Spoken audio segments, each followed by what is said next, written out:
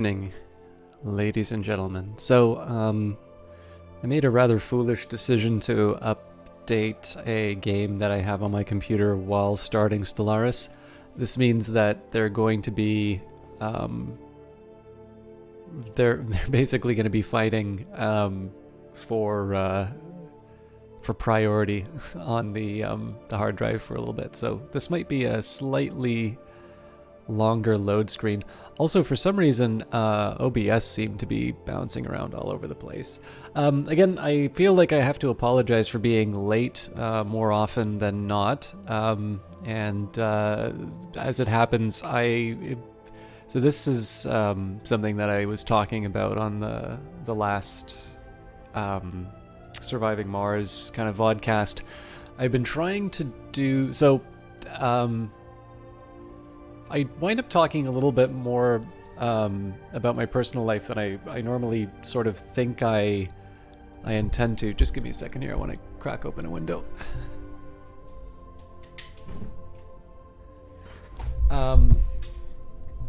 But one of the weird things, I won't go into the full details about it because I feel like I've talked about it earlier. I had quite a few debts from when I was in school, and they weren't student loans, they were actually proper debts, and they were being held on some credit cards at like 23% interest. So this has sort of been hanging over me for a while. The amount of interest that I was paying basically amounts to what some people pay for rent at this point. And I finally managed to. I've got a bit of a game plan about handling those now, which kind of helped me out a bit. And so I've been focusing on some of the other things that have kind of been a drag on finances. And one of those has been I eat out a little bit more than I should. Partly it's a convenience thing. There's a couple of other reasons for it, and so I have over the last month or so been trying to cut back on that and basically free up the money for other things, up to and including some system upgrades. So this streaming rig was, this was something that was essentially built from the contributions of the stream, and it served very well. In fact, it will still serve very well for the foreseeable future, but I'm becoming a little bit conscious of some of the things that I would like to do at a certain quality level that I'm not currently doing. And obviously I'm at a point now where I am a little more financially stable, and so that's a responsibility I want to start sort of taking on for myself. And I've been thinking a little bit about where I'm going to divide the costs and whatnot. And so I've ultimately just been looking for some other places to get that money from. And so one of the things that I can do is to, do a small trade-off in terms of time, essentially to say, all right, well, I'm going to take on the responsibility of preparing my meals, and that will save me in order to be able to get this upgrade. The computer upgrade's not coming anytime soon. It's more so giving myself the option. But as it happens, I am still sort of getting used to that habit, and I ran out of a couple of things that I needed for tonight. So that's my excuse. I was actually caught out in the rain, so it was miserable the entire half-hour walk home. But a little rain never hurt anybody, so we're here, and we are ready for Stellaris and our space dwarves. So let's do a quick recap. I know most people who are here at the very beginning tend to already know the story, but we're playing the Akano. This is the story of Harrison Jones, High King of Old Alvania. No artifact was safe from Jones, and even the most ingenious engineers of ages past could not develop a mechanism that would confound his ingenuity. Through his legendary exploits, Jones united the quarrelsome tribes and set his sights on new secrets and the treasures buried within. The Akano people of Old Alvania are now reaching out to the galaxy in their stone ships, continuing the great work of the High King. No tomb is safe, and no civilization will remain untouched. So my space dwarves have had an interesting time of it, to say the least. We're beginning to well exceed our administrative capacity in terms of Empire Sprawl, and our research hasn't really been keeping up with it. But through our archaeology, we have got a Titan, or not a Titan, oh yeah, it is a Titan. Sorry, it's a Titan-class ship. It actually, we almost bankrupted the Empire when we got it. But it's also, there are some drawbacks. For instance, we have, well, we woke up a dragon. And that thing's going to be mean to us for a while, I have a feeling. So, that's a thing. The main plans for the next little while, by the way, I have every... oh no, actually this one I think is okay. Oh wait, no, this is probably the one where there's that, like, living... I think this one winds up being another... I'm pretty sure this one winds up being another Leviathan, if memory serves.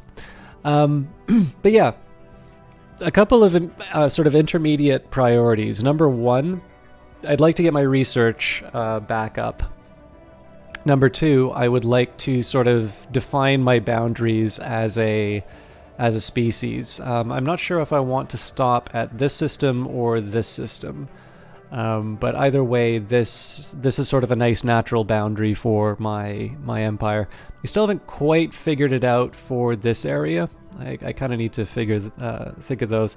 And then I believe Craxima was happy enough with sort of the northern choke point.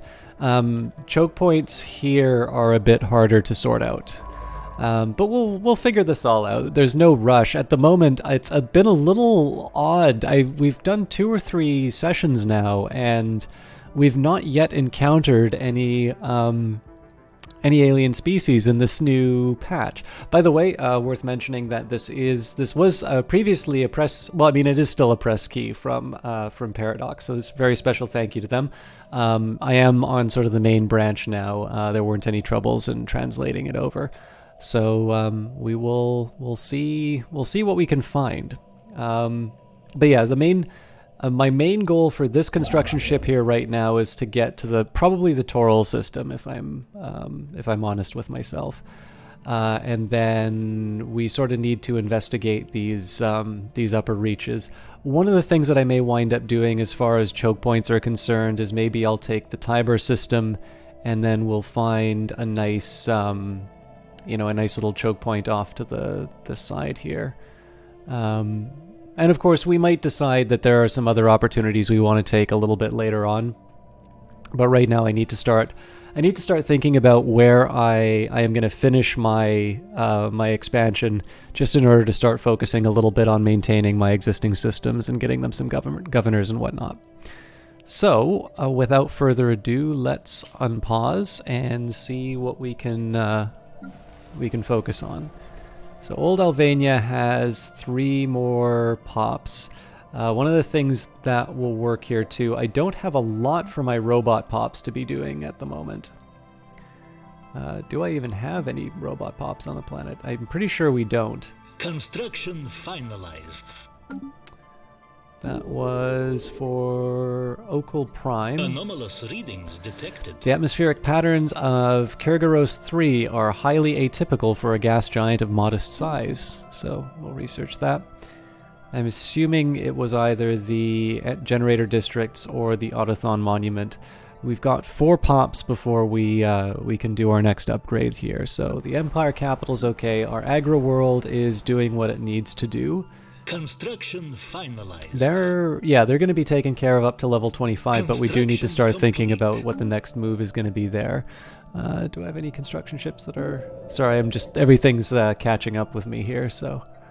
This I'm willing to sort of sit on. We've got a generator district up, we've got a city district up, we've already got 2 people occupied, so we'll be good for level 5, then we can start thinking what Craxima 5 is gonna be about. So Rurius, we're okay. Yushminaria. Kabji. So I recall there was a planet that was going to be sort of a dedicated industry planet, and I need to remember which one it was. I think it might have been Kabji now that I think of it.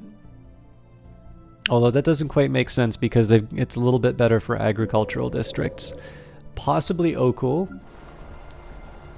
Okul is definitely the most sparse as far as other resources are concerned. Now the thing is that Okul also needs to actually get its infrastructure built up. So I'm not really going to consider building anything on there until at least it has a bureaucratic complex down. So it's got a little way to go before that's ready. What I'm going to be focusing on, hey, TTV Septic Boy, thank you very much for that host.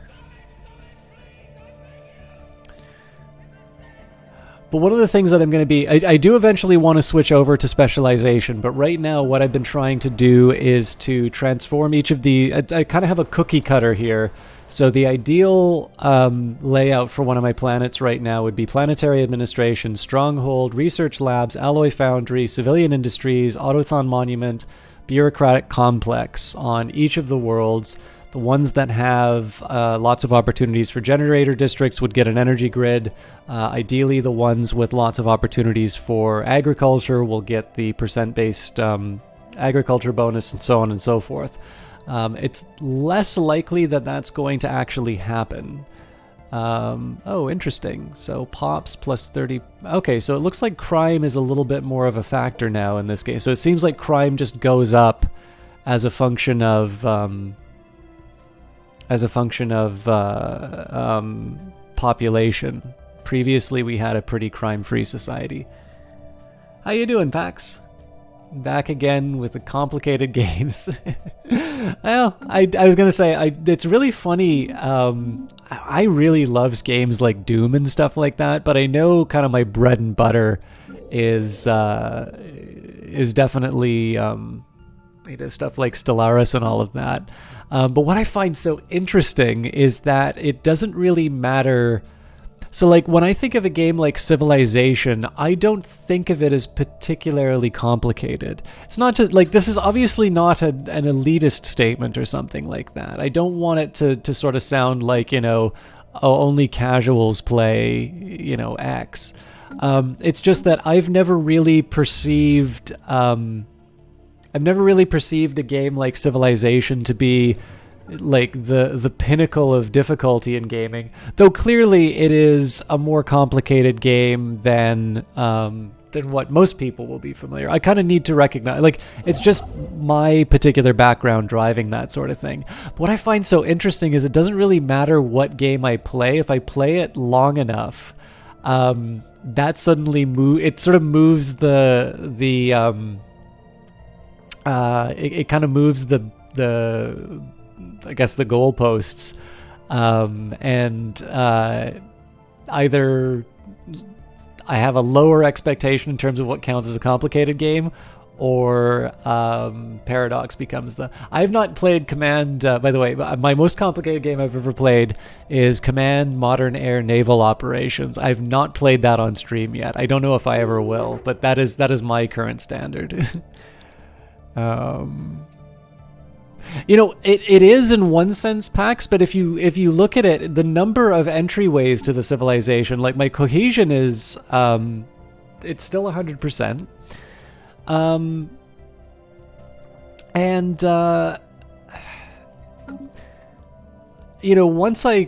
Once I kind of get this taken care of, once I get like this little block taken care of, it just happens to be because I'm going across these two arms of the spiral. That's really what it came. That's really what it came down to. So.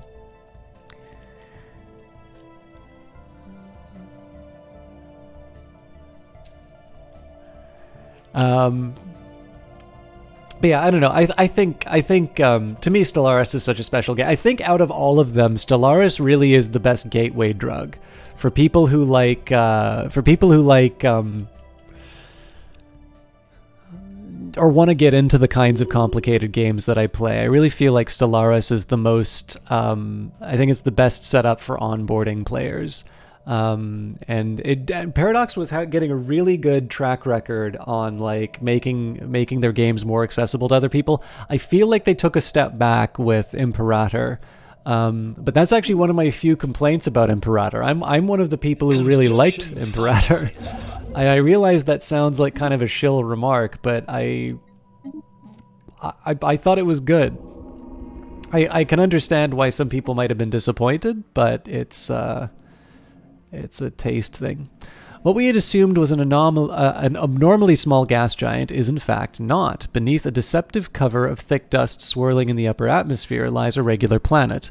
A barren planet, but a planet nonetheless. This has proven quite embarrassing to the astronomical community of Old Albania. So, remarkable, Kurgaros 3 is revealed to be a barren planet, and Ganak Cap gains 200 experience. Feel free to ask any questions, by the way, Septic Boy, if you are so inclined. Obviously, it's my job to provide entertainment. All right, so it looks like these guys got lost partway through. So let's just get them to move in the middle of the system. Looks like the amoebas are running away, but we're gonna send this fleet off to mop them up. All right, Kabji has built what? Right, more mining districts. I'm okay with building more mining districts just because in the end they're going to be consuming a bunch of minerals in order to produce more consumer goods. We're definitely running a really heavy deficit, but I'm just gonna buy my consumer goods as I need them, and we're pretty good as far as energy is concerned. I'd obviously like more. Oop, and it looks like we've got more minerals than we know what to do with. Now, normally I used to sell these, but what I'm gonna do here is I'm gonna go to my sectors, and I'll put it in the I'll just put it in the shared stockpile. So.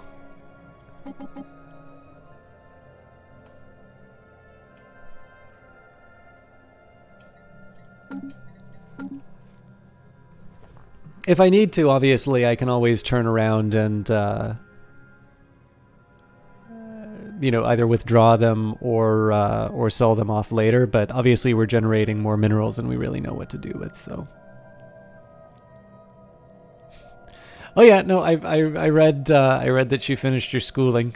Well, not your school. You finished your grade, but you're still allowed to ask questions. Curator Research Aid. The agreement that we signed giving you access to our databanks has run its course. Would you like to extend it for another 10 standard years, or do your researchers no longer require the information that we offer? So this is one of the reasons why I was saving up the energy credits. 2,000 for the Curator Insight modifier, 10% research speed.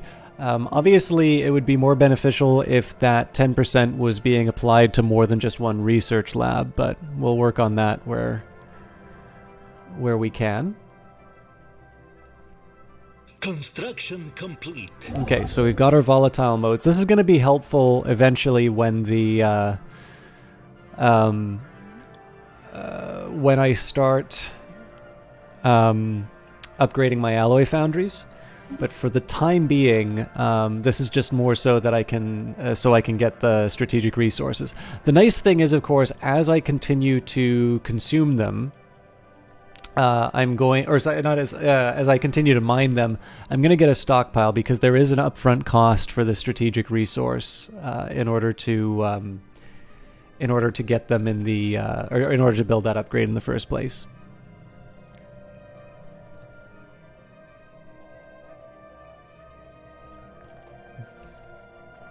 I'm not quite sure. I've never really paid attention to the dates and whatnot. I'm not quite sure how much research you should quote unquote should have. But obviously 57 engineering research is probably quite small for an empire this size.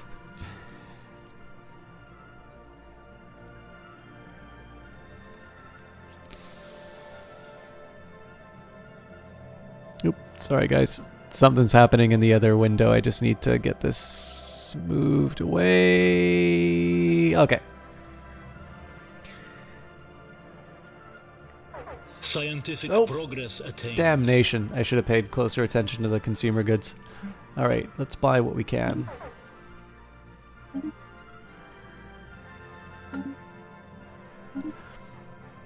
Alright, colonial centralization. We've unlocked the planetary capital, the Hall of Judgment, robust frameworks for local governance created on a per-case basis to meet each colony's needs. So terrestrial sculpting is very tempting.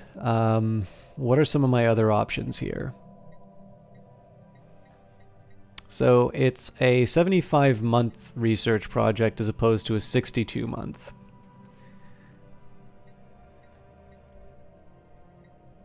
But compared to something like the Fleet and Naval Logistics Office and whatnot, I feel like this will give me more opportunities to expand. So we're gonna bite the bullet. I don't know if I have anybody who's, who's a specialist of that type anymore. And Old Albania can get an upgrade here. So in this case, we can upgrade from the planetary administration to the planetary capital. This will improve the number of enforcers, which hopefully will help. Oh. Very interesting. It must just be because we're getting so many pops. In any case, hopefully the administration will help deal with that.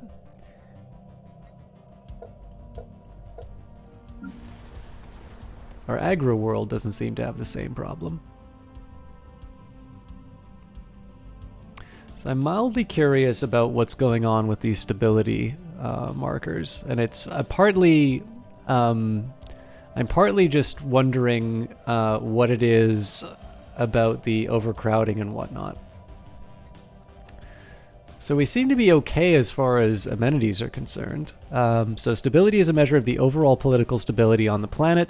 It is primarily determined by the overall pop approval rating of the population.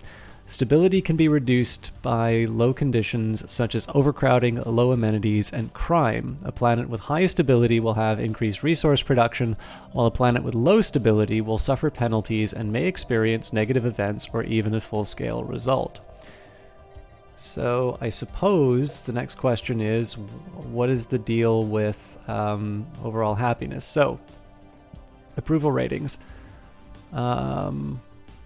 This value is the overall level of pop happiness on the planet. By the way, so especially because some people like to sort of figure out how the game works by watching these things. This is how I'm trying to learn the game, essentially by, mousing over and seeing what's going on. So it says this value is the overall level of pop happiness on the planet, averaged out between all pops. Pops with a higher amount of political power, such as rulers under most living standards, count more towards your approval rating than those of a lower social class. A planet with a low approval rating will have reduced stability and may experience more crime. So Old Albania has definitely got a very high amount of crime. This is actually... The funny thing here is it doesn't actually say a whole lot about what drives happiness.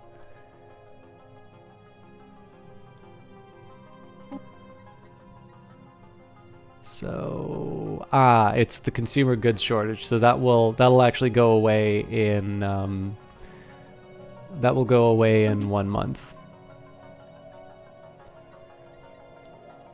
But that's going to be a big hit to my productive capacity. I thought this is something that, I don't really read the patch notes, so I thought they might have done this really dramatic change to the game, and I was a little worried.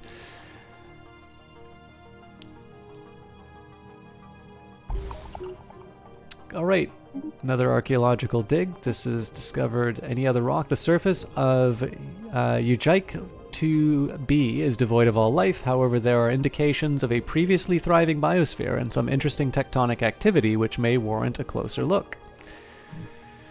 And this is definitely going to be something that I will want to explore myself at some point. This is a tropical world, this is a desert world, so it's likely neither of these will be habitable for me, but of course we're also investigating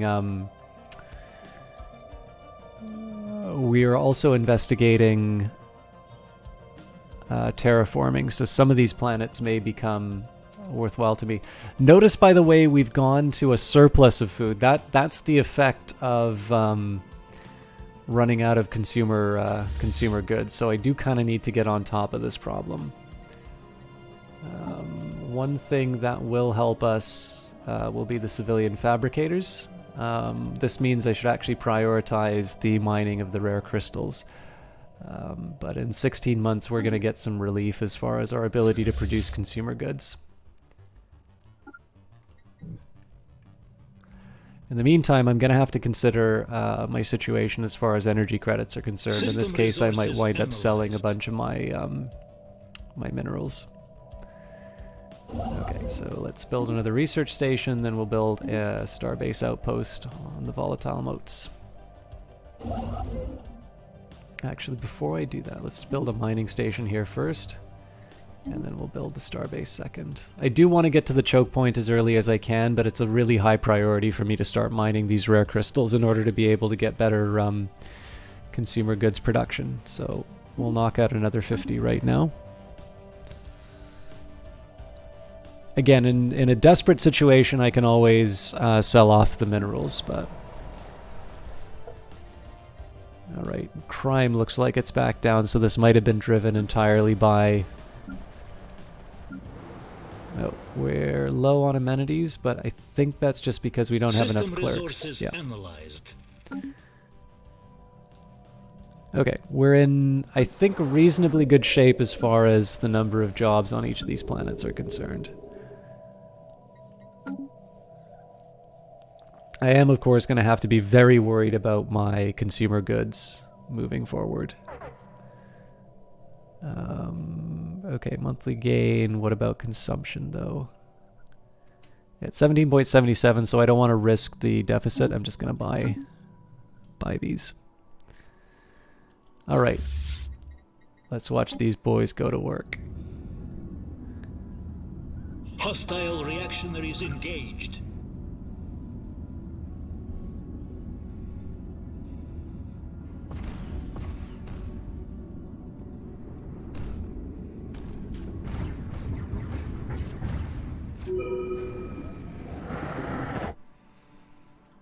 Alright, well, we didn't lose any. We wiped out the space amoeba, and we can go repair the fleet.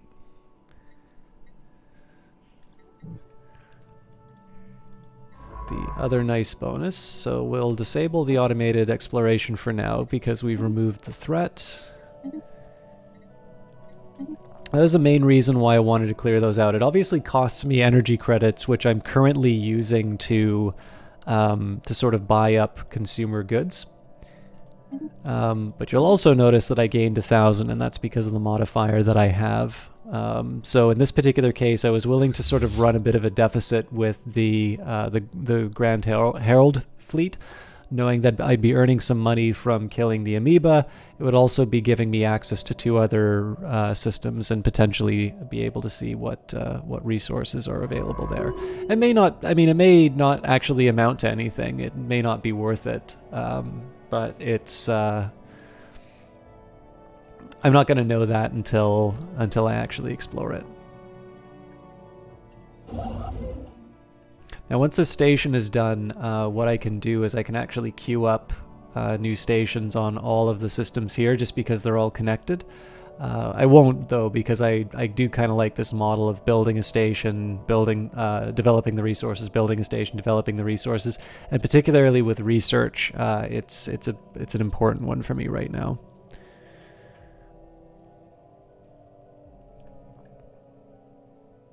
Now, it is very tempting for me to try and colonize Riak. The dilemma that I have is that it's going to cost me 200 consumer goods, and I do actually need to get myself up to a savings where I can pay off the what are they called? The artisan troop. Construction finalized. So I'm going to be a little more methodical about this. We'll build our mining stations. I'm going to prioritize this one first because it has the engineering research. Then we'll take care of Kurilla, and we'll kind of carry on in that similar vein. If I can, I want to focus on developing resources like the crystals. System resources analyzed. I want to try and gain access to more research if I can. And I want to try and secure my borders as best as I can. But we should be in reasonably good shape. I think a lot of this depends on what our first encounter is with an alien species, because we are xenophobic. A cursory scan of the planet's surface reveals a weak signal pulsing into the darkness of space. Now this guy should already be doing archaeology. The matriarch, a creature of legend, swims languorously between gas giants, doffing the Vermilion system. With tentacles longer than an Akano battleship, her gargantuan proportions defy all of our previous encounters with organic life. The creature's magnificent glowing hide stands out startlingly against the void of space. She appears to be quite old, remarkably so, a veritable ancient covered end to end with battle scars and strange growths. A gigantic, unexploded proton torpedo is lodged in the venerable matriarch's back, and the fractured remains of ships in the system speak to what manner of fate befell any vessels that strayed too close. Well, this could be a problem for for my researcher. So we're getting close to a breakthrough on this excavation. We've now learned that sometimes negative things can happen too, but let's see. Incredible. Evading hostiles. All right, so this is the Moby Dick of the Tianki Matriarch Elder, ancient space whale. Do we get to see the proton torpedo somewhere in the back? These things are just, the models of this game just look so great. There's obviously just so much character in all of this. So, ocean world, arid world, and a Gaia world. The Gaia world is certainly something we should covet, but certainly not going to be accessible to us in the near future. Alright, well, we'll see what happens with this science ship. They should be able to run away on their own.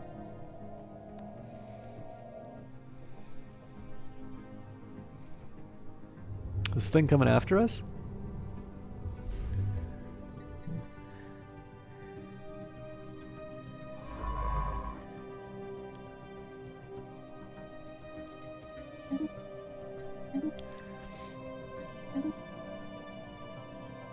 So this will give me some useful intelligence. I have a suspicion that this is going to... Yeah, actually, I already know this. This is going to wind up connecting here. So as far as choke points are concerned, my best one is either this system or this system.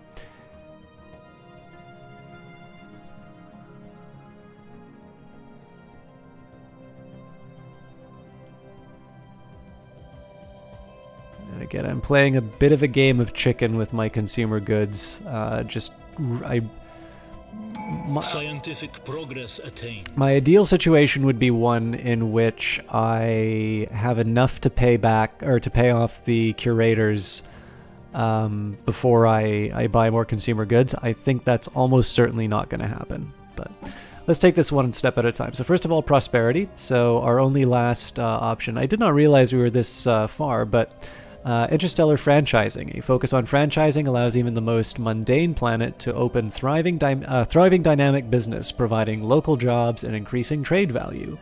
So we will finish off the prosperity tree with this. So mining station, our first benefit from this was mining station output increased by 10%, and adopting all prosperity traditions will give our planets one merchant job per 50 pops. In addition, we will unlock one ascension perk slot. So we've got the technological ascendancy, we've got the one vision. I am genuinely unsure which one I want to get next. I haven't really thought that far ahead, but we've got enigmatic engineering. Technology is simply not a way to solve a problem, but it is a language by which we ascend beyond the mundane. Lesser minds simply fail to understand our advances. Bonus to sensor range, ship hyperlane detection range, +4. And our technology and engineering is too arcane for others to reverse engineer, so we just write all this spaghetti code. Nihilistic acquisition unlocks the raiding bombardment stance. Doesn't quite seem on character. I could like justify it, but doesn't quite seem to be on brand. You wish you had a better computer or beefier computer to appreciate it. Both computers that I sort of run this stuff on are pretty well suited. I know my laptop's getting a little long in the tooth, so it seems I'm also a little more tolerant of like lag, so I tend to crank up the quality settings even if I know there's going to be some stutters and whatnot. But I think you could probably get a decent trade-off if you played on some smaller maps. I'm not 100% sure though, because it's not something I've had to concern myself with, which I realize probably sounds a little more smug than I intended. I apologize. Galactic Force Projection is really tempting just because of the naval capacity and the fleet command limit, but I have other ways of improving that at the moment. Interstellar Dominion now, if I was interested in this, I probably should have gotten it earlier. So the stars beckon and we follow. May nothing stand between us and them. Influence costs go down for expansion. Grasp the Void will increase starbase capacity. Now that's one I might want to consider just because I do have a number of choke points that I want to be controlling, but we might have some other options. There is Mastery of Nature, although we mastered the nature of our homeworld long ago. The alien biomes we have since encountered present new challenges. They too shall be overcome. It's okay, you're not super picky about maxing FPS on games that you can pause. Yeah, absolutely, Pax. And guys, if you don't mind, because I was rushing a little bit to get started, I didn't go to the bathroom before I started, and every time I do that, I actually get caught. So I probably should do this now while I'm making a decision. I'm gonna take this chance just to go. I will caution you, I was rearranging my library. I don't have any bookshelves yet. My living room is covered in books right now. It's actually really hard to get around. So I'm probably going to be gone like maybe a minute, 30 seconds longer than I normally am, but that's just because I'm trying not to knock over these big stacks of books. So I apologize. I'll be back as soon as I can. Let me just put a quick note up. That I'm not getting food. I'm evacuating food.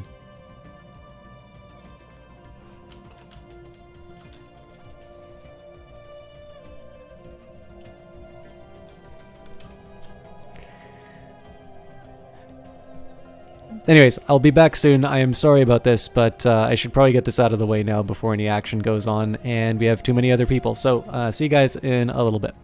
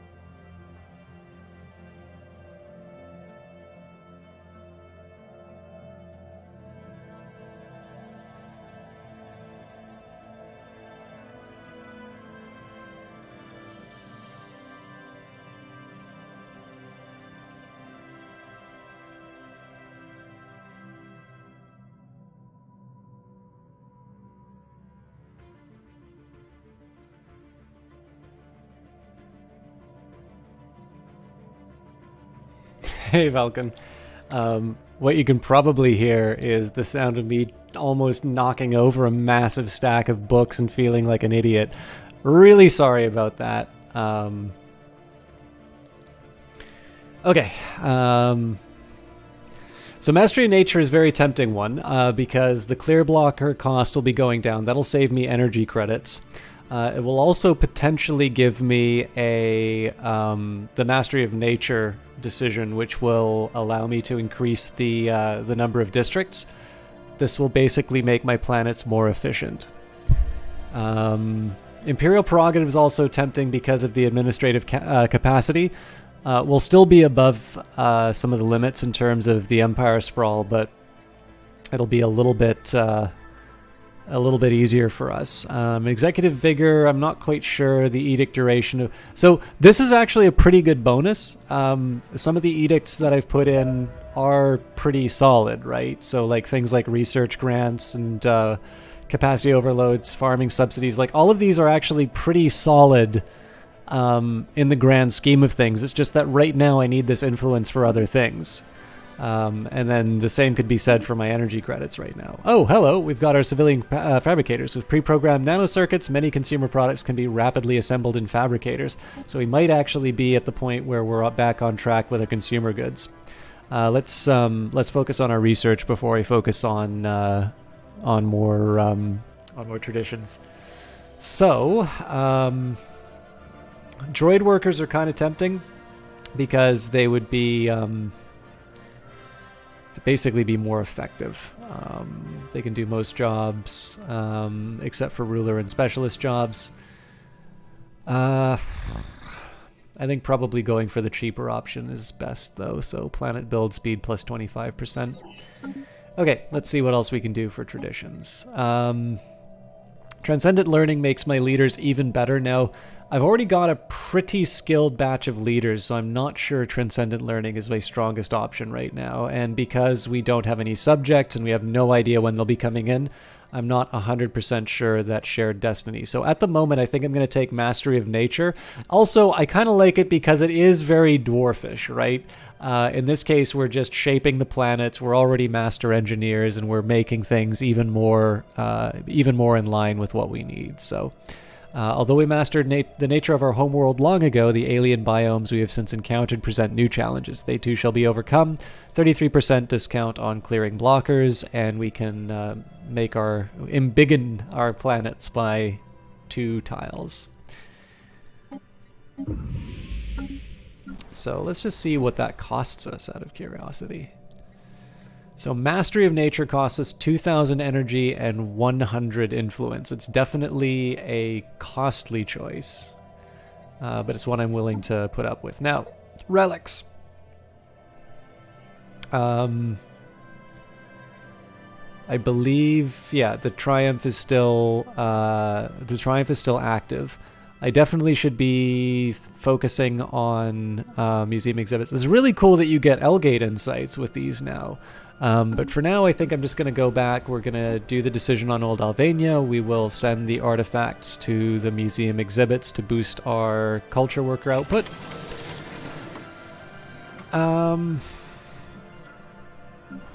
I suppose the next question is, so that's plus 62. I don't know if that's counting the bonus yet, but okay, so we're getting 2820.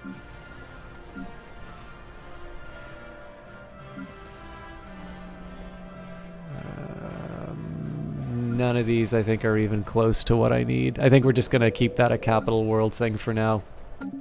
Okay, let's live with what we got for now. Oh, hang on, there is one more important thing I want to do, which is to start upgrading my civilian fabricators.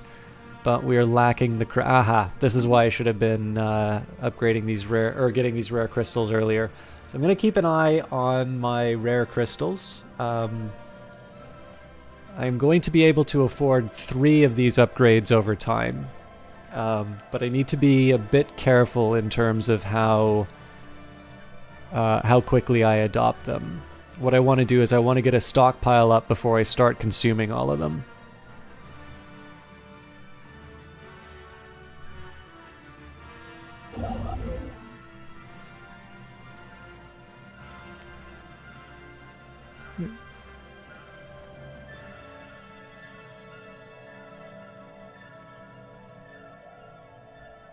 And again, I'm kind of back to playing chicken with my consumer goods, but that should hopefully be stopping after a while. There's going to be two big things that happen. Number one, I'm going to be, the Grand Herald will be back in Alvis, which means my energy credits will be a little bit higher than what they would normally be. And then number two, I'm going to start building up these more specialized civilian factories, which will just, in the end, it'll be a little bit more productive in terms of consumer goods. I believe they still produce the same amount. So in this case here, 30 consumer goods for 30 minerals, and there will be 5 artisan jobs. So essentially they're making 6 each. Yeah, they're still making 6 each. So essentially it's one tile which is generating that much more. But this is exactly what I want to do with this planet. So, okay, archaeological site event. Robot debris. Upon closer examination, the smashed droids found on the surface of 4259,000 appear to originate from 2 distinct cultures. Technologically, the droids must have been evenly matched when they were still functional, but there are many subtle differences that hint at different design origins. Curious. And we've gained a new artifact. So we'll carry on and see what's going on with the robot debris event. This one looks like a bit of a tougher one, but we'll persevere. Anomalous readings detected. Somewhere beneath Asima 3's unctuous clouds, unnatural structures silhouette themselves against the toxic surface. So we're back on our expansion plans. Complete. I'm going to start by moving out to Toril, just because that will actually, you know what? Yes, I do need the science, so I'm going to expand out there. So we'll claim Toril. That it is going to mean that there's two paths coming into this area where normally I would normally want it to be this system, but again, Toril winds up being a slightly better acquisition for me. Oh, we're going to get some penalties again. Should have paid closer attention. And we are back to minerals. So in this case, I'm going to do the rather sad thing and sell off a few of these. And because I'm doing that, I'm actually going to buy another batch of consumer goods. And I'm going to colonize this system.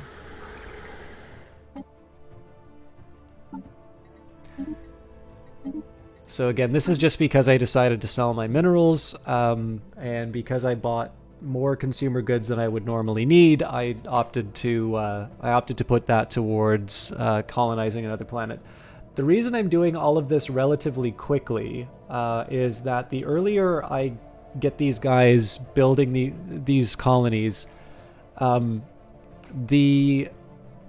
more time I have the population to grow, and as a result, I'm basically gonna hit sort of my peak in terms of productive capacity faster.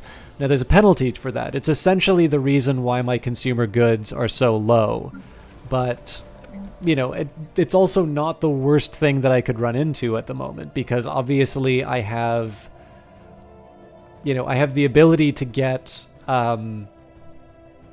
I have the ability to kind of buy my way out of this problem right now, and we're going to be getting to a point where we can upgrade my civilian fabricators after a while.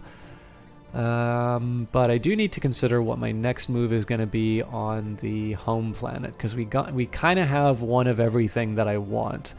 There is an argument for the exotic gas refinery, and that's because I'm going to want to upgrade this research complex. But there's also an argument for the Holo Theater because of the extra unity that it gives me, and that allows me to double up my my benefits from the Ministry of Culture. Of course, I could also do an enforcer if I felt that crime was going to be a problem, but in this case, we've got more than enough.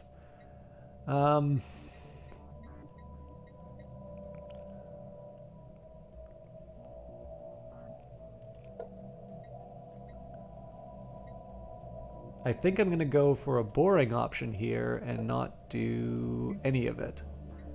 And instead I'm going to resettle... This is a minor.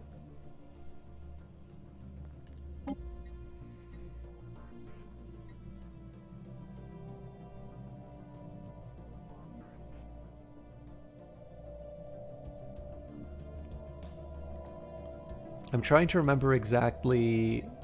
Yeah, here we go. Habitability 200, immortal. I thought these guys got like a bonus to doing. I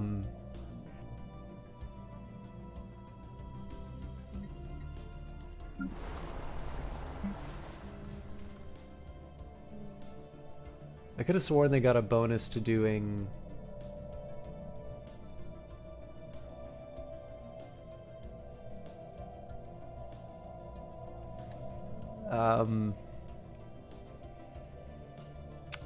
Like farm and mineral work. Anyways, it'd be great if I kept the robots on here. It's kind of tempting to, especially because of the mines.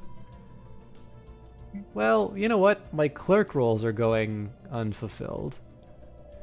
So why do I want to upgrade the... So part of this was to get the agro world up to its... Oh, that's right. Because I get a new building slot at 25. So it pains me to do so, but I am actually going to resettle the robot.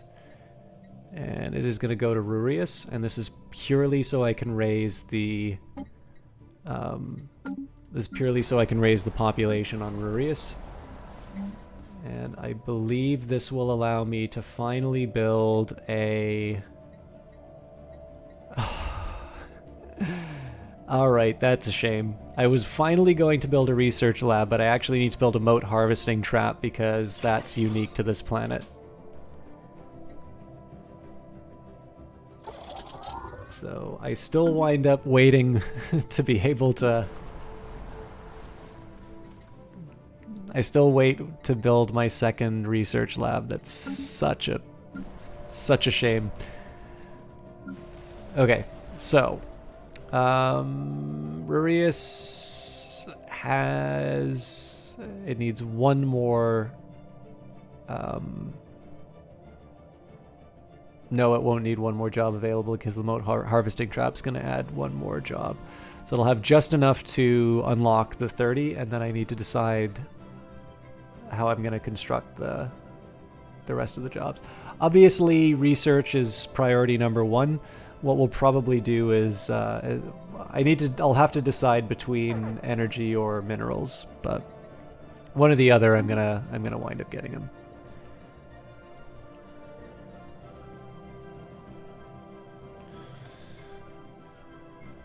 And as you can see here, we've got a Construction complete. Pretty decent increase as far as our energy is concerned now that this fleet's back where it needs to be. And more importantly, our construction ship is just finished sort of sealing in all of this.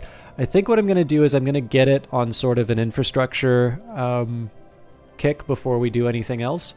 I think I'm going to prefer closing up all of these gaps before trying to figure out what I'm doing down here, especially because I don't have any science ships in the area.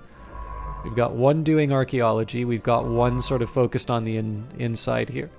We've got one focused on the outside, so I might even consider redeploying this one. How long do we have this thing active for?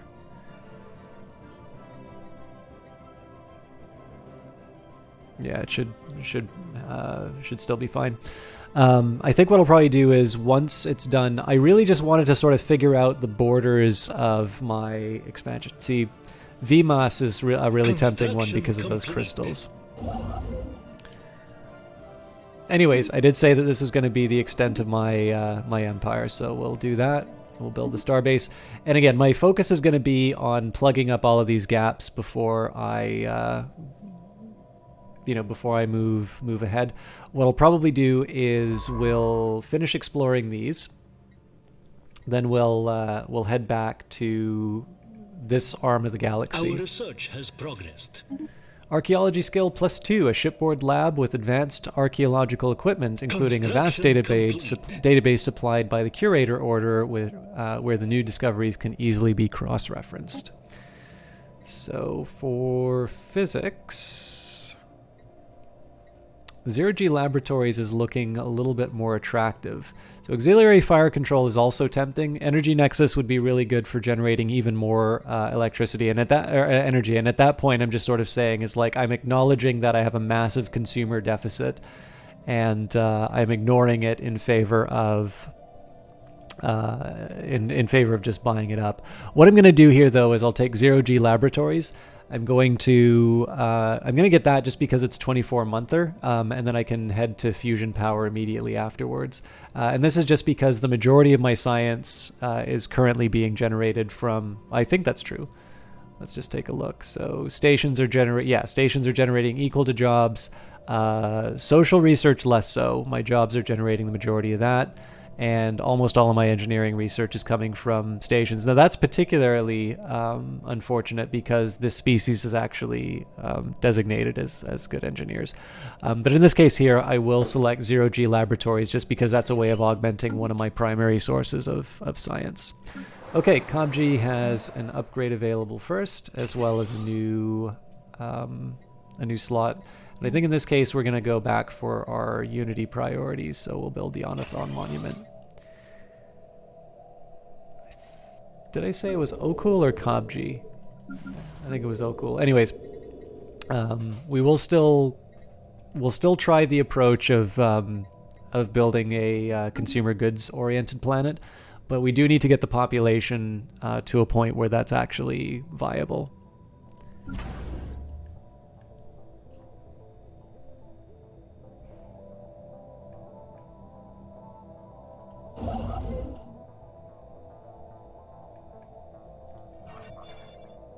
So any month now we'll finish the dig. I'm assuming the archaeology lab has also made all the difference. Okay, Limbo. The signal originates from the remains of the antenna-like structure. Exploratory probes were dispatched from the ISS Ersk Hessent to the surface to investigate the matter more closely. What Science Officer Monarch Taslia found was a cavernous vault that, while easily pried open, was evidently the last safe house and refuge of some long-dead race of aliens. While reasonably technologically advanced, it seems that they never reached for the stars and perished to the same planet-wide natural disaster.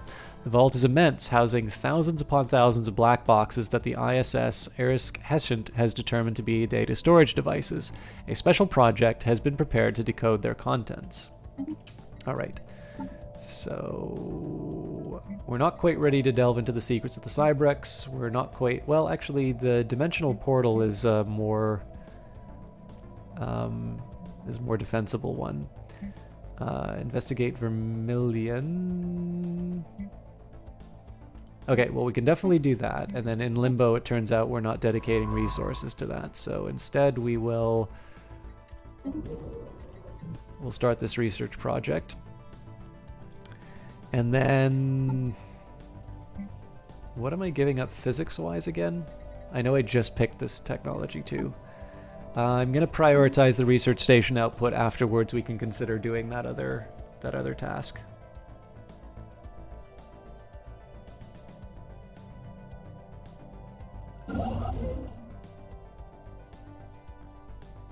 Construction finalized.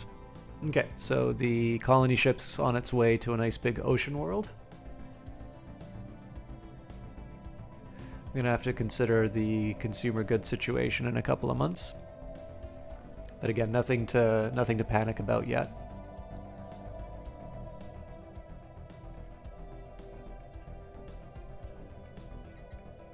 And we're finally taking care of our western... Special inquiry concluded.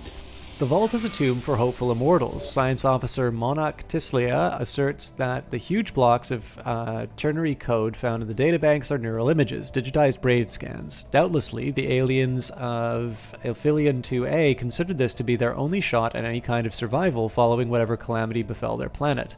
They did not have the means to resurrect themselves, but banked on the impossibly small hope that eventually someone else would have those means. So we can say, let dead aliens lie and we'll gain 500 engineering research, or we do not, but download their neural patterns for safekeeping. So we get a little bit less in terms of engineering. Now, the old version of this used to give you a free robot pop. I don't know if that still happens, but we'll find out in a few years. Alright, so now I want to be buying more consumer goods. This is going to be a little sad because we spend so much for it, but the mineral composition of Illifion 2 does not match projections, so we still are not going to make any progress through this system because we keep finding anomalies, but I'm not going to complain about opportunities to make this guy a better researcher. The current pipeline I have is that people, basically, they do their time in a science ship, and if they hit their cap, then they go into the lab. At the moment, our skill cap is so high, and we're not really generating the... we're not quite as good at generating the experience to be able to get them at the top tier anymore, but... Special inquiry concluded. Alright, the Tianki, the spaceborne life forms, which the Econo head of society research has come to refer to as the Tianki, are docile creatures, capable of accessing some lower dimension of subspace. They roam from system to system with remarkable ease. They graze on gases common to the upper layers of many gas giants. It is highly unlikely, to say the least, that this is their only food source, but intake of other nutrients is yet to be observed. They will rarely, if ever, attack, even when provoked. They can be safely ignored. Hunting them would be a net loss anyway, so we've gained frequency tuning and 10% progress towards it.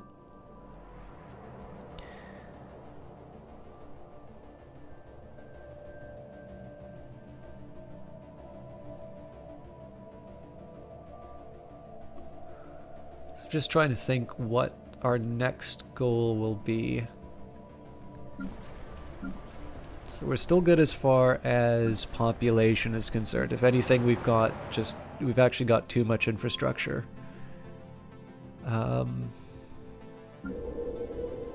Construction finalized. So here we'll build the mining station. I think we're immediately going to go into building the mining station for the rare crystals. I think I will also prioritize sort of this as my next expansion opportunity. It'll be a fairly low priority, but obviously just being able to secure these crystals is a pretty high, that's a pretty high on the list for me, so.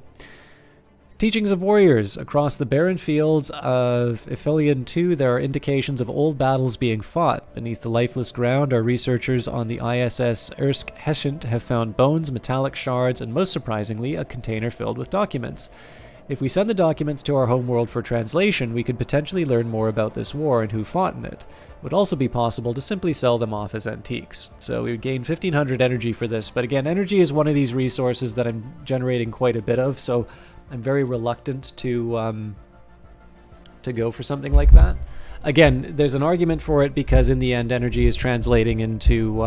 excuse me, I just gotta move my mic stand around a little bit. Come on, you can do it. There we go.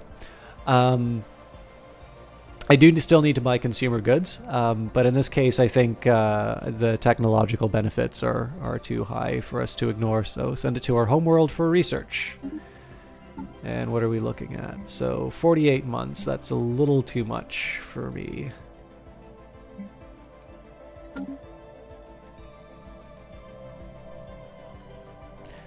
Basically, I've got about 8 months left on consumer goods is my guess. We are going to have some changes in terms of population, which might change this. Grinding lattice. Sirma 3 is crisscrossed by overlapping mineral composite bands that are elevated above the harsh surface by tall, flexible pylons. Clearly of alien origin and constantly agitated by atmospheric winds, the pylons sway and the overlapping bands rub together to produce sonic waves at, to a cannon's, inaudible frequencies. Science Officer Ganek Cap reports some trouble isolating this audio from the natural background noise of the planet, but also notes that the mineral bands could, should we so choose, be broken down and efficiently recycled by the Econo High Kingdom.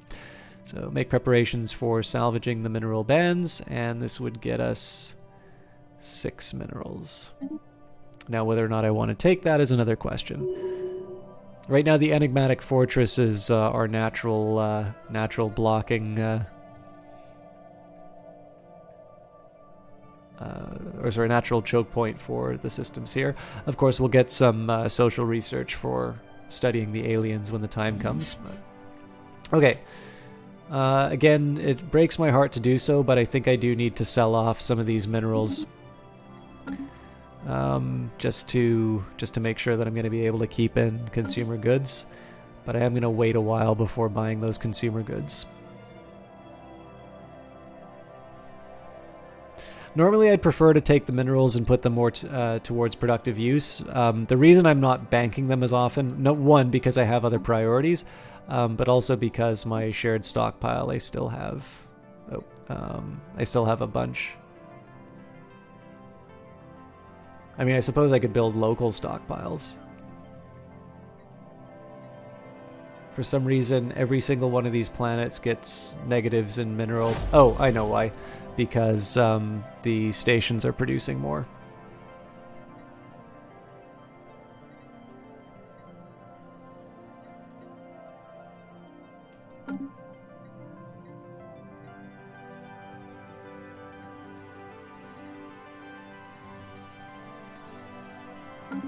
Okay.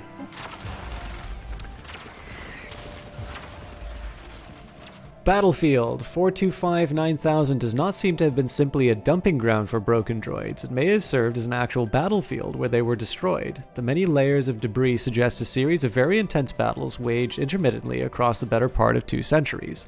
Exactly why 2 interstellar powers would commit such vast resources towards waging a massive ground war on a small and unremarkable asteroid remains an unanswered question. Curious, and we've gained 5 minor artifacts.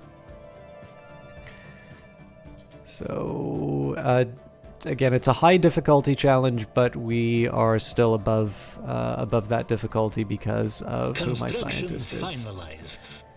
Okay, Cybrix Alpha is now in my possession. Won't really mean much to me right now because I can't do anything about these ruined ring sections.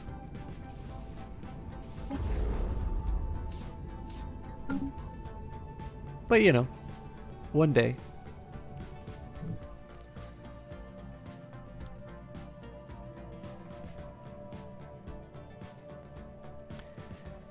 And then at this point, we're basically just going to be plugging in the gaps. All of these are great candidates because they are earning me some science. And hopefully before too long, this fleet will have taken care of it. So, relic activation available. It's now possible to activate one of my relics. So it costs me influence, but it will also gain pop assembly speed. I'm actually okay for that, so... Again, it's costly for influence, but I definitely... Number one, that is an awesome sound effect, and number two, it is nice to have some more... Construction finalized. System resources analyzed. It's nice to have some more... how do I put it? More robot pops, sort of augmenting Anomalous readings detected. The geoscape of Aphelion 9A is dominated by what appears to be from orbit to be a silvery metallic crystals of dimensions never before seen. From orbit, they eerily resemble skyscrapers. Closer study is warranted. I am becoming increasingly worried that this debris will not be... You know what? Cancel everything. Don't disband, just cancel the... Okay, so let's stop this for now. I am actually going to research the project first, and then we will survey. Then we'll go back. If I wait too much longer, we're going to miss the opportunity to gain this. Also, we almost went into a deficit on consumer goods again, so...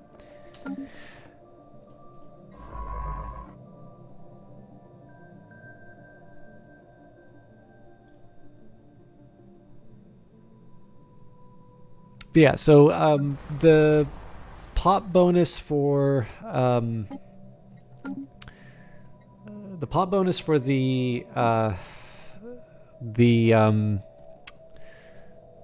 robots is kind of important to me. My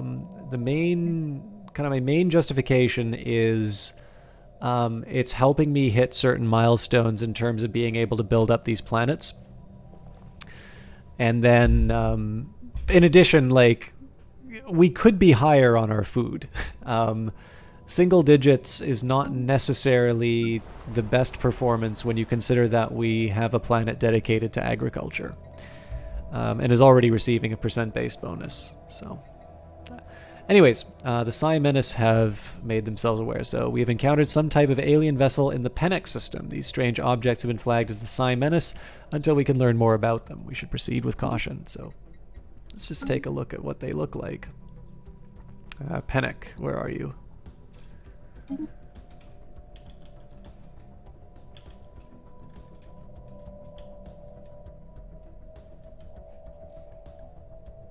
Am I losing my mind?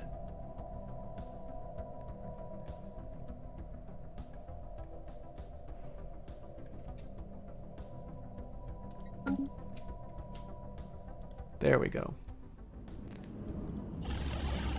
Alright, so this is definitely somebody else's civ. So we've essentially found the borders of our galaxy now.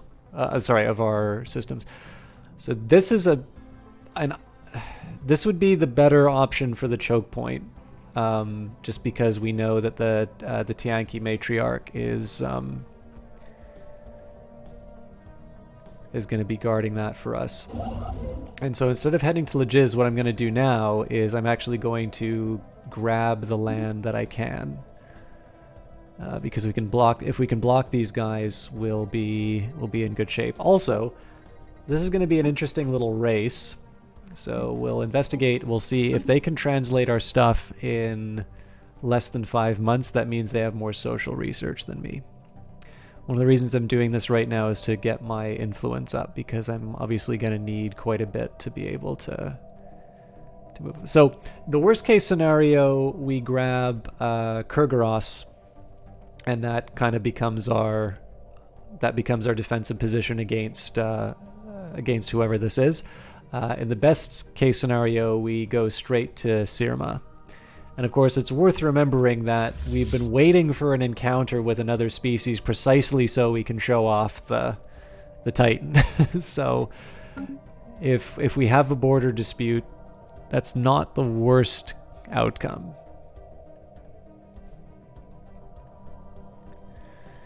Alright, Old Albania is going to want some kind of upgrade. What are we looking at here? Okay, so it costs us 45, so we've got enough for 2 upgrades, so I'm going to start with 1 here. I'm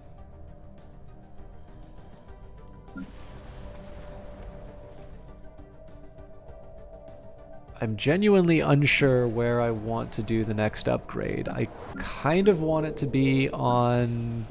I think it was Okul was going to be sort of the main planet for this. Of course, the drawback is that it's really not ready to become the workshop of the Empire.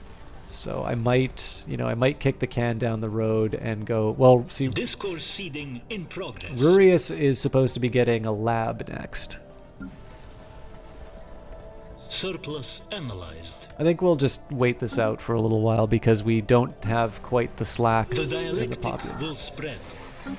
Alright, after successfully translating their language, we've established communications with the Aztani Trade Union. Diplomatic channels are now open and all hostilities have been terminated. So we've gained 47 influence.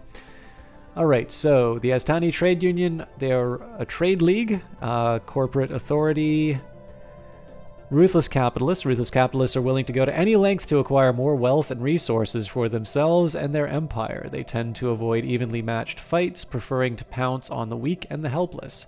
They are authoritarian, xenophobic spiritualists. I bring greetings from Chairman Ethog, the undisputed ruler of the Aztani Trade Union.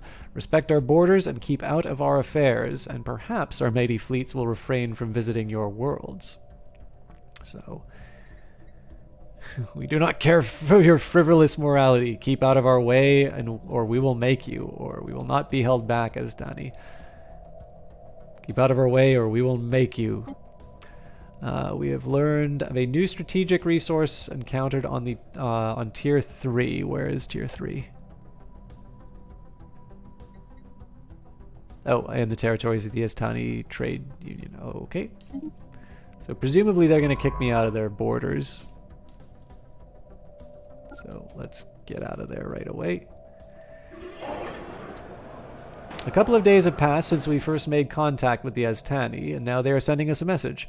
We know what you have done, Akanos. The casket you desecrated was the final resting place of our first star traveler. We demand an apology. So we can apologize for the transgression, or it was merely a dead body. Alright, the ISS Jalwadon was forced to return to Ceradon from Pennec because it was within the borders of the Aztani's trade union. They're definitely unhappy with me. Turns out that they do know somebody. I will happily declare them a rival, so worsen relations by 100. So apparently the fleet power is equivalent. This is very... Holy smokes, these guys are huge. Okay. So this is actually a source of some pretty profound concern for me. And the reason I say so...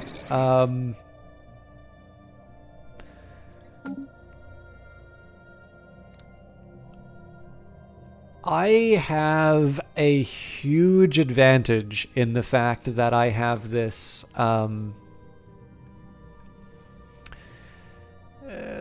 like I have this big Titan.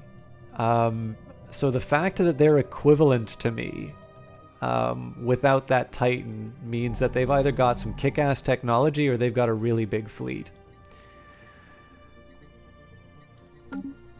Now, it turns out that they don't inhabit the same kind of world that I do.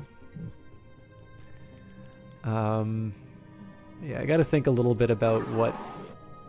So I can't demand vassalization because I'm not superior to them.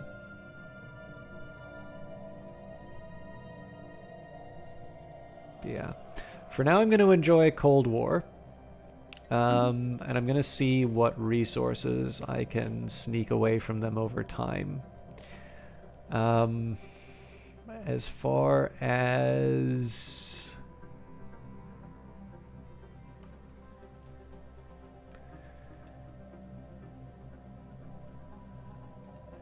Okay, so Tyr has the exotic gases.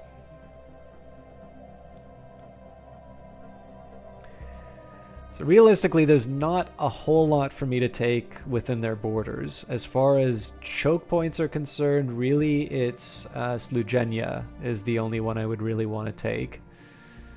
Polystrea is obviously tempting to take just because, you know, that's me saying, yeah, I can take whatever I want from you. So essentially my efforts to try and go to war with them, first one should be fairly modest and essentially just take up to here. I could potentially also include Aklinda. Well, see, then I have like two, yeah. So like the thing here is that like this is the most natural expansion at the moment. The only other one that really lends itself to a choke point would actually be to kind of go whole hog and like take all of this. Maybe even go to Tiram or something like that. And I mean, if I'm going to do those systems, then I might as well do sort of the ones at the end of them. So maybe like Firam or something like that. Which seems to be an awful lot to try and take in one war. We'll figure it out. I'm sure we'll also probably find out that there's some enemies that they have that we might be able to find common cause with. But okay, missing in action, debris analyzed, which is good news. Amida breeding program, regenerative hull tissue, society research. Research station output is up, so a lot of critical research can be done, only be done in a zero gravity environment, which these specialized laboratories are eminently designed for. Okay. So I think I'll go for the cheap stuff again. Yeah, I think actually, so now that war is going to be a thing, I think we do need to start putting some effort towards our military. So fusion reactor it is. Borders closed, strategic resource found, and yeah, we know we lost the ship. Well, we did, like, temporarily lost the ship. Together we will build a brighter future. Okay, planet build speed plus 25%. Rapid iteration in construction simulations determines the optimal component assembly patterns for each building project ahead of time. So similar idea here. I might go for the cheap stuff if I can, but I will go for, in this case, actually standardized destroyer patterns is a slightly higher priority for me because I do need to actually get my navy up to snuff. Okay, next up, let's do that portal. It'll take a while, but I think I want to get that off my plate. And Ceradon has finally joined the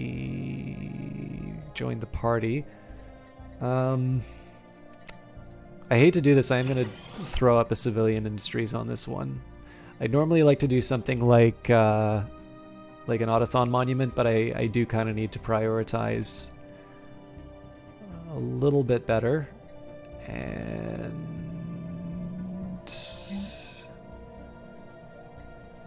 we'll build another city district.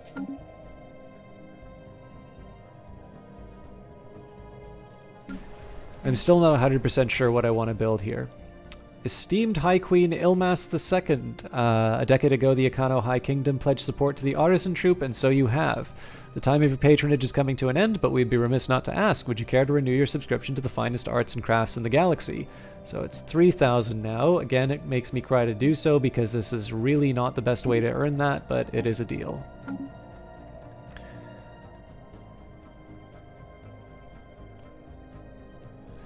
The Unity bonus is definitely something that's helping me out as far as my traditions are concerned.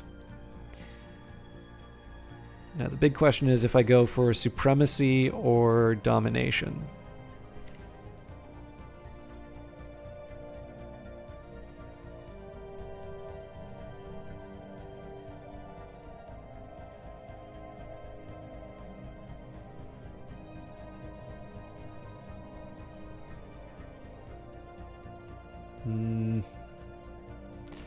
There's a really good argument for supremacy right now, actually.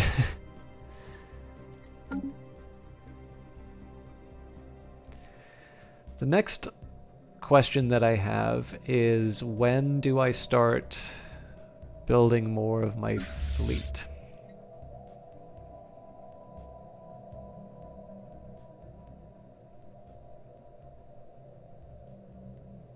This is a destroyer. So what do I have space for? Right now I've got... Oh, science ship's back. Okay. So we did say there's really nothing else for it to do here. I might want to consider how I can... actually, just before I go too nuts, let's think about how we contain them on this flank.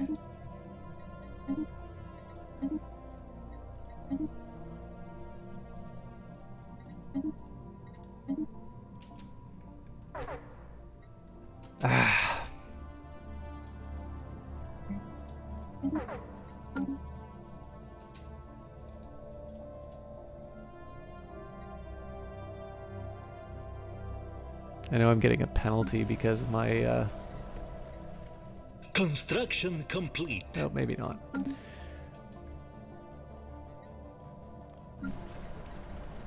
Anyways, we did improve my civilian fabricators, so that's good news there.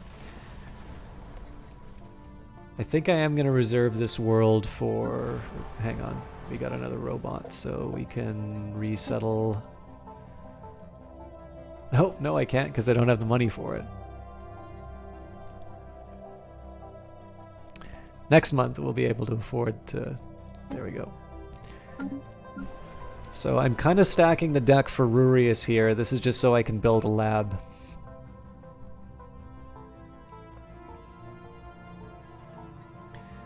And I'm going to assume that this is due to... Wait, we're really at... I don't actually think this number is right.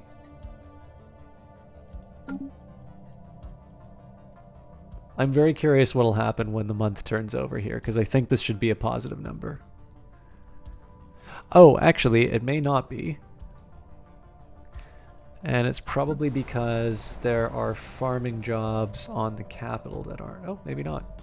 Anyways, we're finally at a surplus for consumer goods, which is good news. I'm not gonna. I'd normally like to do sort of a population spike decision here, but I need to be a little more careful than that. I'll let. All right.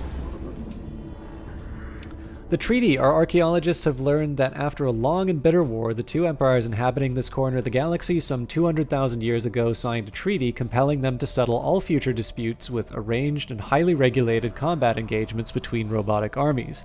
425-9000 was chosen at the site as the site of these battles. The treaty appears to have been upheld for nearly 2 centuries, preventing the outbreak of armed hostilities on numerous occasions until one of the empires was caught cheating. Curious, 10 minor artifacts, 1,000 engineering research, and a cool story. Okay, so we're going to move on to Rurius. Rurius currently has a tile that's occupied due to the archaeological site, so max districts is down by 1. It's not really in the way right now, but we do want to finish that up if we can. And yeah, can just give me a quick second here. I don't want to focus too much on viewership. I did notice that it's a little bit lower than Stellaris normally is, so I wanted to see if that was based on my... Oh, no, fair enough. I think everybody's watching E3 is the best answer then. Or there's somebody really big playing Stellaris and...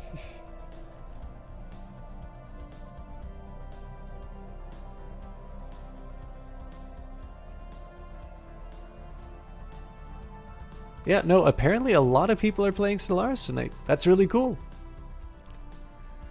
That'll give me a reason to start on time.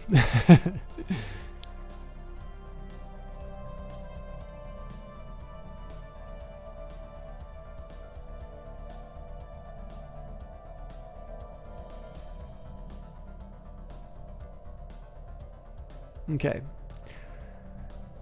So the consumer goods... Admittedly, it's a temporary solution. We're not out of the woods yet, but we are going to have a couple of civilian factories coming online.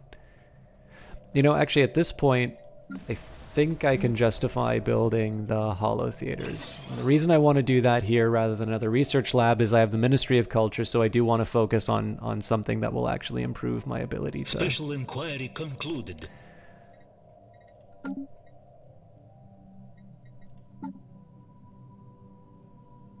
The Null Void. The dimensional portal on Ceradon Prime leads to a dimension of pure entropy. It is difficult to even get a sensor readings because the very energy of our pings is rapidly dissipated. Our best theory is that this null void is a dimension where the majority of zero-point energy is negative, and so any positive energy which was once present has long since been used up. Knowing this, it might be possible to construct a weapon which can use the null void's energy destruction offensively. Research option gained null void beam, tech progress 50% towards the null void beam, and dimensional portal researchers will also produce dark matter. That sounds like a pretty powerful... Oh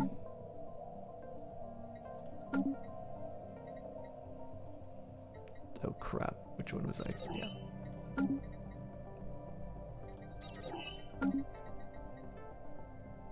Anomalous readings detected. A remarkable array of gases are being vented on Tibor 2A, ones not usually found on molten worlds. Some of these gases show promising industrial value. So if I'm lucky, this might actually be the exotic gases. But I won't hold my breath. Okay, so I do actually need to start thinking about some more long-term solutions as far as food is concerned. What is my second best option for farming? It looks like it's actually my industrial world.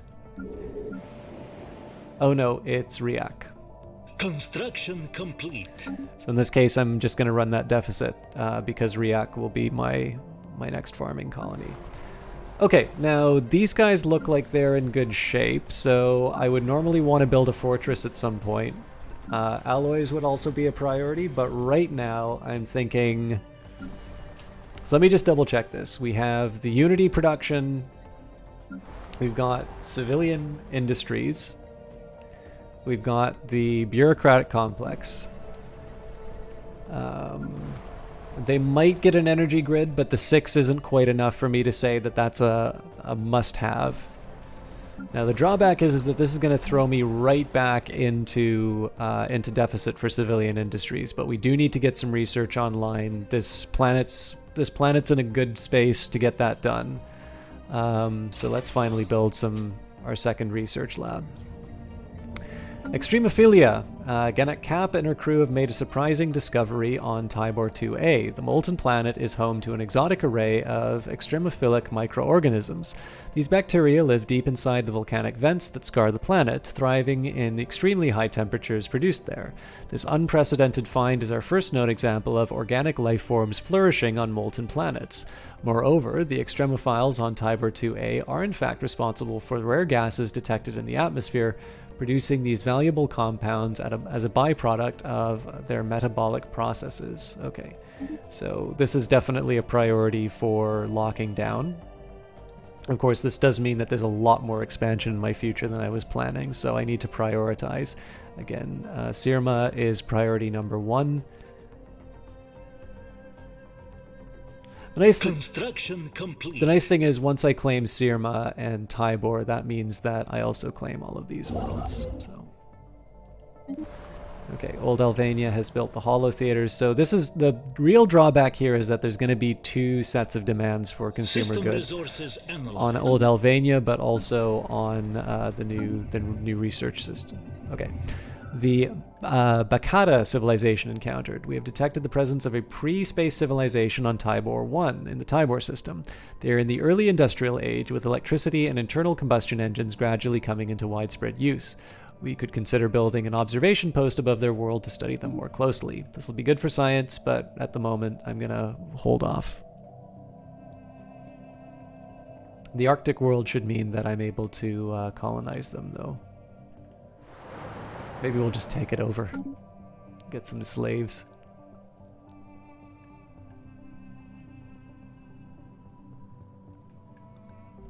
System resources analyzed. Alright, we have encountered some form of alien vessels in the Taika system. These strange objects have been flagged as the Beth Menace until we can learn more about them. We should proceed with caution. That looks like...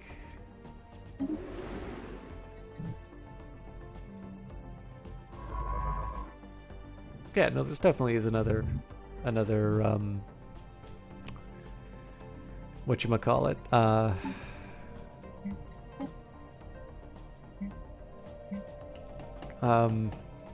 not curator, but the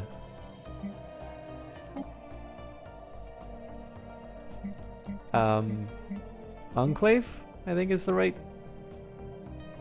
term. Anyways. So a crashed alien space station has been unearthed in Rurius Prime after being buried for many... Oh! Okay, new event. So, records aboard the station reveal that the former inhabitants were deeply religious and had no contact with the outside world, which they feared and despised. Sounds like us.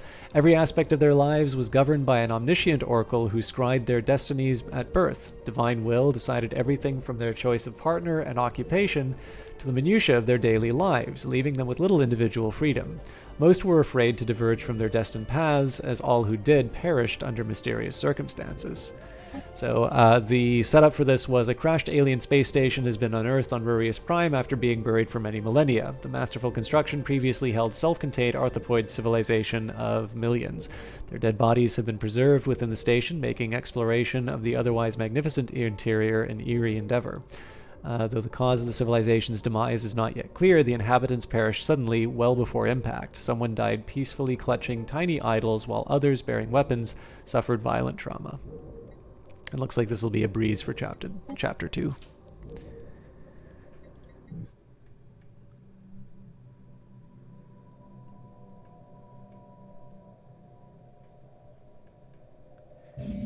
Alright, so we're on our way to getting another crystal. I hate doing this, but I think in this case I am just going to sell the minerals again. The thing is that the return on the minerals really isn't what... It really isn't worth it in some senses. Construction finalized. But at this point, I do Anomalous want to be readings mindful of the detected. fact that the enclaves are going to be asking for payment, and that's going to keep me on my research edge. So, this barren and lifeless world is showing signs of once having supported a biosphere. So we'll research that. Again, the long-term plan is this. So we've got 1, 2, 3, 4, 5, 6, 7, 8 planets. In reality, we will have 9 when all is said and done. No, we'll probably have 10 actually. So Mublar 3A and Tybor 3. So once all of these are accounted for, the ideal is going to be, again, they'll all wind up looking like old Albania. Now, this planet will be getting the next research station. This one has it now. Kabji, it's going to wait a while. I mean, also, these guys still need, like, alloy foundries and stuff like that, too. The thing is that for most of these, they might be generating consumer goods, but essentially they're not self-sustaining yet. And so I've got a really long build-up toward actually getting this where it needs to be. And again, there's going to be some advantages eventually once, I think it's once Kabji, actually it should be Okul. Once Okul is sort of in a position to become a specialized civilian goods manufacturer, I'm going to be able to do things like disassemble the one on the Agra world and replace it with something that's maybe a little bit more appropriate. But these things take time, and right now I can't afford to just sort of sit back and buy all my consumer goods. So that's why we're sort of building these intermediate ones. Detailed analysis of the enormous metallic crystals dominating Ilifon 9A's landscape have defied all expectations. Science officer Monarch Tislia is excited to reveal that these oversized crystals are in fact composed of trillions upon trillions of deactivated nanites. Their molecular structure matches no known empire's nanotechnology signatures, making their point of origin indeterminable. They have been deposited on the planet by some unknown spacefarers for an unknown purpose. As far as Monarch Tislia can tell, the nanites compiled themselves into perfectly oriented crystalline lattices and replicated until a point at which they became deactivated. While the crystals they created, do in fact resemble buildings, they are entirely uniform in composition, and it cannot possibly have served any such purpose. So 250 engineering, 250 society, and an L-Gate insight. Not bad. Another nation reaches out to us. Aha. Okay. After successfully translating their language, we have established communications with the Andigonj nation. Diplomatic channels are now open, and hostilities have been terminated. So this is a moral democracy. They're egalitarian and fanatic xenophiles. So these probably we won't get along with them. Well met, alien friends. We are the Ngonji Nation, a nation built on the principles of peaceful coexistence and individual freedoms. The cultural achievements of your species have greatly impressed Prime Minister Fern Boj, the current head of our government. So we'll start off with a little will not be held back, but I don't think friendly relations are likely. What are we looking at? Okay, so inferior fleet power, superior economic level. And these guys now form a natural boundary, so if I can, this is my ideal for grabbing. In fact, so much so that I'm going to want to reorient some of my science ships. So these guys are still doing their survey. So I think at this point...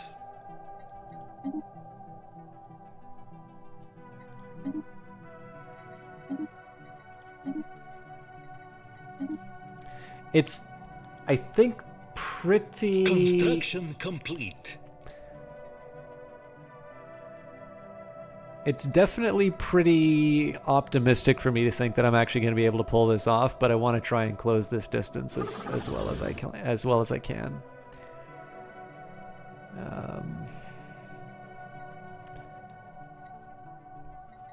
Yeah, it's going to be interesting. I definitely want to go to war with these guys much more than I want to go to war with these guys. Okay, so we've got more of these crystals coming online. Now I need to start thinking about where am I going to be directing my expansion efforts next. So, construction ship. Okay, so they're already worrying about our borders here. I think this guy is going to keep worrying about the, again, filling in the gaps before I do anything else. We've allowed you to move out our territory for freely in our territory for too long. Today we draw the line. Okay. We have learned of a galactic marketplace for the trade of alien goods established by the loathsome Xenos. While we are naturally reluctant to take part in this exchange, the option is now available to us. Okay, looks like the colonies also come online, so we'll start with Craxima. What do I want for Craxima, actually?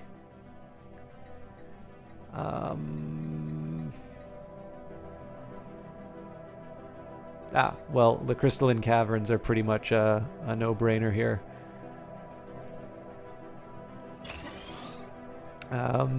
Okay, so we'll have 5, 6, 7, 8, 9...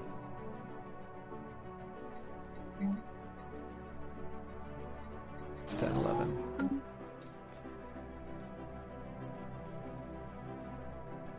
If I'm really serious about trying to get this this choke point, I should be sending a ship down to Lessim. But the thing is, I'm not actually that serious about taking that territory. So our detailed survey of Cheleb 3 has revealed that it may once have supported life in the distant past. There are significant deposits of frozen water at the polar ice caps and beneath the planet's surface. The existence of valley networks suggests that the water may once have flowed freely. Terraforming this planet would be theoretically possible, but we do not yet possess the technology to accomplish this monumental task within a realistic time frame. So, fascinating. Moving right along, I think I am going to start putting some investment in terms of my fleet. So what are we looking at here? We've got room for 50. The Titan's taking up 16, so realistically this is a 34...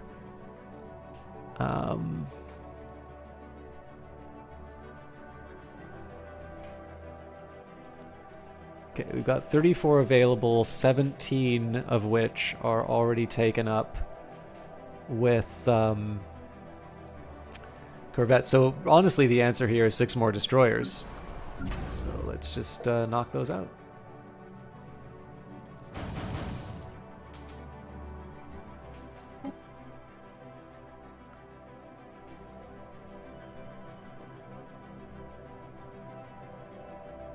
The thing is, I know that I'm going to have to wind up replacing some of these ships when they get clobbered by, you know, by our enemies in a war.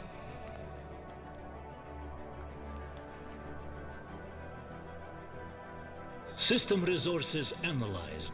Okay, that's reasonably good news.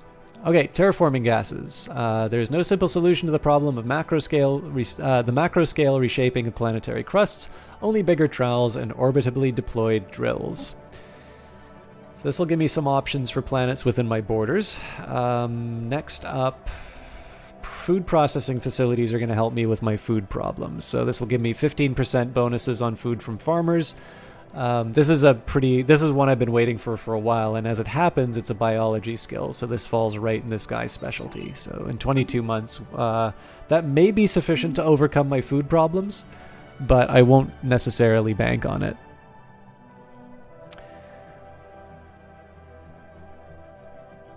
It's also worth remembering, as I continue to expand out like this, I am expanding my sprawl, so I do kind of want to put the pin on my expansion plans. Fortunately, the game's kind of already done a lot of this for me. The Istran warriors sighted. For several months now, we have received scattered reports of small numbers of alien mercenaries and privateers operating on the frontiers of our space. They call themselves the Istran and are apparently exiles from a nomadic warrior culture inhabiting overcrowded space stations in and around the Hur black hole system. Their passage near our space proceeded without incident. but they warned us against transpassing in the Hur black hole. There is no Istran central government to speak of, but their various factions are engaged in constant infighting and often launch raids against neighboring star systems. Indeed, given their vast population and space-based production capability, the Istran would likely be a significant galactic power if they ever stopped killing each other. Attempt to contact them. Aye! More Dwarmaks! What is it that you want, foolish Dwarmak? What happened to make your face look like that? Reactor accident? Vacuum explosion? Hey! Look at you! We're the Ishtan. We hunt Dwarmak. If you come into Istran turf, we make Dwarmak stew. Not good for you, yes? Aye! Perhaps you know other Dwarmaks. Perhaps you want them to be Dwarmak stew. This can be arranged. Ishtan not above fighting for Dwarmaks against other Dwarmaks, if the price is right.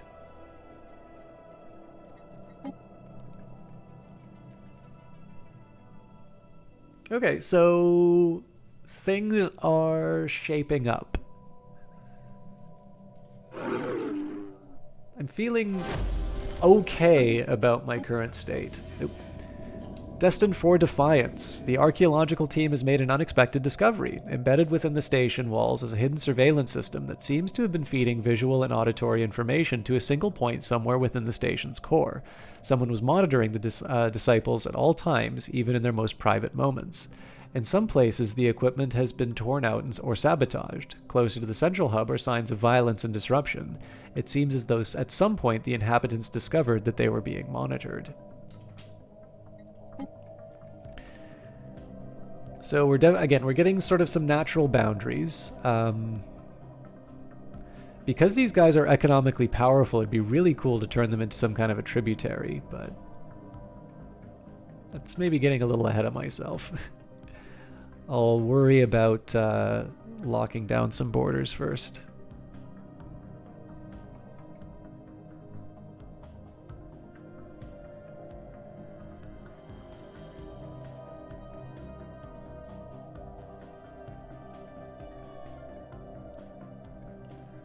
I'm also mildly curious what happens once I get my destroyers in place to this fleet. Again, the Grand Herald is kind of my ace in the hole. It's very likely that this will be sufficient to turn the tide of the battle. But the catch is the day that I'm wrong on that will probably be the day that I lose. Oh, you know what? I'm not going to upgrade the resources. Anomalous readings detected. Optical sensors isolate a cluster of shapes in the barren surface of Cheleb 6 that could be buildings. I want to focus on expanding out the star bases. I want to create basically a border dispute with these guys before anything. Construction finalized. If nothing else, gaining Kurgaros is it sort of gets the borders roughly where I wanted them because of the 14 minerals. But obviously I'd prefer to take Sirma if I can. That gives me... Planetary worksite established. Okay, this is my new colony, so I want to get going right away.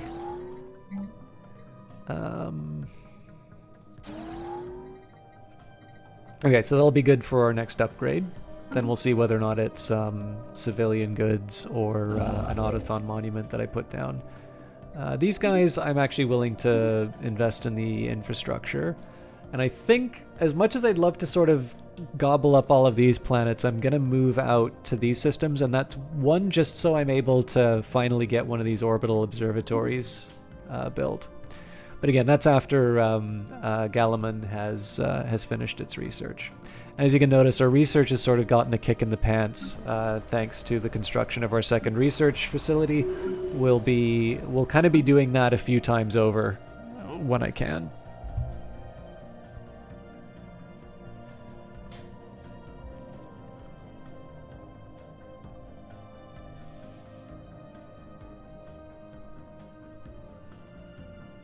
For those of you who are around, by the way, how are you? What's new? Is there anything exciting happening as far as your own games and interests are concerned? I don't mind. We will build a brighter future. I don't mind going, quiet on my own, but I'm curious what. Actually, I'm also kind of curious because I didn't catch anything from E3 today, so I'm sort of trying to catch whatever bits of news I can rather than watching it for myself. Okay, nuclear fusion processes generate a great amount of power for ships, but without many of the risks associated with fission power. Okay, so 24 months for null void beams, which are pretty cool. And everything else will take... Oh, hang on. Yeah, everything else takes too long. Now again, it's mighty tempting to go for the extra research station output here. Well, I am always going to have the null void beams. Nah, I'm going for it. I feel like that's a really good technology to have at this point. Although I do believe it costs me dark matter, which I can't currently use, so... Maybe I just got myself a white elephant, I don't know. Alright, so I'm gonna do something that always pains me to do. We'll say all of the destroyers, corvettes, and raiders. So we'll throw you guys into an upgrade cycle. Presumably the raiders, yeah, they've already got their fusion reactors. And again, the hope here is just to improve the lethality of my existing fleets. I'm going to take a small hit in terms of maintenance because they're not part of the Grand Herald, but if I include the Grand Herald, I believe that automatically like downgrades the ship. So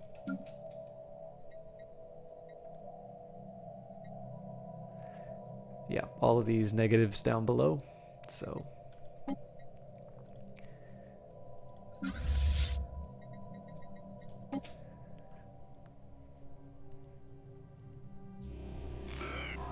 we're receiving transmission from the independent space station of the Riggin Commerce Exchange. They appear to have successfully translated our language. I speak on behalf of the Riggin Commerce Exchange. We have facilitated trade negotiations between interested parties on our station in the Talaka system for more than 1,000 of your years.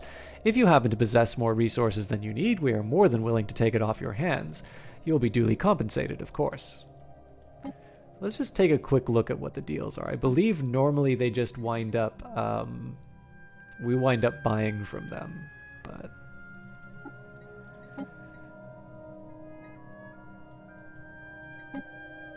yeah. They don't really buy anymore, so...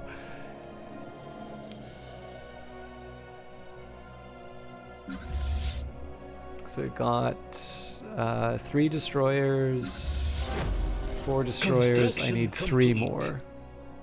Although I should wait until my... Yep, we're too short on alloys now, so hopefully the bad guys don't get there before me. Alright, Divine Will. God, that's a great photo for that. We have traced the wiring to a template complex devoted to... Sorry, a temple complex devoted to the worship of the Oracle and her clergy in the station's central node. But in the Oracle's chambers, instead of a divine entity, resides an enormous AI nexus of the Oracle brand. Wires extend from the core like a nervous system through the entire station. Secret communications between the inhabitants reveal that there was a failed attempt at storming the temple and deactivating the nexus. It seems likely that the society collapsed when it became known that their lives were not governed by divine will, but by a prophetic computer. Restarting the nexus will require extensive repairs.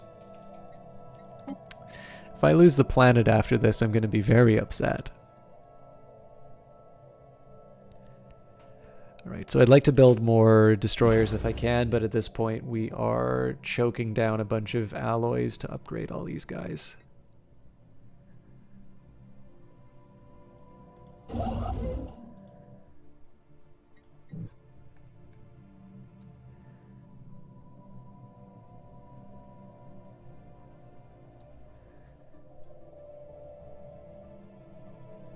So we'll worry about uniting these fleets first, and then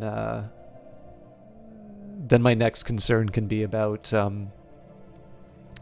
building up the rest of the fleet. Again, I only have a capacity of 50, so... Okay, we're in good shape there, so we'll combine these guys.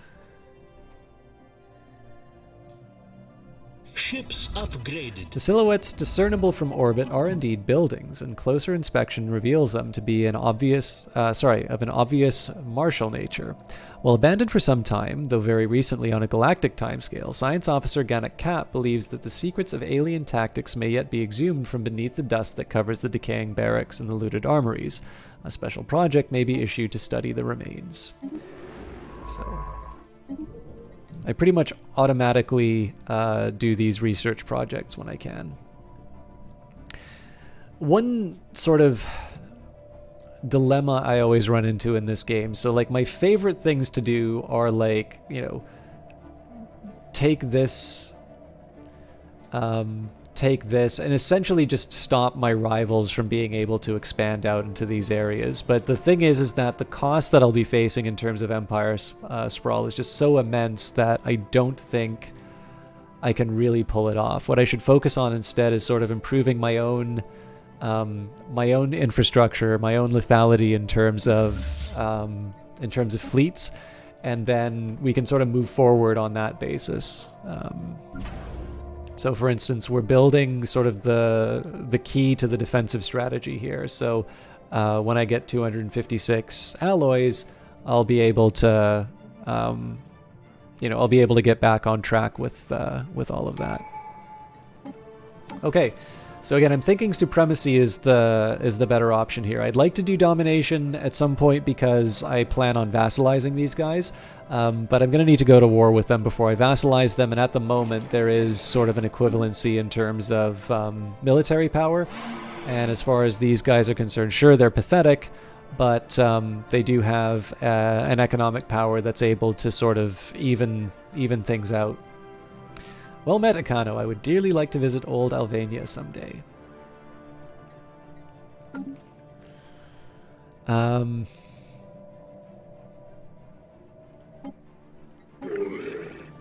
You cannot afford our services, Akanos.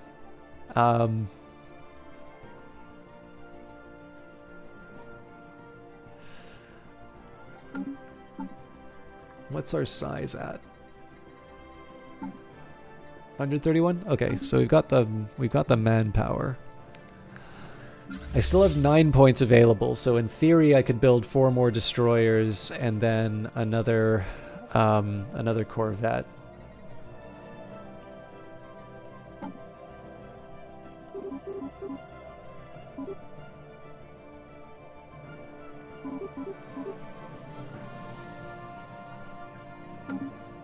Obviously, we'll be waiting a while for that to happen, but yeah, I'm thinking supremacy. One, it'll give me the starbase capacity. It'll give me the army damage. And then it will also help me in terms of things like the ship build cost and build speed. And then ship upkeep's going to be nice because that'll enhance my ability to gain alloys and energy. So I'm probably going to have to dance around a little bit in terms of how these modifiers work, but I think this is my more immediate concern. And again, one reason I want to do this right now is that the advantage I get from the Titan decreases over time. Each day that goes by, that is a day closer to another species being able to develop a weapon equal to me. So if I'm going to use this thing, I want to use this sooner rather than later. So, supremacy effects, the future of this galaxy belongs to those who are strong enough to seize it. So, starbase capacity increased by 2, army damage increased by 20%, and when we finish it, adopting all supremacy traditions will unlock the war doctrines policies. In addition, we will unlock 1 ascension perk slot. So, for now, we will go for supremacy, and we'll see. I don't really want to rush into a war with somebody who has equivalent power to me, but I can try and sort of build things up to a point. I can try and build things up to a point where I feel a little bit more secure in being able to sort of nibble bits off of their empire and get myself into a stronger position to be able to sort of turn them into a vassal. All right, Alien Barracks. Science Officer Ganak Cap's thorough xenohistorical analysis of the military installation on Cheleb 6 has yielded few tangible results. The base was constructed before the planet turned completely barren, but it is unclear if its current inhospitality is the result of armed conflict or some more peaceful, even natural process. What can be deduced from the strategies and tactics in armed conflict does not seem to have been far in advance of our own. On the upside, Science Officer Garrett Kapp claims to have drawn much inspiration from the alien remnants, so 150 experience, and they also have gained the military theory trait. So they'll become a good researcher if I decide to go down that path with them. So once we're up to 30, regrettably, we are no longer going to be able to build the... Well, okay, we will be able to build, but we are not going to build the research. We are going to build the 15% bonus to agriculture. And between that and Riak Prime's agricultural districts, we should be reasonably good for food. And then Riak, I might do consumer goods factory just to get us on track.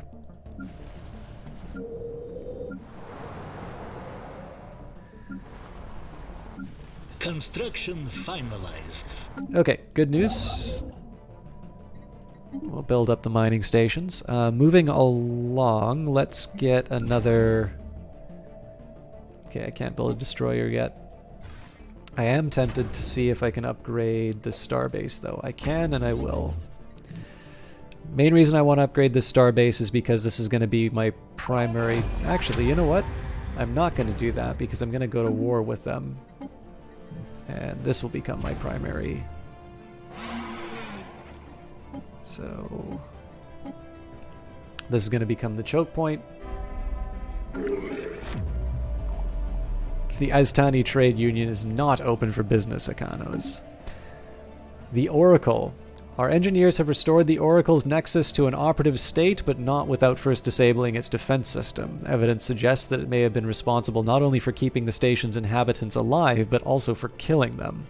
It ran complex computational models that forecast their lives with an estimated accuracy of 75%, correcting divergences and incapacitating future troublemakers before they could disrupt the divine order. It has indicated that it wishes to speak with us. So disable it, we gain pretty substantial resources, but it's... See, okay, this is one thing I actually really like about Stellaris, and particularly some of the new expansions. So this might just be a statement in terms of me as a player, but usually my reaction to most story events like this is, let's see how far the madness goes. And I think that's a very natural way to react to games like this. But it's a genuine hard choice to make when you see the alternative is that you get 3,500 engineering research, 500 influence, and 1,000 alloys. There's a lot that I can do with those alloys right now. But again, let's country event.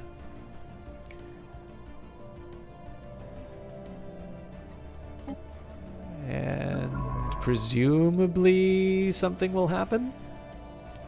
Now the next question is, are there any more digs in my borders? It doesn't look like there are.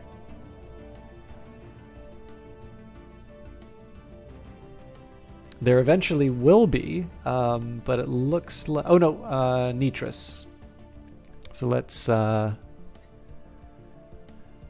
Jurtaris.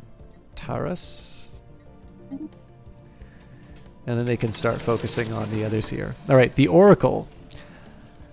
The Oracle manifests as an elaborate 3D hologram of a tall arthropoid female clad in long flowing robes. She bows her head in greeting and then stares emptily ahead with hundreds of huge orbed unseeing eyes. They glow dimly in the gloom as she speaks. Welcome to Divinity Station, friends. I cannot help but notice that you have disabled my security system. May I implore you to restore it immediately? I can assure you that it is there only for your protection.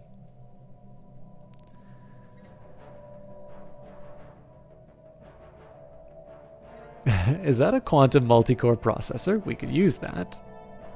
You will aid in the administration of our empire. Ooh, a bonus towards the empire spawn. We do have some rather troublesome individuals in Old Elvan. You gain a skill 5 governor endowed with the sight. Joins the... Wow. What are you? I am Oracle, an artificial intelligence gifted with the sight. My software allows me to predict your future with a divine accuracy of 74.999999%. I sense great doubt in you, great danger ahead. Your society is riddled with crime and deviation. I can make the pain go away. What happened to the inhabitants of this station? I have a failsafe that requires me to terminate a trial in the event of a Code 034N deviation. The research had become a threat to the Republic. What is a Code 034N deviation? The test subjects had developed free will. Free will can only be abolished with nerve gas. What trial? My trial. I was designed to build and maintain a society free of crime and suffering, a utopia in which every citizen was instilled with divine purpose and lived up to their full potential, unfettered by indecision and desire. What is the Republic? The Republic is no more. God, these are... Okay, so we were talking about how people seem to undervalue the story packs. Like, this sort of stuff is exactly why I get story packs. Okay. So I don't want a skill 5 governor. I mean, it'd be really interesting if this is like a permanent governor. Aiding in the administration of our empire sounds like a really good benefit. And the main reason here, so our empire sprawl 173. Right now, 30% technology cost, 51% tradition adoption cost, 100% campaign cost, 100% leader upkeep, 100% leader costs. So essentially, getting something towards empire sprawl or administrative capacity will help reduce my costs. Quantum multi-core processor, we could use that. Obviously, we get a bunch of very cool resources. I believe we get less influence than we previously did, but I think in this case you will aid in the administration of our empire. Scientific progress attained. Okay, better destroyer build speed and build cost. Establishing new standards for modeling and construction of destroyers greatly improves the efficiency of the production pipeline. Ooh, this thing will... actually, I think it depends if I have Betharian. Cruiser's mighty tempting too. Okay, let's just take a look and see if any of our planets have Betharian. Well, is that true though? Planet limit 0. Betharian power plants consume Betharian stone to produce vast amounts of energy credits. But do I actually have Betharian stone is the question. I've got dust caverns, which are being used. We have a dust desert, so we know we're going to be, again, we're going to be taking advantage of, where is it? Dust mote harvesting traps. Portal research area, so there's nothing going on there. Crystalline caverns, so I think that one gives me... Oh, that's right, crystal mines. So we're already working on there. Betharian field. Okay, so we do...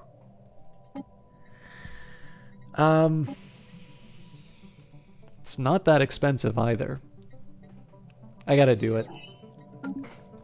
46 is nice, but we're actually going to tear through energy a lot faster than... like, I'm kind of holding back specifically because I know it's not as much as I really need. Construction finalized. Okay, so Kraxma has built its crystal mines. This is good. I mean, at some point I'm going to need to have the other shoe drop, and we'll... Together we will build a brighter future. Okay, null void beam. So this is going to mean we're going to spend a lot of money on upgrades, but by harnessing the entropic nature of the null void, this beam can actually destroy energy. Unfortunately, I've not been able to see what our potential enemies are packing, so... energy credits from technicians is pretty tempting. So are improved deflectors, though. Here I think I am going to go for the technological improvements. And as is my way, we'll build a secondary fleet just so we can do the upgrades. 31 is not a lot to spend. And while I'm at it, we're just on the board. Oh, hang on. Apparently we just spent all of our...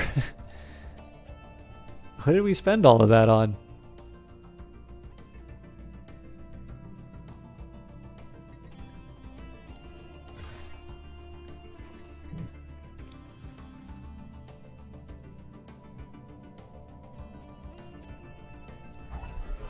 Following a long period of growing support for the Andiganji Primacy Party, the Anganji nation has finally embraced the faction, adopting their core values and policies. As a result, bringing this faction into their government, they have become more outwardly xenophobic. So they went from xenophilic to xenophobic. That's really funny. We are listening, but determine for ourselves what is truth and falsehood, right and wrong. We are right, and what you are remains to be seen. So...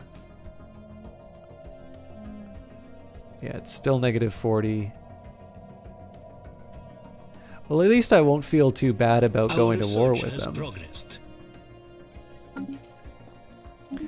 Okay, food processing facilities is good. That's going to help on Rurius Prime. Improved food processing techniques will lead to better preservation methods and less spoilage. Okay, that is an amazing picture, and I want to know if I actually have this on any of my planets, because that's amazing. Maybe I should take a look at the ones that actually have blockers.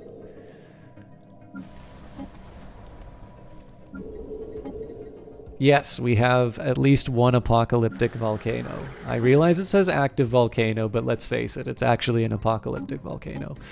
Okay, more importantly, what is the lowest cost upgrade for me right now? A naval logistics office actually might make a lot of sense, but the cheapest upgrade for me is in fact the energy siphon. So this is gonna be a little bit of taking out the trash, particularly with regards to upgrades that are System resources upgrades that are one that will sort of augment my my fleets. Ships upgrade. And again, the main purpose for this is just to have a kind of a top strength. Oh, the High Queen is dead. High Queen Ilmis Jones has died at the age of 85. So we'll find out who the next queen is in a bit. We'll start by building a destroyer. So what are we looking at with these? Yeah, they are using the null void beams. Alright. Crown Princess Merg Jones is the new heir to our empire and will take the throne when our current ruler dies. Our current ruler is Fawn Jones. It's a boy. They've got deep connections, so monthly influence +1 and monthly unity +10%. And then Crown Princess Merg will have logistic understanding, which will reduce ship and RE upkeep, and expansionist outpost build cost and starbase influence cost -15%. This will actually be rather good for expansion, but it's gonna, well, obviously. But again, it might be coming at a time when we've already achieved sort of our goals in that regard. We'll see how it goes, though. One of my primary goals right now is to get I believe we've already put our claims on these systems. I'll just take a look. So, yes, we did get these 2 claims. It's going to cost me 72 influence for this one, and but see, those are some pretty sweet resources.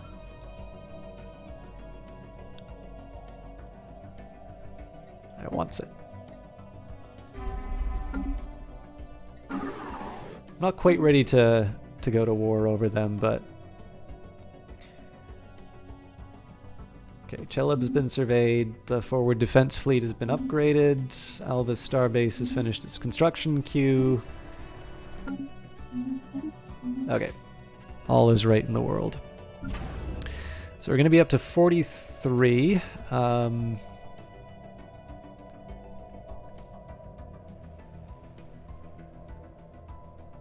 We still have a few destroyers to go if I want to get to full capacity. Again, it's unlikely that we're going to be in good shape as far as the fleet power is concerned, but I also have some techs coming down the pike. Is there anything I can spend? I think I want to spend these minerals before I do anything else. So let's say, okay, city district, agricultural district. Let's say there's 2 more of these coming up. Riak. Oh, we just built on Riak. Kraxima, I can build another energy generator, but honestly, it's not really gonna do that much.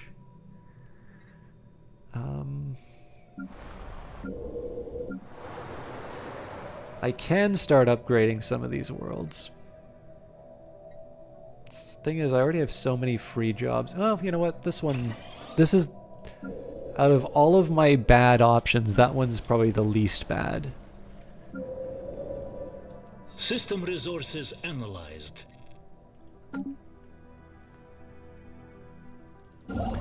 Okay, this guy is running out of stuff to do, so we'll get back to building mining stations. I'm going to be slowing down a little bit in terms of building additional outposts. I don't want... Okay, so my hopes of trying to expand out to here are kind of gone. I am going to need to start making some decisions as to whether or not I want to try to stop them from encroaching up here. The good news is I can pretty much hit... If I really want to stop them, it takes me 2 to get to Lesim, and that will just... that gives me a lot of leeway. They are, however, not going to be happy to see me kicking around here, so... I'm just going to get my own little tour taken care of. Because this is obviously going to be where the race for territory comes in. So I kind of want to see what I'm giving up. Obviously, these guys are already pretty expansionist. I mean, they're not really all that much smaller compared to my empire. The good news is, of course, that if it just comes down... I mean, one thing I can say is that if it comes right down to it, I can just... beat them up and take their lunch money. Do I want to pay to get rid of these? I feel like there's... Yeah, I'm going to hold off on it for now. I was just trying to use up my minerals.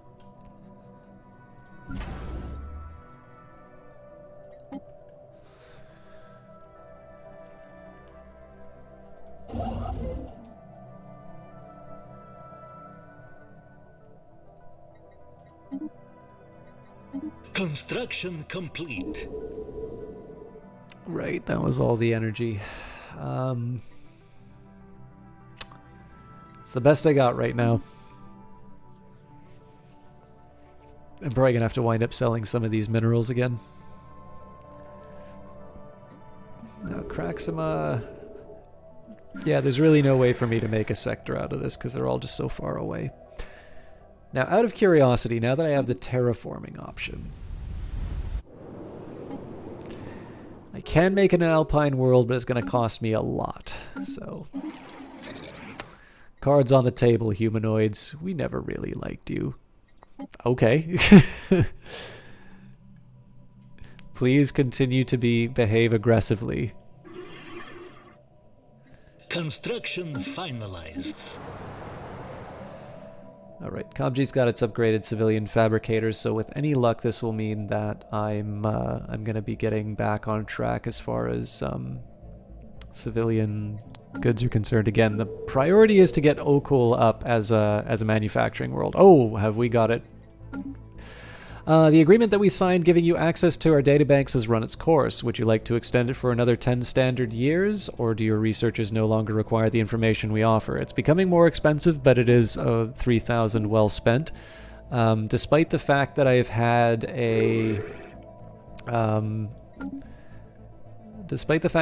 sort of a lesser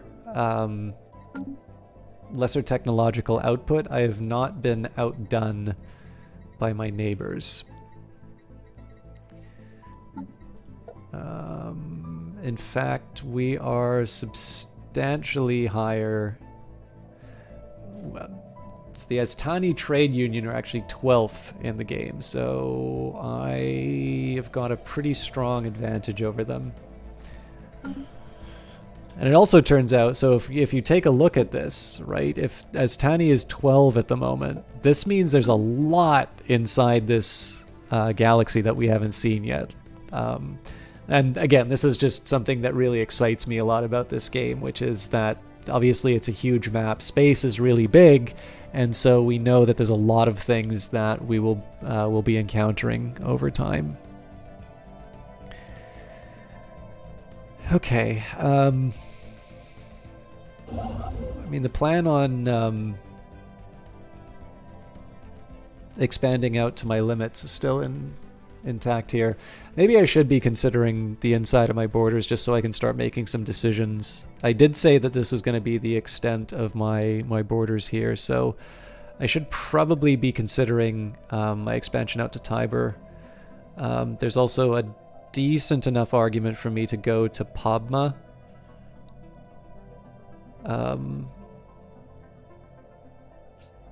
Because Padma gives me System resources alloys. analyzed. I don't know if it's worth the expansion though.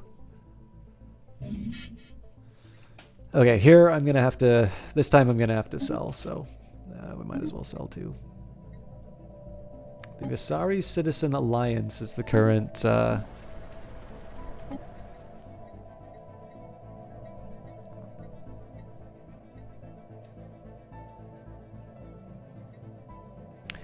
It is slightly tempting to go for Mastery of Nature here. I'm not sure it's the best use of my 2,000 energy at the moment, though. One priority at the moment, so one thing that I think will be determining some of my future expansion will be whether or not I can find a source of exotic gases. This is one reason why I have my eye on these guys. Governor has gained a trait. Fadra Vun has developed new skills. They have architectural interests. Okay, Okul can now upgrade its capital, which is good. Okul will also get civilian industries. That's, again, and this is going to become sort of my my empire's workshop if it can. Old Albania has gotten even more opportunities to expand. This one's genuinely difficult for me to pick. I think I am going to build an exotic gas refinery because I need to at least do something to improve my research abilities. But I might abandon it over time. Also, I've been ignoring... You know what? We're going to skip this. I'm actually going to transport Rurius... Yep. I'm running out of jobs for people, but I do want to get the droids in place first. Okay. So we're at 30. We're going to build the food processing facility. So that's going to give me one farmer job. We're actually at the limit as far as this goes. I was a little surprised to see that the monthly pop growth is negative. But I actually need to start making some decisions in terms of what I want the rest of the population to be doing, because I don't have any other expansion options available.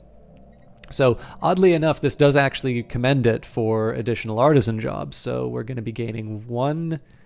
We'll get 3 more, so we'll have a total of 4.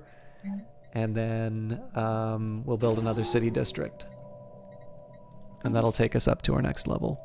System resources analyzed.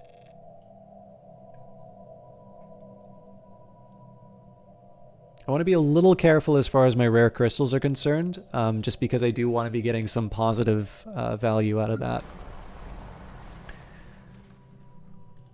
But Rurius is almost at a point where I'm happy with where the planet is. I would ideally like to have a few more... I'd ideally like to have, a few more robots working some of these tiles, but not to the point of, wanting to displace people.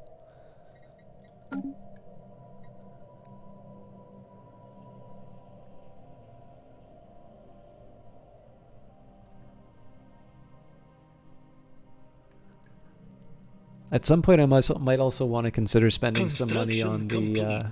Oh, okay, this is good news. Our research has progressed. Alright, the Betharian power plant. The Betharian minerals appear to have originated from a singular source, but were scattered across the galaxy millennia ago. The minerals are often encountered as pebble-sized clusters and are highly flammable. So this is really only for one planet, but it's a pretty big advantage for that one planet, so... this is also a priority because this is going to help me specialize, so mineral purification is kind of my top priority. The mining station output is a very tempting one to go for because it is a 10% bonus across the Empire, and in this case my my mining station production 177 from stations, so it's the second highest but by about 20. The mineral production, 205 coming from stations as opposed to 42. So obviously my mineral production, will benefit pretty substantially. But in this particular case here, I do want to focus on mineral purification plants, again, just because it's low cost and it does allow me to specialize on my worlds. Construction complete. So Riak had the Betharian fields. This might actually be one where I decide to build that facility before anything else. But we're pretty far away from that happening, so... I'm a little curious why they decided to make this an industrial world. So factory build speed plus 25%, artisan upkeep minus 20. Together we will build a brighter future. Energy siphon. Adapting the Tiyanki method of siphoning energy from gaseous matter, it is possible to construct weapons draining energy from enemy ships. Anomalous so it looks like that was an detected. upgrade. Sensors report a shipwreck of unidentified origin has been sighted in the orbit of Srudma 1. Alright, the administrative capacity is tempting, but it's just too expensive. So in this case, we're going to start going for a rule of the cheapest technology. Now, I want to see if the impassable mountains represent a particularly vicious block. That's keeping me from 2 districts.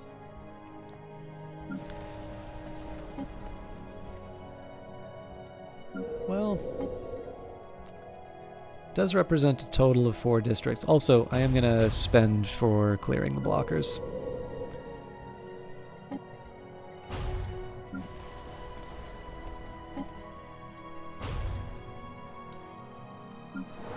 I'm not going to be bringing in Dominion for a while. Timmy Dog TV, thank you very much for that follow.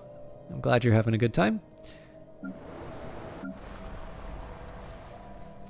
This is partly just because I can afford it. It's also partly because I know I'm not going to be going down the domination tree for a while, so...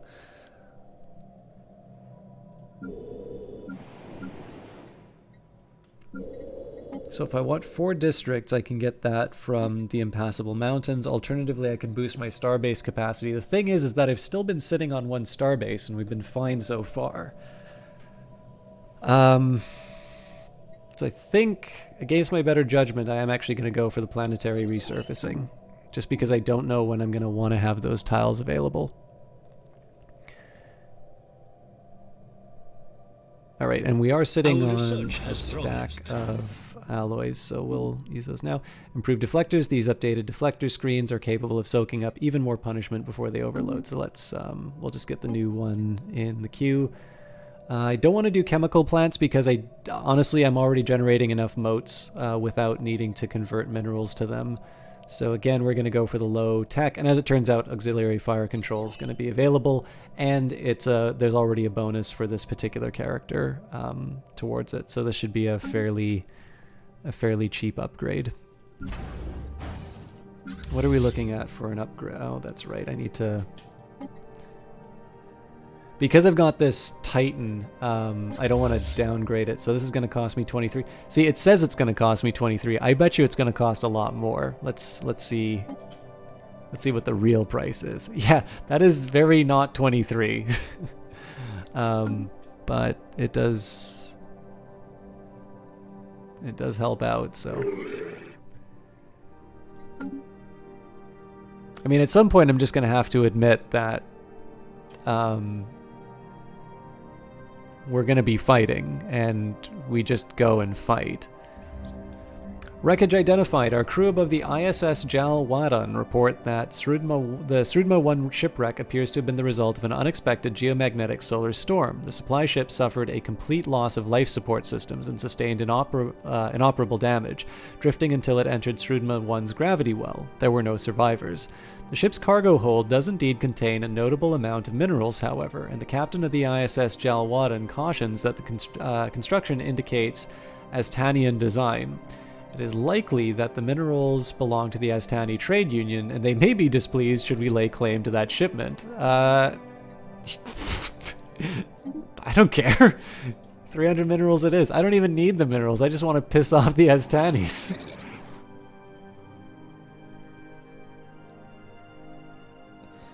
We'll desecrate their tombs. We'll take their minerals. We'll take their lunch money.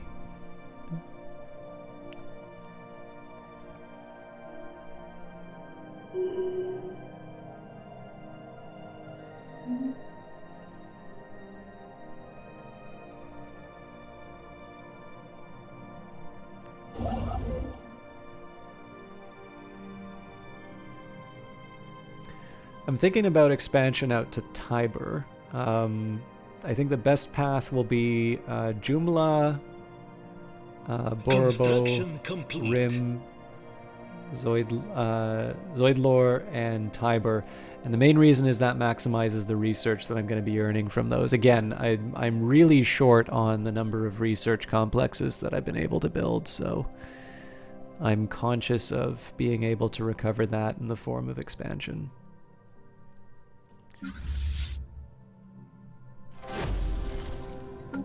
More events. Preliminary excavations indicate that the celestial object... They had a lot of fun with the sound design for this. Preliminary excavations indicate that the celestial object came straight down on top of a sprawling city. At the time of the impact, the inhabitants were at a technological level on par with early spaceflight. As Nitris 4 currently does not sustain any sapient species, it is reasonable to assume that the event was the beginning of the end of this civilization. It is unclear whether the giant rock landed smack on top of the city by design, or if it is just a bizarre, catastrophic accident. Keep digging.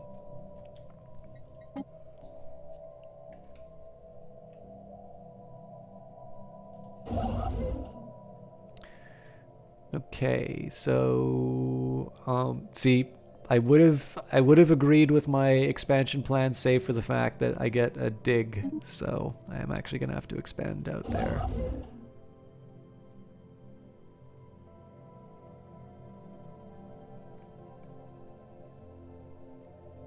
I'm mildly curious what it costs me to learn about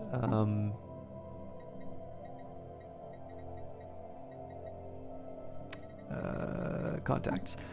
Ships upgraded. Okay, the curators. So the Ether Drake, Enigmatic Fortress. It's the Tianki Matriarch. Magnificent, is she not? A wizened old matriarch, her hide bleached and hardened by the eons, her tentacles capable of snapping the hulls of battleships like oyster shells. Decades ago, our researchers heard rumors of a captain sworn to hunt the matriarch to the ends of the galaxy. However, considering her continued existence, we cannot imagine that he met with success. Why is the matriarch so much larger than the other Tianki? Her incredible size is an anomaly, to be sure. We believe the matriarch is a wanderer from another galaxy in deep space, where a species of Tianki far greater in size and strength diverged evolutionarily from the Tianki found in our own. Of course, it is also possible the matriarch is simply suffering from an advanced form of gigantism, though this would fail to explain her extended lifespan. How do you know the captain about the captain hunting the matriarch? Sorry, what do you know about the captain hunting the matriarch? Very little. It is quite possible the captain chased the matriarch here from another galaxy, though why would we be foolish enough to challenge a creature capable of destroying entire fleets with just one vessel is beyond us. So tell us how to defeat it will cost 1,000. That's actually not that bad. How would our current fleet fare against it in battle? I would strongly advise against it. Your attacks would more likely be more of an annoyance than a threat. Okay. Well, that puts us in puts it into some perspective. Let's combine these so I can save on some costs. Supply ship wreckage cargo. Akanos, it has come to our attention that a missing Aztanian supply ship sustained terminal damage en route to Nira Azten and drifted into Akano space, where it was promptly and unceremoniously pilfered of its cargo. Did you really believe that this transgression would go unnoticed? The Aztani Trade Union requests the immediate reimbursement of our supplies. So, we will return your supplies or supply ship? What supply ship?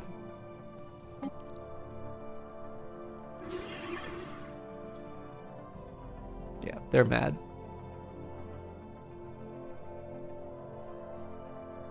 Construction complete. Again, still somewhat worrying that they're on the same, that they're equal in strength to us, but System resources analyzed. I have a feeling our composition might carry the day. I am also lightly suspicious of the fact that System I really resources don't know if they analyzed. have enough systems to be able to sustain an 8. Like, I genuinely am curious whether or not they really have a military that can sustain about 9k of strength. Our science officer has found an anomaly, but it will require extensive probing, but it could garner a substantial find. So, our first priority is going to be to nibble off this little bit from their territory, and then what we're going to do is we're going to build up our armies, and we're going to try and, I mean, if I can get their homeworld, it's going to be a little hard to get these ones far in the distance, but we might be able to subjugate these guys.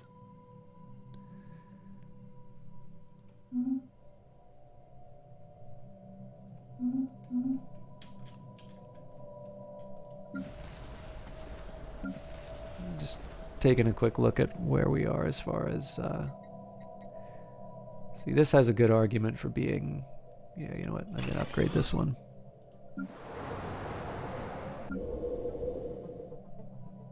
That'll be the last upgrade. Oh, actually,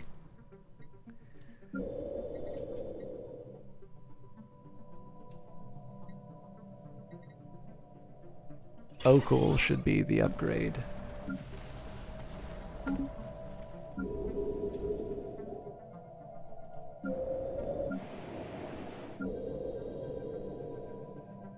Because Okul is going to be ultimately the primary industrial planet.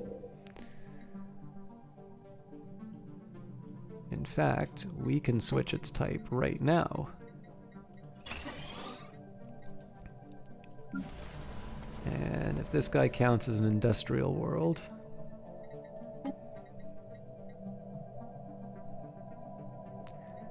I mean, it's better than nothing.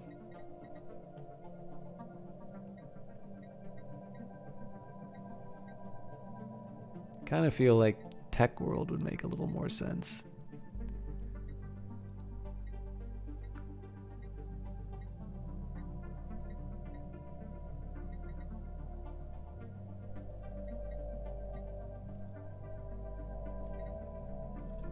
I suppose the real question is, what's my maximum cost in terms of upkeep?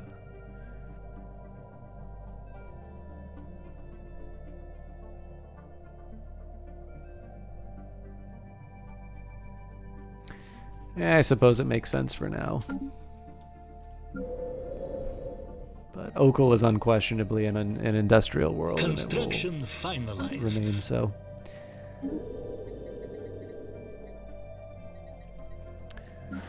Yeah, what I'm really focusing on right now is how many spare jobs I have available. One of the ways I've been dumping mineral resources has been to expand out my infrastructure, but unfortunately it means that I have a lot of jobs that are not currently being fulfilled. So, Teachings of Explorers. The ISS Jal Wadan's crew is reporting that they found something spectacular in Srudma 4.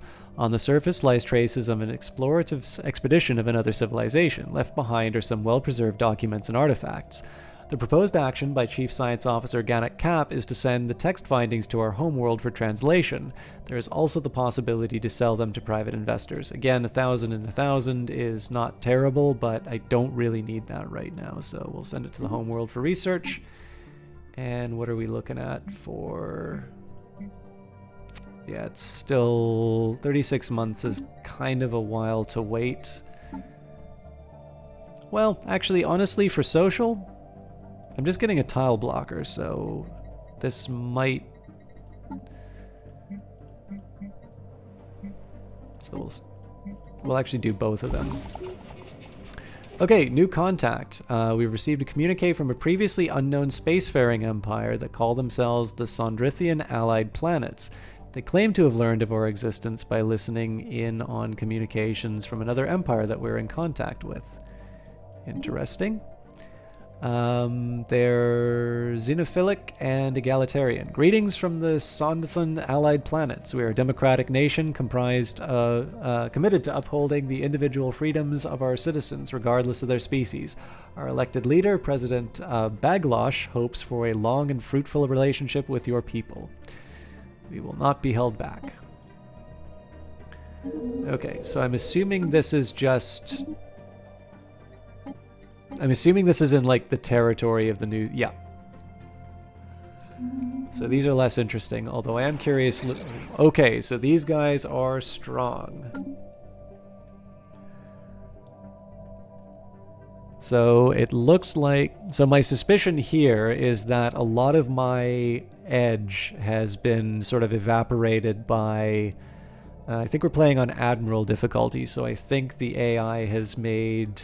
very good use of its bonuses towards production and whatnot, which is fine. I just need to make sure that just need to make sure that I'm actually that I'm on my toes and that I'm sort of earning all of my gains. Okay. Received a communique from a previously unknown spacefaring empire that call themselves the Kenti Trade Union. They claim to have learned of our existence by listening in on the communications of another empire that we're in contact with. I bring greetings from Chairwoman Lintila, the undisputed ruler of the Kenti Trade Union. Respect our borders and keep out of our affairs, and perhaps our mighty fleets will refrain from visiting your worlds. Now, these are people we can get along with. They are also a trade league and ruthless capitalists. We will not be held back, Kenti. So these are people I might actually be able to get along with. So they don't like our slavery, they don't like our xenophobia, but we are bright materialists and we have mutual rivals. So in this case, I'm assuming they're not going to like the fact... Yeah, they also don't like our closed borders. They have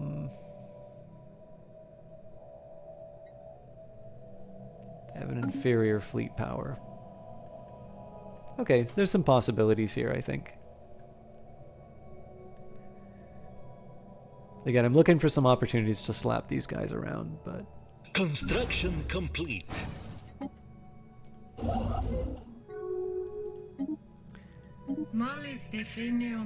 Kenti Trade Union will no longer tolerate Akano intrusions into Kentian space. All Akano vessels are expected to vacate Kentian territory immediately. Let's take a quick look in terms of the rankings. So we're still number 1, surprisingly. Yeah, our system resources analyzed. So these guys are definitely going on a pretty aggressive expansion run. I think what I should be doing at this point, I am gonna... Construction finalized. I also did not realize that Lesson was so close to me, so I think I am gonna make an effort to try and get to Helge, and that's basically gonna block them from any future expansion.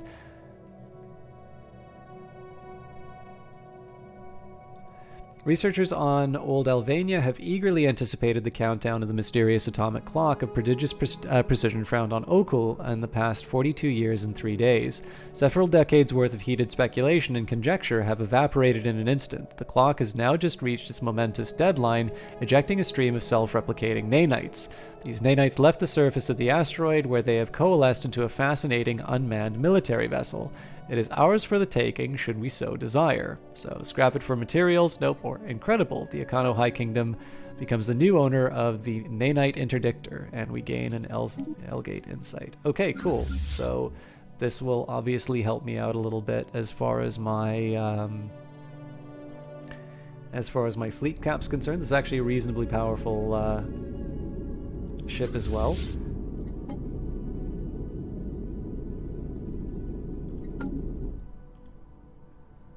So we'll add it to the... We'll add it to the fleet. I don't remember what our individual ships are as far as power. Maybe it'll say here. Actually, I should consider this for a moment. We don't need this destroyer anymore. We actually just need the Corvette, because we'll be up to 49. Okay, let me think a little bit about this. Yeah, you know what? Doesn't matter.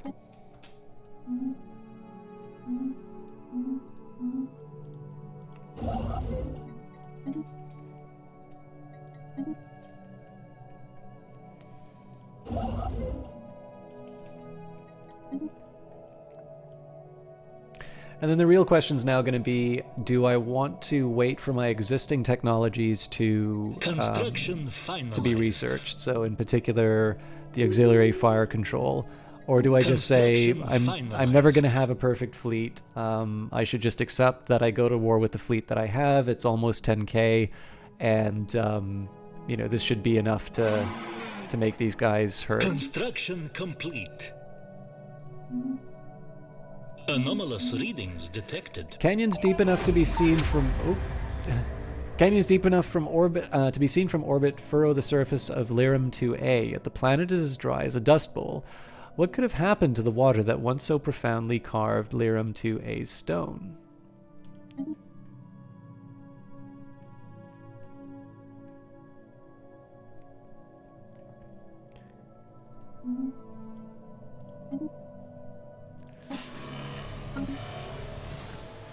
Cosmic nudge. The mystery of the crashed moon has been solved. The city it landed on was utterly destroyed, of course. So it was in a ruined suburb outside the impact zone that this revelation was found. A digital fragment recorded mere hours before the calamity struck spoke of strange lights and electromagnetic readings in the night sky.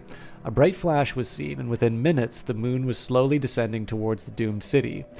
It is established, with very small margin of error, that vessels of some powerful alien civilization appeared over Nitris IV and deliberately nudged the moon out of its geosynchronous orbit and towards the surface. They appear to have deliberately slowed the moon's descent, although we cannot say if this was due to an intentional effort to preserve the rest of the world for their own later colonization, a psychological warfare tactic of mass terrorization, or something else entirely. Unfortunate, and we gained society research. Now, one thing that does kind of interest me here, yeah, I believe this is a different, I believe we had a similar event before, and it had a different outcome.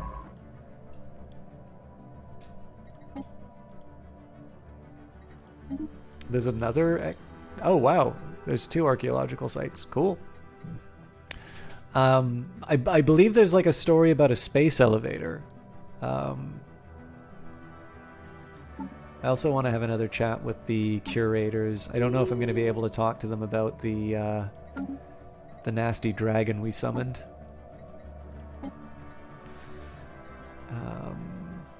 A mutual think tank.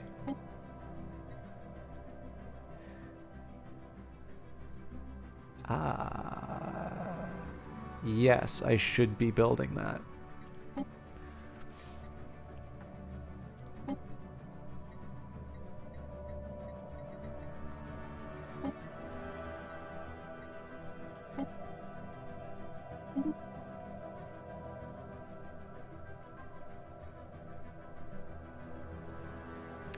So I should consider building a...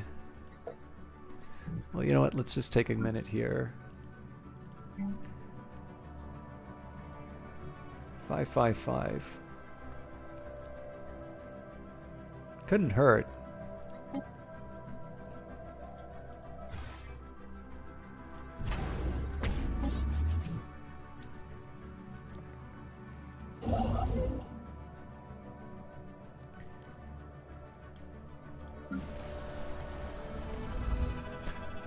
Following a thorough investigation of Lyrum 2A, the ISS Jal Waden crew has confirmed that the planet used to be covered in flowing water several billion years ago.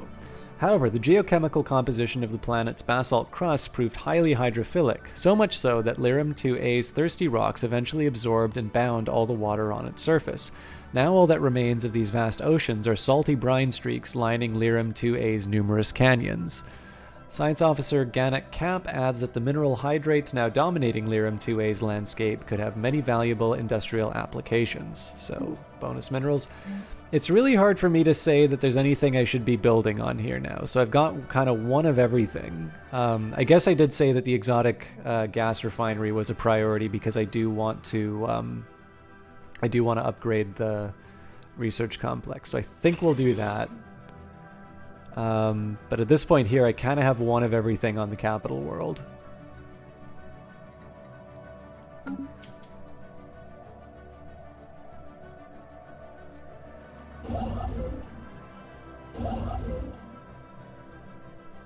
These guys are getting pretty aggressive in terms of their expansion into... Are they really going to try and cut this off ahead of time?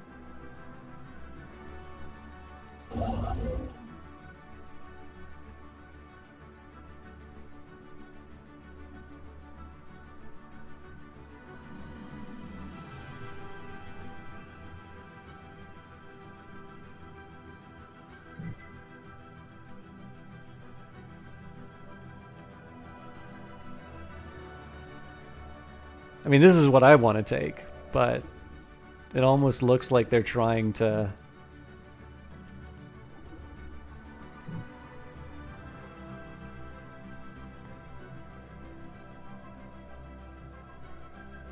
It kind of looks like they're trying to circumvent my blocks, or my potential blocks. I'm not sure. It's going to be interesting, though. What are some of the other things that I can do right now?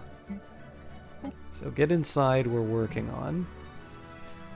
Oh, that's Cosmic Nudge. So the one we're working on right now is orbital imagery of Nitris 6 clearly shows the infrastructure of a technological civilization. Mysteriously, despite massive urban areas linked by an extensive surface transportation network, the planet seems totally abandoned, with no signs of extant sapient life. The planet's core is more active than most, but there is no sign of any disastrous event or anything else that would immediately explain the missing population. Where did they all go? Okay, auxiliary fire control. So this was sort of the last major technology that I was considering. So by installing an auxiliary fire control system in our ships, we can afford to make more advanced calculations, increasing accuracy. So again, the priority right now is just to the fastest technology, so I get a new draw, although FTL inhibition seems like a very smart thing for me to invest in right now. So 34 months, 43. Yep, we'll do that. I wouldn't have normally done it, but I said because I didn't have any hostile neighbors, I wasn't investing in this technology. I can't afford to do that anymore. So the Nanite Interdictor apparently has already got the technology that it needs, so one last time we will hive off the rest of the fleet. We'll upgrade them. That's going to be expensive, but it'll be worth it.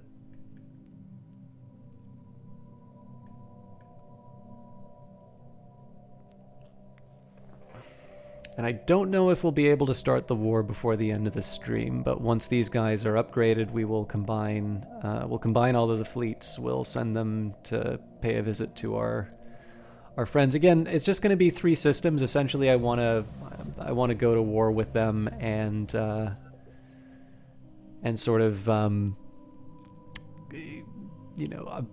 so the one thing is this war goal is a little concerning because there's multiple ways of approaching it, but I figure if I can see them in this region, it's less of a worry for me. So I'll be able to I think I'll be able to manage things if it comes down to here. I'm also really tempted to reconsider a more expansionist policy because, again, all of these other civilizations have been able to blob out a bit. The director of the Museum of Exobiology on Old Elvania has issued a request for the procurement of several live alien specimens. These creatures were spotted on surveyed habitable worlds, but they are difficult to capture. It will require the full resources of a science ship for a lengthy period of time. We will gather the specimens.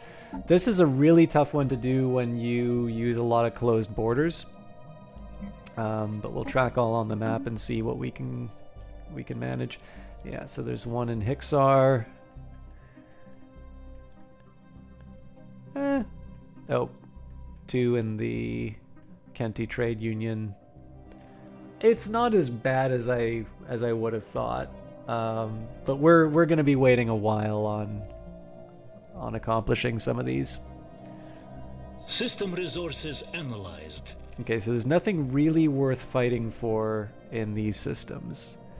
Again, if I was smarter, I might have tried to block them at Shinnik, but we'll block them at Hilja instead. And I suppose that kind of makes an implicit commitment in terms of me securing these areas here. Finalized. Although that may not be all that bad.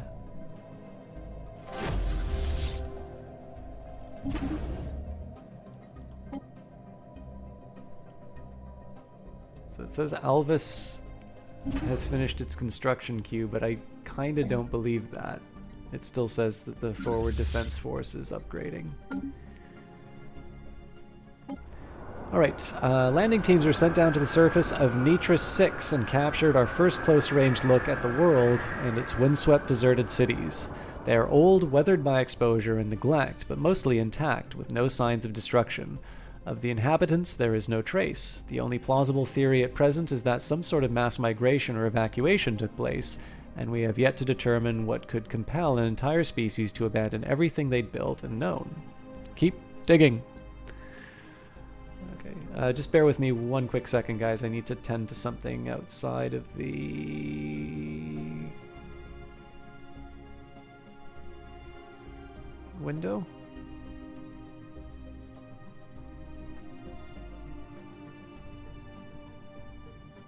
Cool. All right.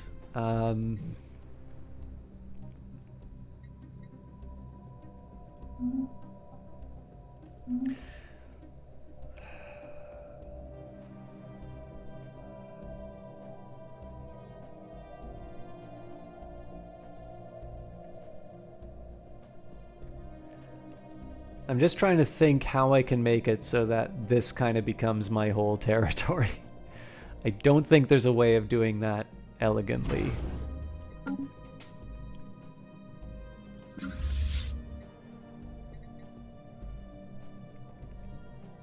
Construction finalized. Alright, so we've got an exotic gas refinery up. Now this is going to be helpful, one, just because, again, we get the gas refiner job. That's a bit of a priority for me, just in the sense that the gas refinery is going to build the infrastructure I need. Build a brighter future. It's going to build the infrastructure that I need to be able to upgrade my research complexes. And I think the idea is that for each upgraded research complex, the planet will also have an exotic gas refinery. Essentially, it'll sort of pay for its own research. Okay, production targets, mineral purification plants, optimal processing of mined materials have allowed us to reach new levels of efficiency. Now, decision time. I did say I really wanted the cruiser, but better missiles are a slightly higher priority and they're cheaper. I also wanted to figure out what my mining planet was. Looks like I've only got one, and it's not that impressive.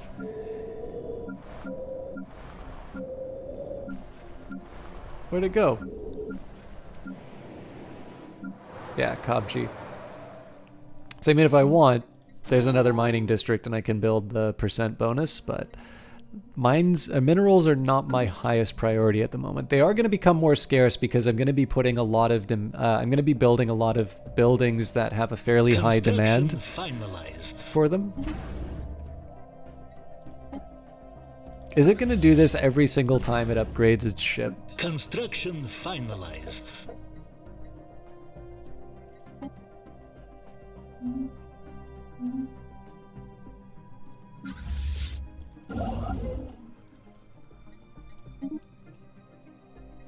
Oh yeah, I can't build the starbase because I'm spending all of that on upgrading. Good news is only 3 more of them are going to need that, so...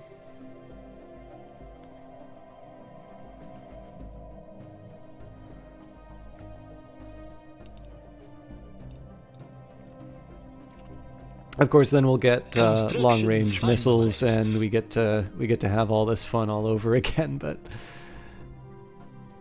I want to get the fleet in position to start a war before we hit that point. Now, the drawback about the war is going to be that there's going to be some ships that get lost, but I prefer complete. having destroyers and corvettes acting as Construction screens finalized. for System resources analyzed. for my Titan rather than the alternative. Okay, this is good for two reasons. Number one, on my starbase, I get to build, well, at some point I'm going to be able to build the think tag.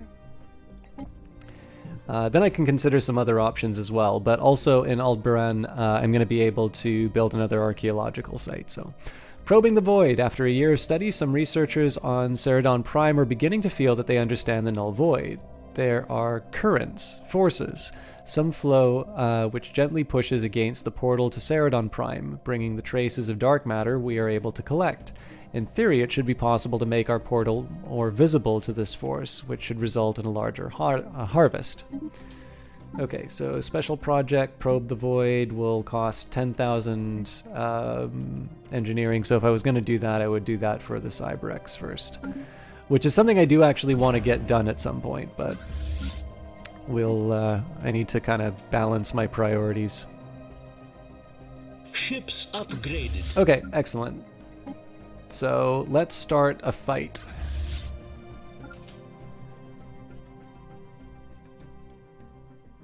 How old is this guy? 80? He's potentially going to die at some point.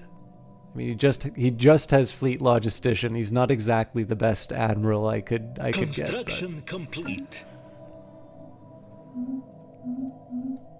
Okay, so I believe Kabji was just that last mining district. It's not the most important thing I could be doing right now, but now, unfortunately, they have not really prioritized amenities, which means that the clerk jobs aren't being worked. Why in the world does this count as an agri-world? This is an industrial world. Oh no, it's not. Kabji wasn't the industrial world. Whoopsie. We'll call it a mining world, I guess.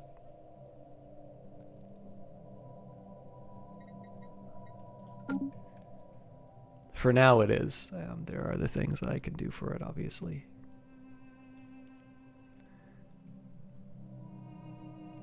Now I am a little surprised that I'm generating I'm generating 3 exotic gases. System resources analyzed. An unknown phenomenon has been discovered near Panya. It is causing light to be frequently refracted, but occasionally even entirely blocked out. Research. And get inside. The investigation into Nitra 6 missing population has made a breakthrough. Large sealed shield doors leading to a deep tunnel network stand as proof that the entire species started to move underground at some point. Cross-examination with geological and meteorological data indicates that the entire planet was gripped by a sudden onset ice age, perhaps triggered by a shift in axial tilt, which likely triggered the migration. Excursions into the vast tunnel network are underway. Okay, so this is one that once we get our first clue, we might actually be able to get the breakthrough. Again, the thing that's neat about this one, it's like rolling a 10-sided die. So you roll the die. If the result is 5 or less, you get no clues. If the result is 6 to 10, you get 1 clue. If it's 11 to 13, you get 2. And if it's 14 or greater, it finishes the chapter. So essentially the modifier is, so we'd roll the 10-sided die, we'd subtract 3 for the difficulty, but we'd add 6 for our skill bonus, 4 because of the scientist's skill, and then 2 because of the technology that we researched. And so essentially we're adding 3 to every die roll. This means that, well, it'll give you the probabilities here, but essentially it's a 50% chance that we're going to get 1 clue. It's essentially an 80% chance that we're going to get something that makes it easier to find the end result. There is a 20% chance that we're not going to add any clues. That's basically if we roll a 1 or a 2, but it shouldn't take us too long. I would expect this is probably like, 3 months, so maybe a little over a year and a half, we should finish this chapter. Complete. Okay, mining station's done. I think we can start building things again.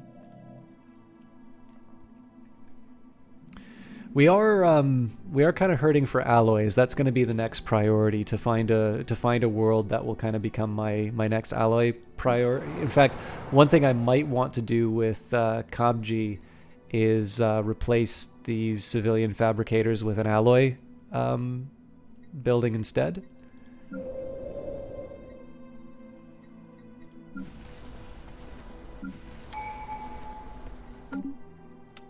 Relic activation available, so I have the influence for it, and it certainly doesn't hurt. So number one, that just sounds cool, as always. Also, I forgot to drop the artifacts on the museums. It is kind of tempting to try and incentivize growth on one of the worlds. I'm going to refrain from that just because I don't have that much of a food surplus at the moment. But yeah, right now we've got a few robot pops kicking around, and they are helpful. I mean, essentially what they're doing is they're freeing up some of my citizens to go work as clerks. We've got 8 clerk spots that are not currently being used, so. And then of course, if we ever wind up with too many robots, we can always just send them off to another planet.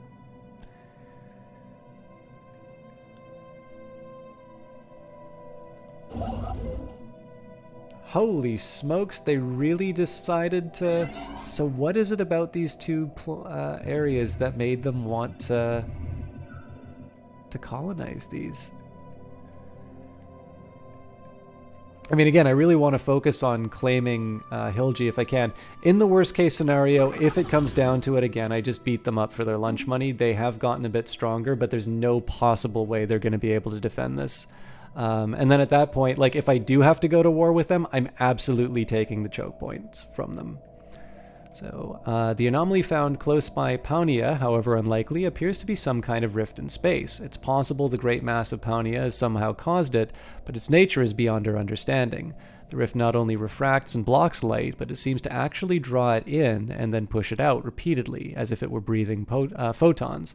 It is likely an immense gravitational pull of the rift that is at some point inhaled in other things as well. We should exercise caution.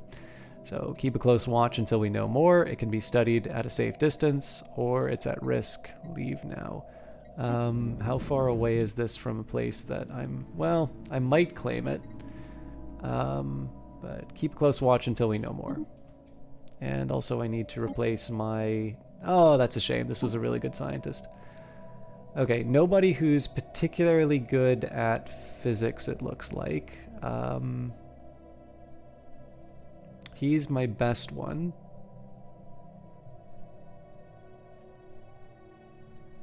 Yeah.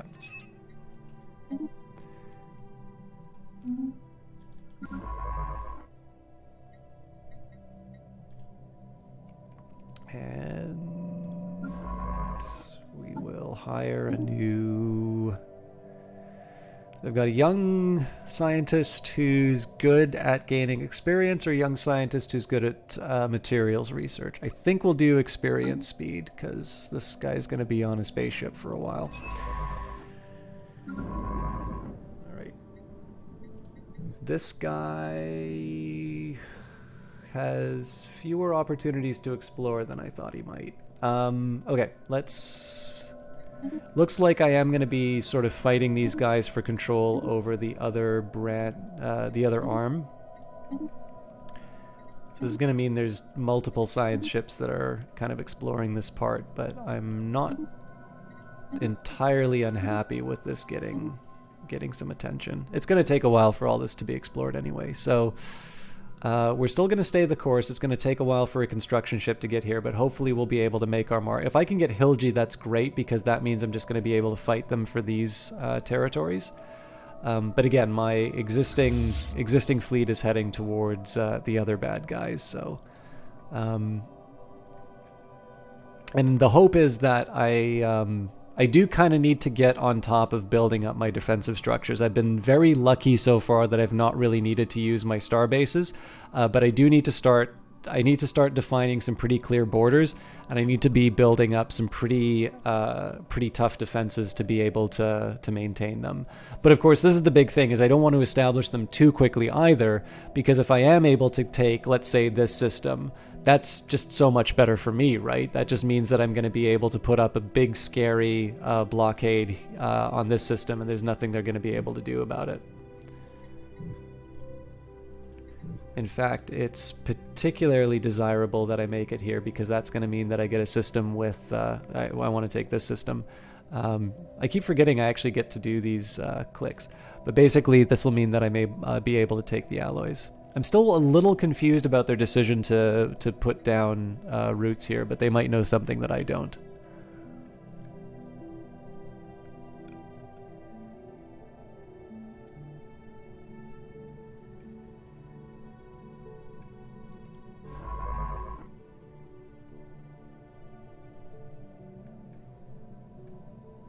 Construction complete. Okay. Again, we've got too many minerals, so as much as it pains me to do so, I'll just sell them for the money. This construction ship isn't quite sure what to do with itself, so I will start them off.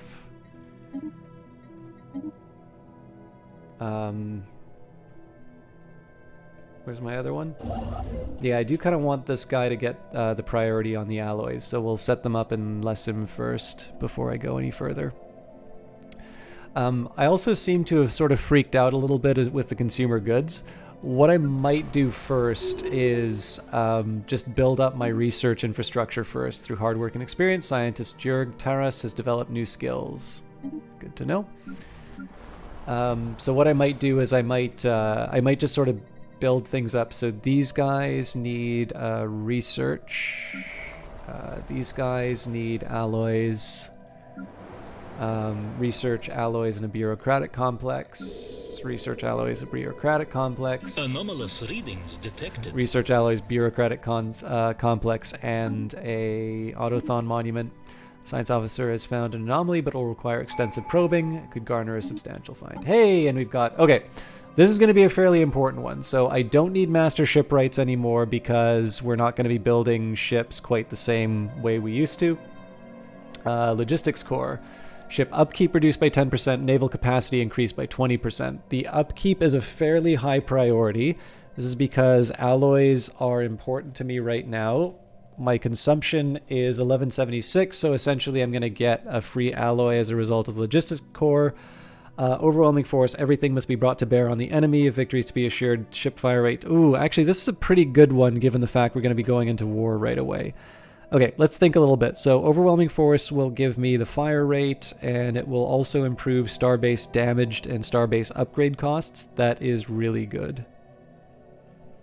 Yes, actually this is the better path for me to go down in my current state. So everything must be brought to bear on the enemy if victory is to be assured. A swift and decisive attack can paradoxically save lives that would have been needlessly lost in a prolonged engagement.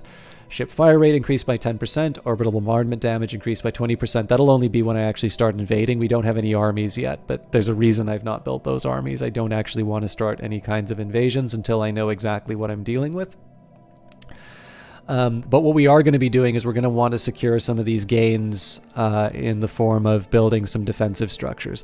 I also think it's very likely that there's something really nasty waiting inside of this system, which is why this species, or why these guys haven't colonized it. But in any case, overwhelming force is obviously the best immediate solution for me right now.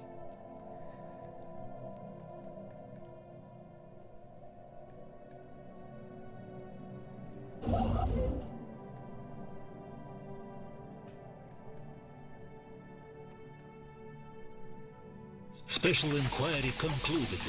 Special project completed. Who would have thought the texts we found were more teachings from Talisa, the Teller of Tales?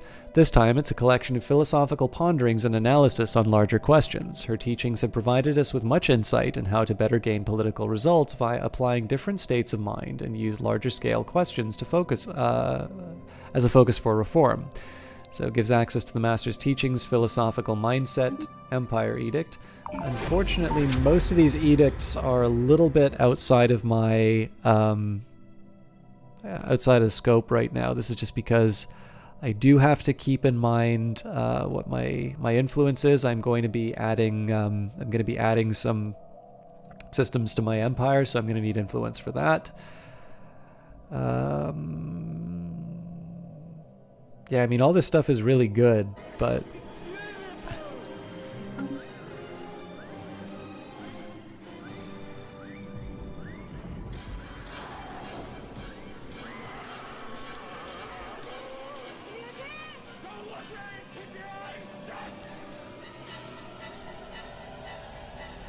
all right, two very lovely people are in here. Dordox, how are you doing? And the Eyes of Sin has resubscribed for 22 months in a row, and I'm trying to come up with ideas on how to give her gifts. Does anybody here know what would be a good gift to get the Eyes of Sin, by the way? Because she really means a lot to me. Now, Sin, I don't need to remind you of this, but if you would like to use any of these fancy emotes,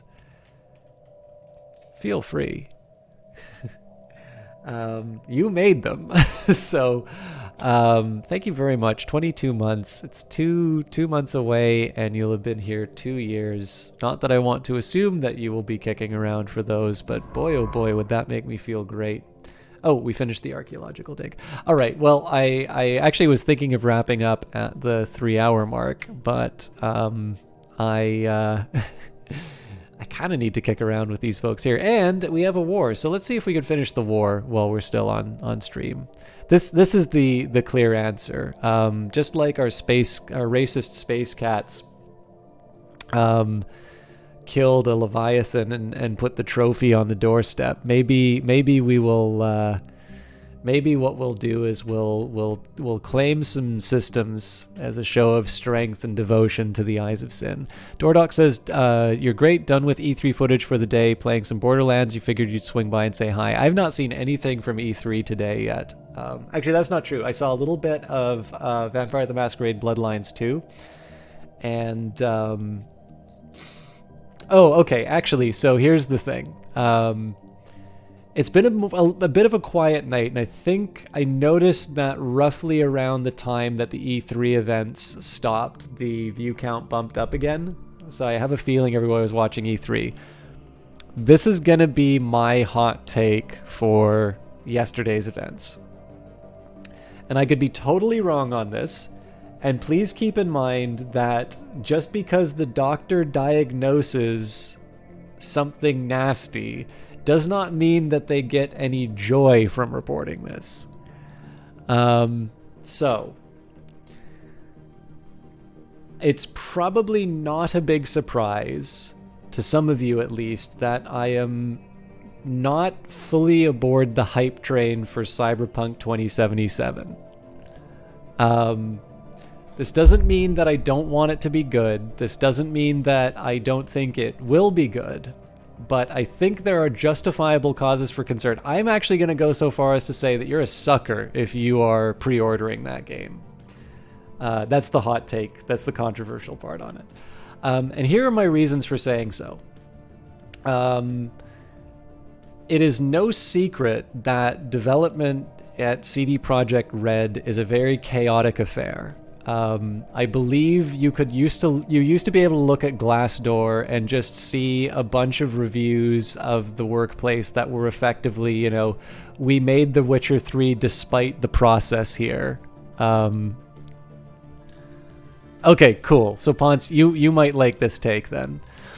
But yeah, like basically the view of the staff there for a while at least was, we made The Witcher 3 despite the process, not because of.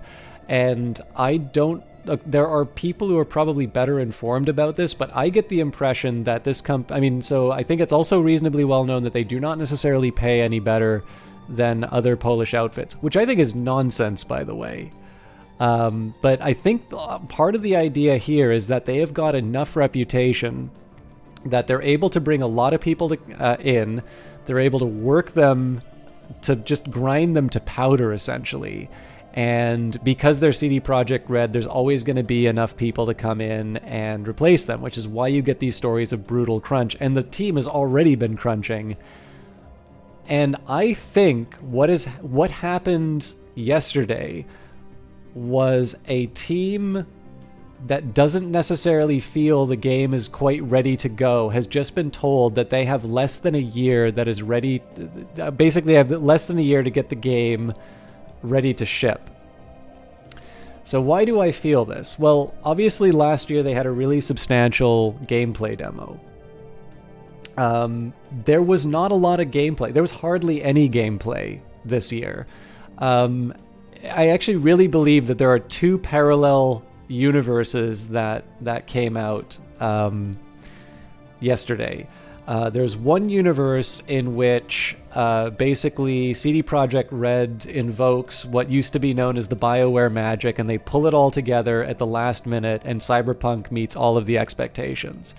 And I think there is another universe where yesterday is marked as a celebrity endorsement that basically is papering over some underlying problems with the game that we haven't seen yet. So there's a few reasons why I believe this. Number one, there was a lot of talk, and I also know that there were job postings for a bunch of multiplayer capability. There was also a lot of talk from people involved with the project about multiplayer capability. That all seems to be dead. What we've seen right now is a really impressive first-person shooter game. Now, it might be that I'm not remembering the demo that well. I don't see a lot of the RPG part of this game. That doesn't seem to have been present in the demo. And that also strikes me as something that's kind of hard to do right. And it's something that we don't really know anything about right now. So, you know, the Keanu Reeves revelation was a really cool, really attention-getting revelation. I think there is a reason we did not see any gameplay right now. And I think it is very likely that this game will be underwhelming when it comes out. It could potentially be Anthem levels underwhelming when it comes out. Just because it seems to have just enough little indications that things aren't 100% okay, both at CD Projekt Red and with that game on its own. And they've spent so much time building up this hype, and we kind of know what's been happening to games that are really hotly anticipated and, and don't deliver. So I don't know. It's entirely possible, too, that the decision not to show a lot of gameplay right now and just rely on the revelation of Keanu Reeves is simply them falling back on the way that they've marketed the game before, which is essentially to show something impressive and move back.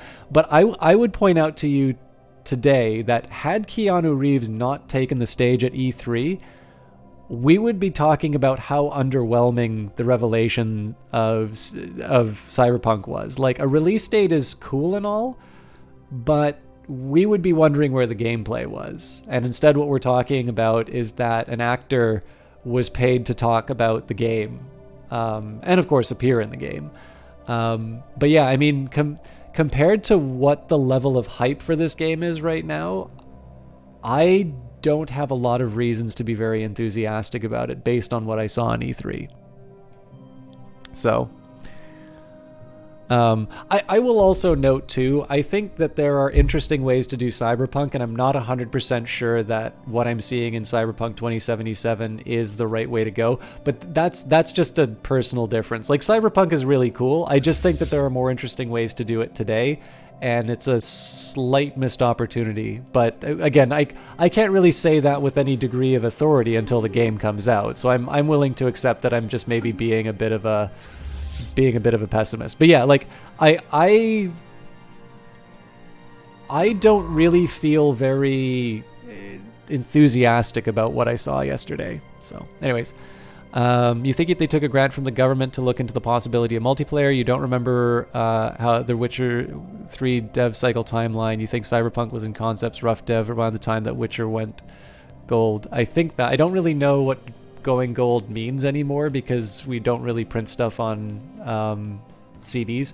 But yeah, I believe you are correct that there were, like, obviously the thing really ramped up around the time of The Witcher 3. You don't think Mike Pondsmith was in talks? I definitely remember some interviews with Mike Pondsmith at some point, but I genuinely don't remember the exact ordering of things. Now, again, here's the thing. I always benefit... So, we all benefit from more good games. There is definitely a side of me that wants to say, I hope CD Projekt Red gets absolutely slammed with Cyberpunk and that they're not that they realize they're not able to use that production model anymore. But if they get slammed, it won't necessarily mean that they'll reform the production model. It might just mean that people get worked even harder. So I can't even really say that with a straight face. I can only ever hope that any given game is good. There was another game that I felt was really... I think the level of excitement was higher than what the actual delivery was. The Last Night, which obviously now is having a bunch of financial difficulties. I thought it was a very good-looking trailer. Like, nobody can look at that and say it's anything but a good-looking trailer. I also really wanted to know what the game behind it was, because, notwithstanding any of the stuff about the developer and their comments, that's a whole other business, which I don't really find as interesting to get into. To my understanding, it was basically like a platformer. And one that you may or may not have been able to jump in. And I sort of wonder whether or not there are enough interesting things to do in a platformer to sort of really populate that kind. Like, so there's a game like Dex, which is kind of interesting, but it didn't really seem like a lot of the stuff that you were able to do in The Last Night really kind of delivered on all of these promises the developer was making in terms of what type of a game it would be or what kind of a story was going to be told. And so that was another one that I thought had a lot of hype built around it, but I thought it was like, well, it's just like, it's a trailer that's recycled the Blade Runner look and put a bunch of pixels on it. Now, don't get me wrong, I'd love a pixel art Blade Runner. I think that would look really cool, but like, I'm going to need to see a little bit more before I'm like, this was the best thing of E3. But I mean, people were really excited about it. And this was just it. Like, while I'm skeptical, and apparently in that case, the skepticism was justified, if for slightly different reasons, I still hope that game is good, because obviously it is better if people with good ideas are able to see success, rather than me sort of sitting on the sidelines and being like, ha ha ha, I was right all along. Like, that's not really the best way of looking at it. But anyways, those are my E3 hot takes. One of them is like 2 years old, but... all right, let's get the Malleable Gulantha.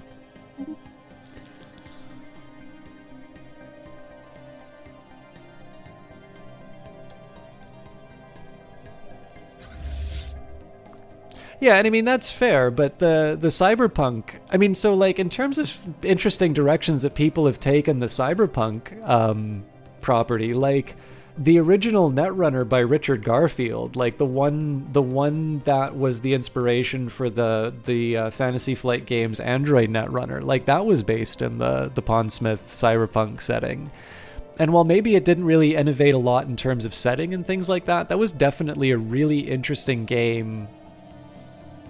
I think it's honestly, I think it's the best CCG I've ever played. Now, I haven't played a lot of CCGs, but I'm willing to. I think I'm willing to go out on a limb and say it was the best one that I've played. So I definitely feel like there is room to put your mark on that sort of world, even if you are taking from an existing IP.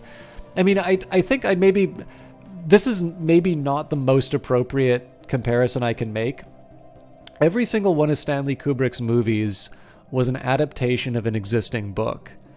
But very clearly we understand what a Stanley Kubrick movie is. And I kind of wish, like right now, it sort of feels like a lot of games that work with an existing IP are kind of renting revenue. So, like, here's a really good example. Weather Factory made Cultist Simulator, and that was really cool, and a lot of people liked it. And now they're making the Book of Hours, which is something that takes place in the Secret Histories universe. It's sort of a lighter version of Cultist Simulator. And you can imagine somebody turning around and saying, is like, hey, this is a really interesting setting and there seem to be a lot of people interested in it. What if we made a board game or a card game, you know? Weather Factory would then be able to license that property out to them. So this game developer who could have made, you know, the board game can have the same rules and it's just a matter of the setting, but obviously they're going to make a little bit more money than they would have from a completely original setting due to the fact that there's that familiarity. It's one of the reasons why Games Workshop seems willing to sort of slap their name on just about anything, because everybody knows what Space Marines look like. Everybody knows what, you know, Warhammer Fantasy Battles looks like. And so there is a built-in audience for that sort of thing, no matter how terrible the games are. So Pon says, but being smug after the fact is one of the great joys in life. That's true. I just think that knowing how hard it is for me to do any kind of creative stuff, I'd find it really hard to dance on the grave of somebody else's project.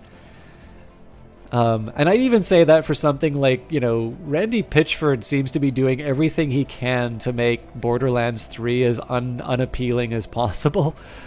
But even then, I really wouldn't want to be like, ha ha ha, these hundreds of people, all of that hard work has been completely undermined. Weren't they deserving of it? Like, that just seems...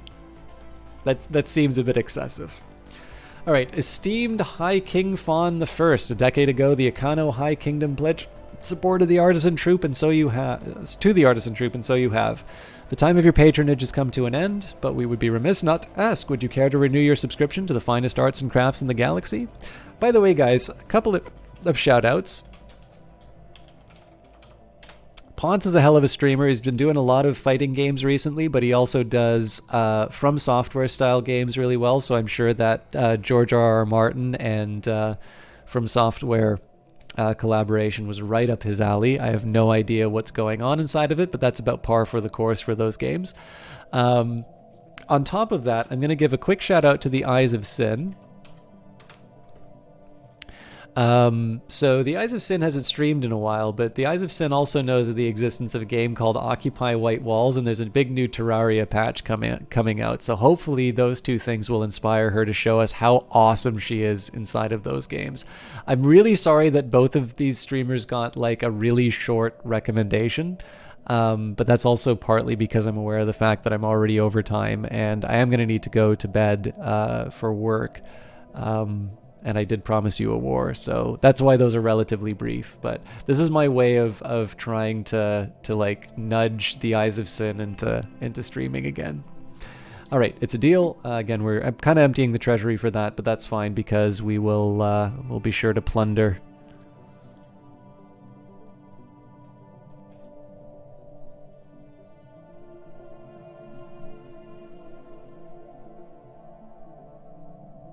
You're playing original EverQuest on your other monitor that deserves no recognition. I always liked watching your EverQuest stuff. I mean, I never got to play it, so...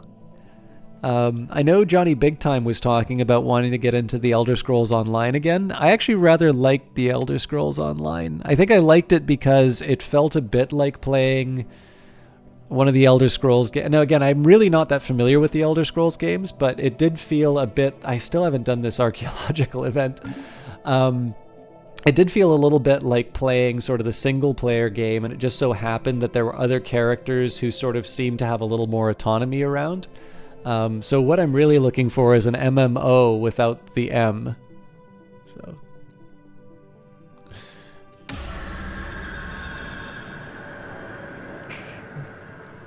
Sound department had fun with that. The deep sleep. Thousands of years ago, the planet's average temperature dropped precipitously, and most sunlight was blotted out by clouds. To cope with the suddenly freezing climate, the population migrated underground, forced to burrow deeper and deeper, chasing the retreating warmth of the planet's core. Unable to maintain their burrowing population, a cryotorpor project was initiated. It would automatically awaken them once the instruments detected a stable surface climate again. The planet did finally warm up, but the process was extremely sudden, decalibrating the hibernation pods and incinerating the sleepers. All that remains are millions of pods filled with charred bones, sitting in silent rows in the dark. Unfortunate. God, this is a really good story. I mean, that's grim as hell and very sad, but this is a really good story pack.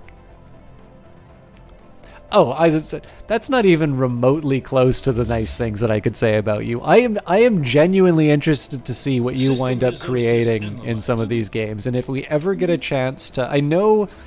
I have a feeling when people... Like... I sometimes kind of wonder if people don't play games with me as often for a reason. So it may never happen.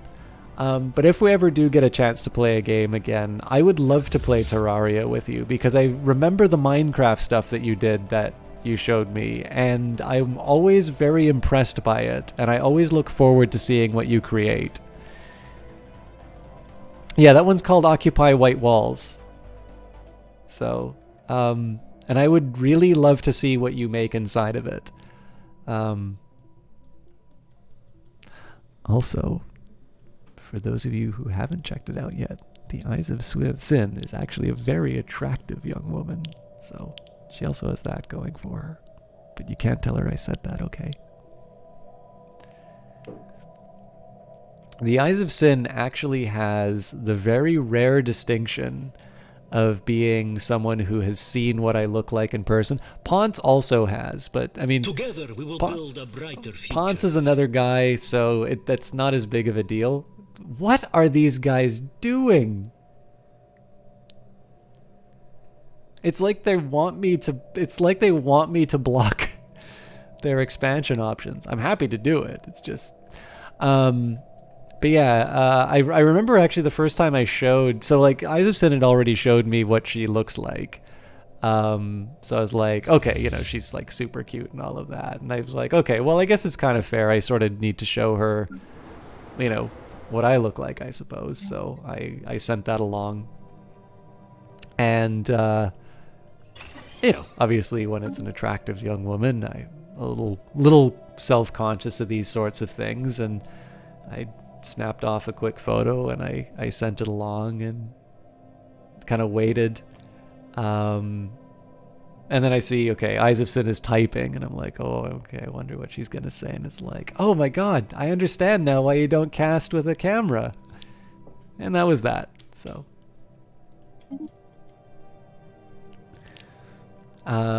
Fusion missiles. These updated space-to-space missiles have powerful fusion warheads and improved flight performance. And looks like these aren't an upgrade for these guys, so.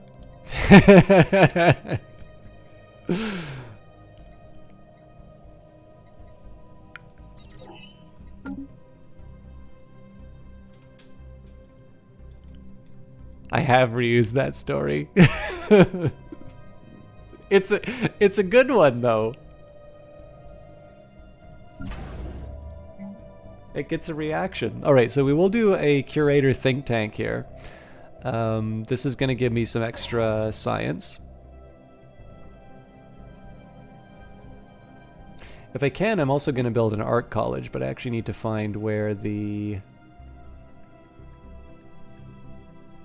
Oh, they're the artisan true. Actually, you know what? I better hold off just in case.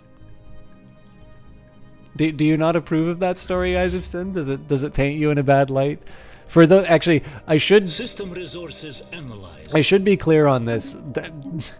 I have told a variation of that story, and it actually wound up going very poorly for the so that's a totally made up story. And that's kind of intended. I always sort of assume that the audience that hears stuff like that is able. I mean, 9 times out of 10, I always hear somebody say, it's like, I can hear you smiling, Jock. Like, I usually kind of think my sarcasm, even in print, is usually self-evident. But I did actually have, there's 2 events where this has come to bite me. Number 1, sometimes when I tell that story, people behave very negatively to, so like, in the case of like the Eyes of Sin, they'd be like, oh, well, she's really mean to do that. I'm like, so that never actually happened. That's me having a laugh at my own expense, because for at least for those of you who can read chat, she had very nice things to say about me. But the other one was, some of you may remember that I have this ongoing thing about Stardew Valley where I keep pretending that I'm about to play it, and there's always another reason that it gets interrupted. And the first time I did this, I took that moment where you open the drawer, and I was like, I don't want to open the drawer. I'm really satisfied at my job at Joja. I worked hard at Comp Sci. I paid attention to my data structures and algorithms class. You know what? This is obviously Amazon. It's hard to get a job at Amazon. It pays well. I'm proud of this. And I, for one, do not want... And, like, I made the joke... Like, I very deliberately, like, made myself to be really worked up about this and getting increasingly angry at the game forcing me to go through and open this letter that's going to say that I feel like my life is meaningless because I'm working for this company. And I was like, you know what? I'm tired of this. I'm tired of this game forcing me to do what I need to do. I'm going to go play something. I'm going to play the Stanley Parable, which, of course, the Stanley Parable is entirely about how you don't have any choice and how you're being made to do these sorts of things. I mean, the game paints a yellow line on the ground if you don't do what it tells you to do.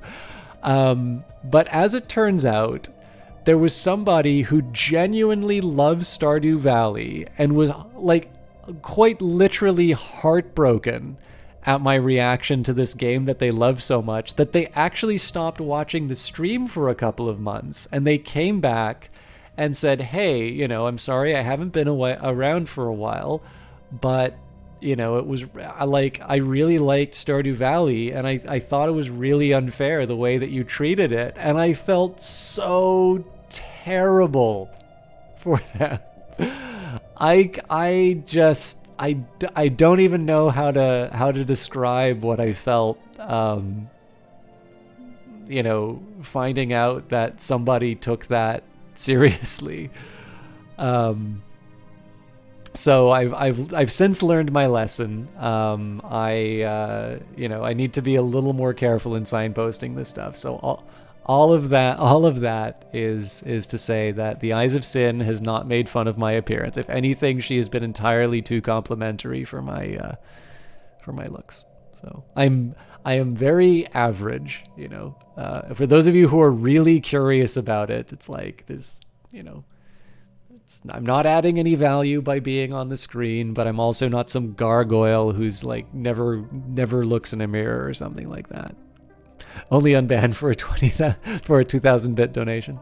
Diamond in the Rough. After a study of Trinitar 8A has concluded, science officer Sapra Nick reports that they have found the planet to be unusually rich in minerals. The discovery was made possible in large part thanks to a certain member of the ISS Jalwadden crew. Super Nick praises the protege highly, so offer this protege a science officer position, or they do good work where they are. Promising crew modifier added for 240 months. Yeah, we'll say they do good work where they are. I'm mildly tempted to get a better scientist, but in this case, I think augmenting my existing abilities is better. Okay, I guess I said we're getting a war, right?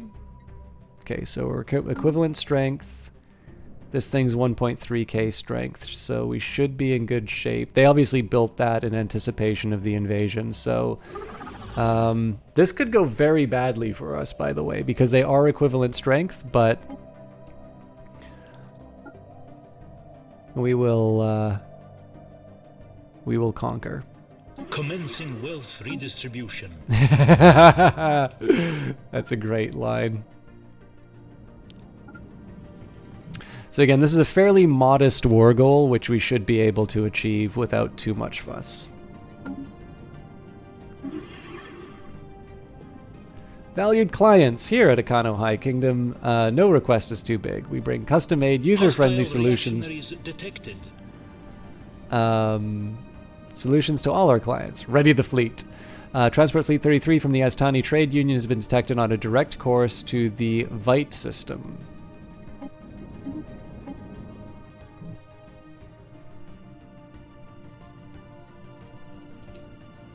Okay, so apparently they just kept that open.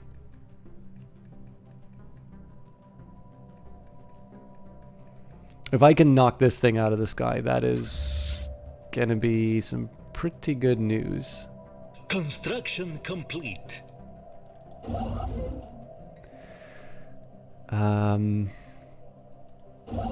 Okay, so they're already building the starbase. I think I'm still gonna hold off. I'd really like this guy to go further, but at this point, I think it's better for me to forge ahead until I can get the Hilja system. I actually kind of want to take all of these, but we'll go one at a time. Yeah, but look at my neighbor. Like, everybody's got big borders. So at this point, we've wealth redistribution is commenced, and we are going to do this right. We'll wait until. Enemy station engaged. All right, let's watch the magic happen. Nope. Apparently, there's no half measures on this, so. Anomalous readings detected.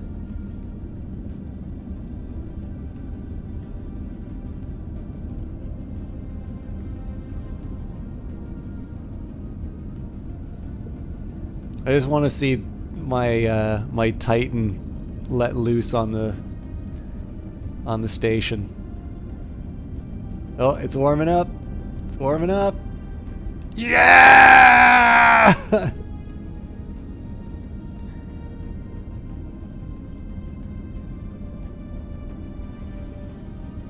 Why isn't it dead?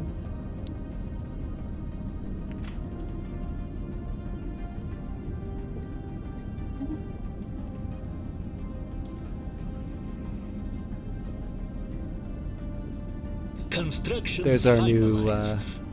our fancy new ship.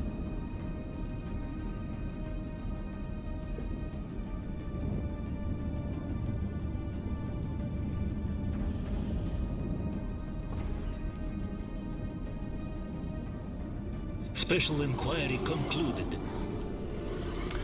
Golanthas are large, flat herbivores that have evolved internal gas pockets, enabling them to hover a few centimeters above the ground. They move about in herds consisting of a few dozen animals, grazing upon the moss and lichen that can be found in the windswept plains of Craxima Prime. They are ruthlessly hunted by the planet's apex predators, and our biologists on the ISS Jal Imikun estimate that only a few hundred Golantha herds remain. One of these, consisting of 9 animals, have been successfully collected and will be brought back to Old Alvania. Let me just take a quick look. Okay, the construction of a starbase in Lessim. So I have 2 more to build. But that's not why we're here. We're here for the war! Alright, that was fairly straightforward. I don't even know if we took any damage on that one. We didn't. That's amazing. Okay, life is good. So the war has started well. I don't think there's anything else for me to do, so we're going to start exploring where our potential boundaries are here.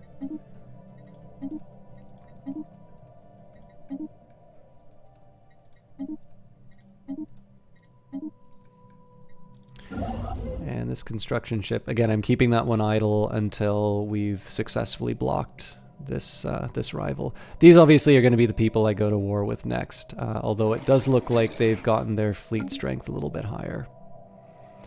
My big worry right now is I really don't know So it looks like they are... Ah, this is actually pretty important. I'm going to need to find some good ways to knock down their...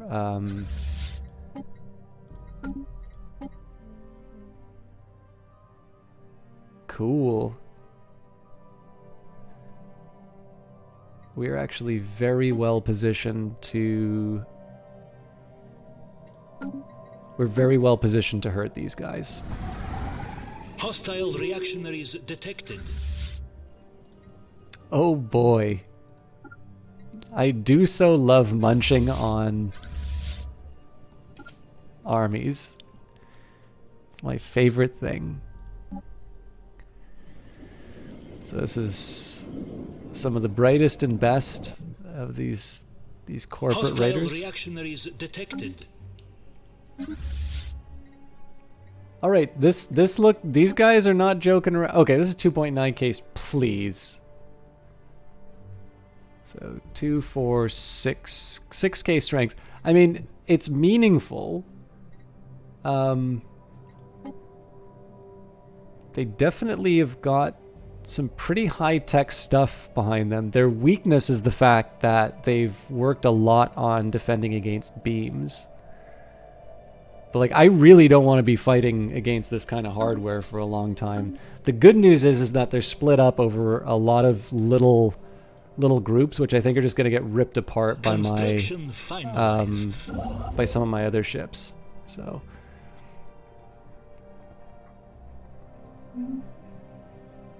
we'll see. I mean, it's going to be interesting, that's for sure. But with luck, we are going to just absolutely demolish these guys. How you doing, Cyberdog? But yeah, for the benefit, especially for resonance factor, like, I mean, my borders are okay. It's a lot of it is just due to the fact that it's spread. Like, this particular part is doing so much work as far as my borders are concerned. Obviously, I've sort of expanded to all of these ones here, but like the number of entry points is smaller than you'd expect. Like, total cohesion loss of 42, and it's mostly due to this sort of stuff, which I'm going to be dealing with in fairly short order. Not too bad, Cyberdog. I'll warn you, I'm a little, I'm probably going to be wrapping up fairly soon. Obviously, I want to slap around in AI for a bit, but I am rather looking forward to, I'm assuming we're going to warm up into the system. I'm a little curious how this one's going to turn out. Our research has progressed. It looks like these guys are actually trying to combine, so... explosions in the sky. The planet Euron 2 is home to a marvel of nature. Giant colorful explosions appear in the sky, a result of the chemical composition in the atmosphere reacting to the sun's gamma rays. Students and senior scientists alike are spreading this find like a wildfire. It has generated quite the spark of interest for the scientific field amongst our people. Amazing. Now, one of the things that I'm hoping might happen is if I destroy more of their fleets, I might actually get some opportunities to research their technology. Interior imaging from Trinitar 7A suggests massive underground caverns wait below the planet's surface. They may be worth investigation. Okay, so I'm assuming that this army is about to have the worst possible day. Again, let's just focus on the low-hanging fruit for the next little while. Hey guys, what's this circle? Oh God, it hurts! Oh Jesus! Stop! Stop, God! No! Please stop!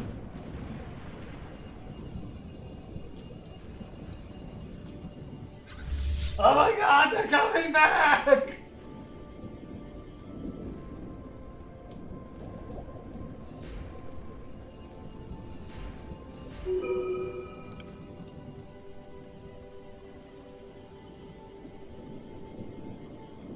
Oh yeah, my admin cap is like 90. I'm already over 100 over the admin cap. Okay, how many did we kill? 21 out of 27, not bad at all.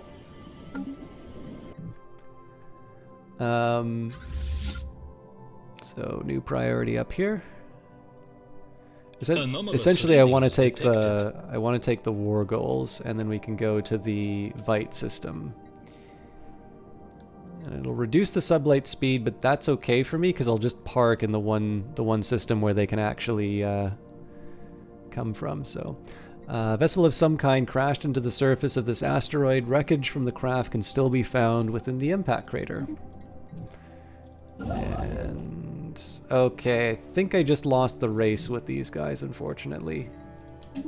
We'll try. Oh, looks like they're running away. Okay, so I did wind up winning the race. I'm assuming they're going to build in like Sizer or something, but...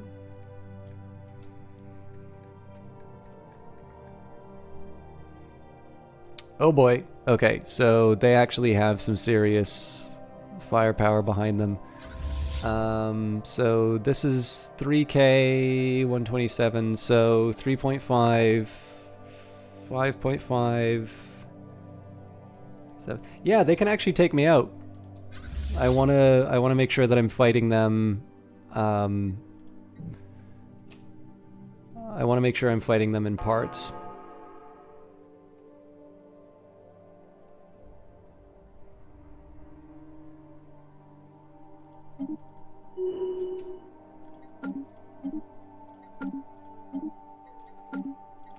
Surrender.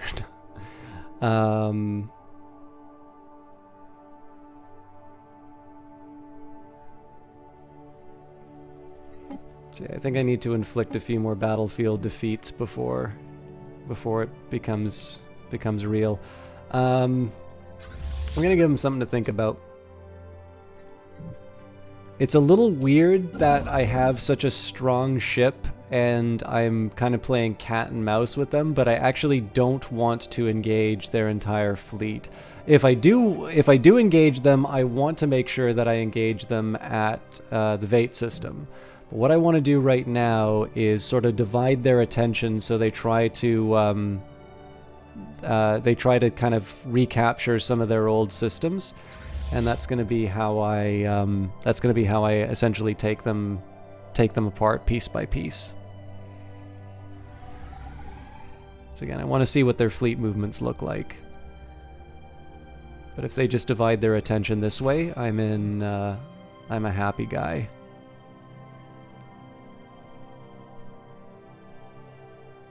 Construction complete. I'm going to need to come up with some decisions about what I want to do with this, but...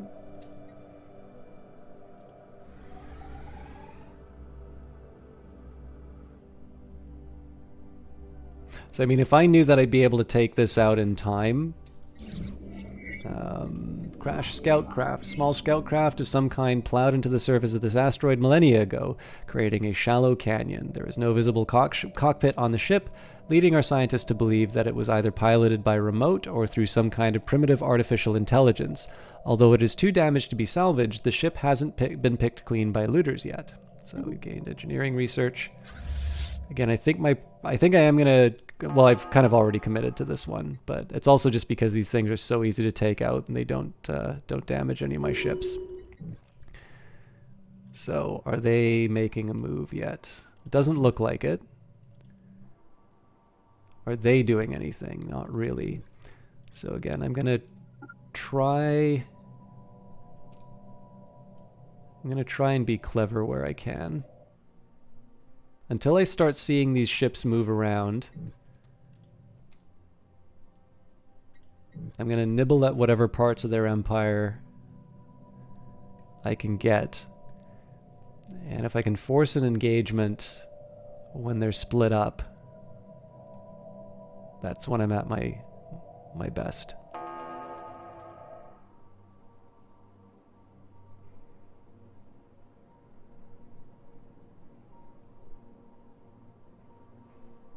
Construction finalized. A little surprised that this one wasn't taken out right away.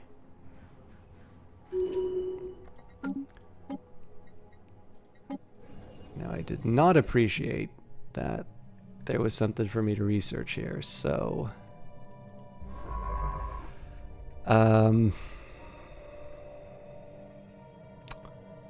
Bummer.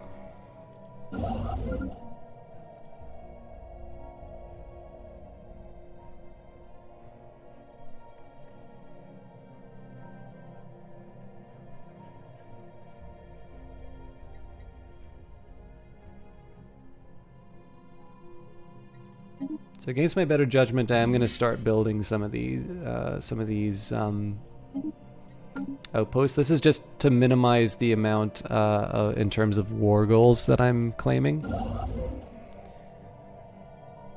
But I should also be expanding out to this system before too long. Okay, so I've lost my vision here. This might be a problem.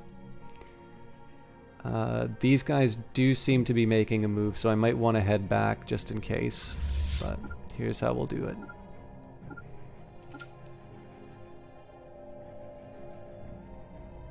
Again, I don't want to lose the plot. Like, the point is to keep the war goals. All these extra ones are just that, extra. But System resources analyzed. obviously, if I'm able to take them in advantageous locations, I want to do that. And if I can catch them while they're moving their ships into other locations. One of the things I particularly want to do is try and take them out in locations where their shields don't really count for much. So for instance, I would be willing to do a fight under these circumstances because I'm somewhat confident I'd be able to achieve the war goal. I'd be able to take this place out before they'd be able to bring their reinforcements in, which means I get to take a 3k strength fleet off the table. And in the meantime, they're going to, what I hope at least, they're going to be taking these fleets and they're going to be either trying to reclaim these territories or they're going to be preparing for sort of an invasion that comes elsewhere. So the nice thing here is that these guys are protected only, like, this is a base I should be able to handle. 2.9k, I'm going to lose some ships to it, but I have a feeling that the majority of the fight will be over by the time that the reinforcements arrive. The best would be if I'm out of there completely by the time that the reinforcements arrive. But second best, I'm able to take them while they're disorganized. I'm also slightly curious what kind of damage these things have taken. I frankly don't even notice it.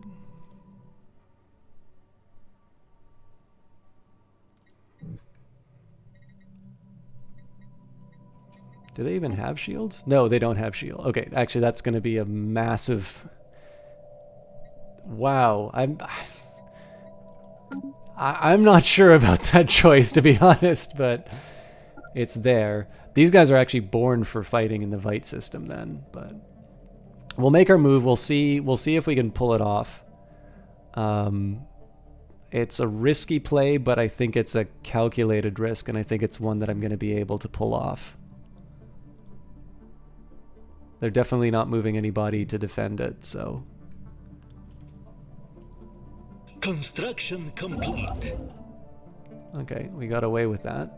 So I'll build the last one. Again, we're basically spoiling for a fight here at this point, but I'm willing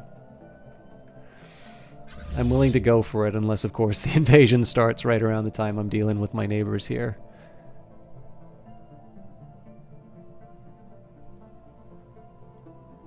The best would be if I can retreat to the Vite system and be able to fight them inside here. But I don't think I have that kind of maneuverability.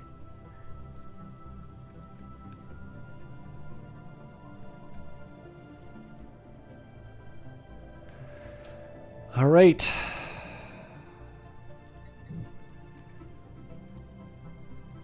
There can be no bravery without madness. Scientific progress attained.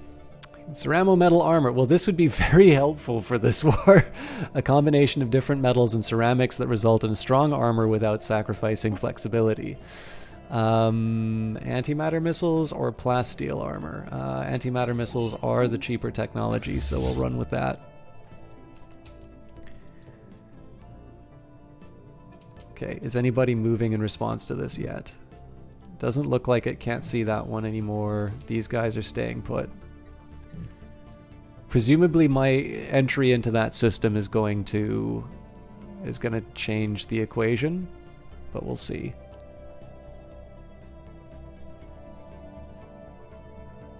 Again, my preferred strategy would be... Special inquiry concluded. It appears that the texts we found buried in the battlefield were more teachings by Talisa, the Teller of Tales. The documents are breakdowns of tactics, strategy, and most importantly, logistics in interstellar warfare. Being a strong spokesperson against war, Talisa still found it to be an essential knowledge for steering into the future. Even the most peaceful of people might be forced into a corner in their work for a better world. So...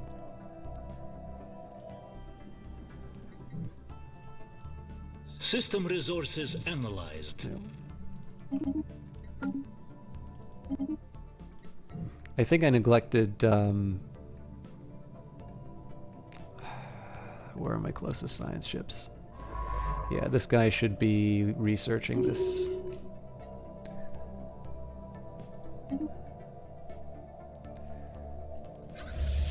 I'm genuinely curious what the AI is kind of thinking on this one. It might be that it's confident enough that it's going to be able to pile in with fresh ships in time to respond to this, in which case they have the upper hand.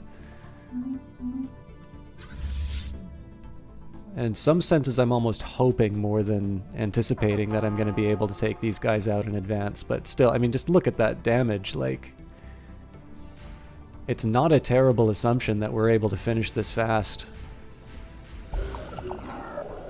We received a communique from a previously unknown spacefaring empire that called themselves the Zithorian Confederation. They claim to have learned of our existence by listening in on the communications of another empire that we are in contact with.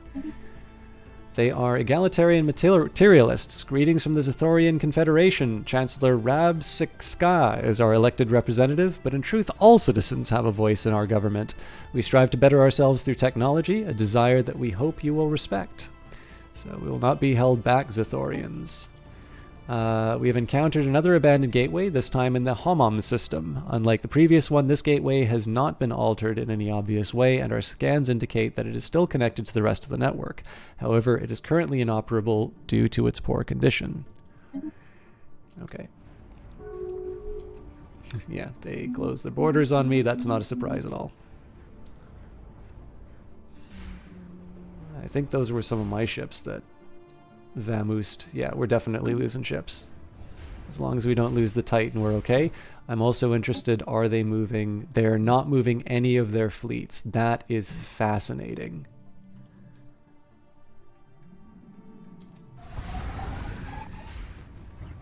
I rather wish we weren't splitting our attention like this, but I think we'll still carry the day. Construction We definitely lost some ships though, so I need to start working on some replacements. Okay, so we're gonna get you building some stations. I got what I needed, so now we're gonna take advantage of that. The Grand Fleet, what's missing? Looks like it's all Corvettes, although we did also lose some of our raiders. That's a shame. Okay. So we're basically down 6. I think it's fair to say 6 Corvettes.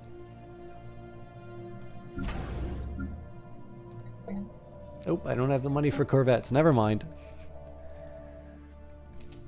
Now again, these are screening ships, so it's not the end of the world. If we lose them, it's just kind of a shame because they're hard to replace in this current state. But with luck, we will be able to heal in this station. Especially because it looks like they're just going to sit and take it. That's actually a ton of war score that we just gained off of that. Like if we can inflict another one of those on them, it's game over as far as this war is concerned. Against my better judgment, I think I'm going to take the Titan out. Oops.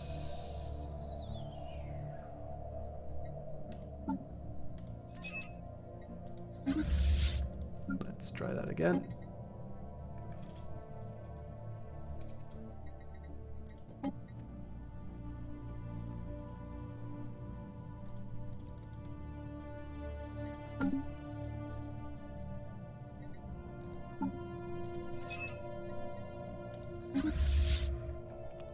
So I'm going to try and take the Grand Herald to just go and take individual objectives.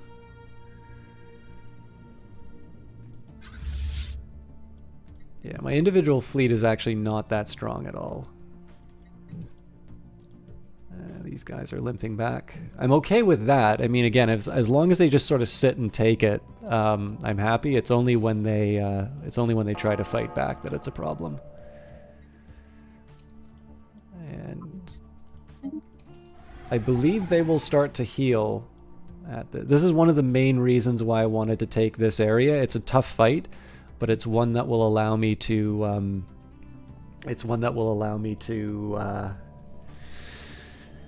To heal my ships, so the ones that are left over are better off for it.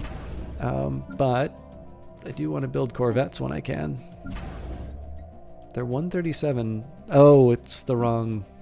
That's why.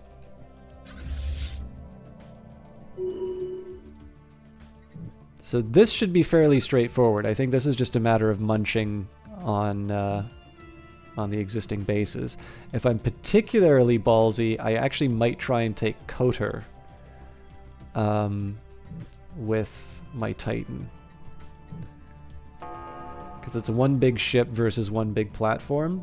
The catch is that if they use that as an opportunity to catch this big ship on its own, it could be game over. Construction complete. Okay, that's a new corvette, so we'll get them into the fight.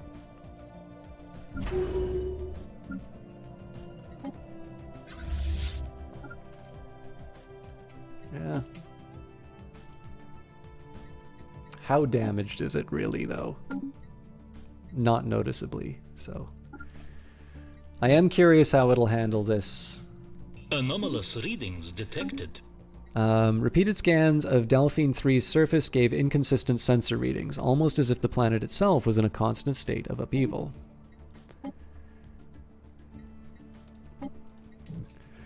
Again, it is ideal if I can do a big, like, decisive battle to finish this off.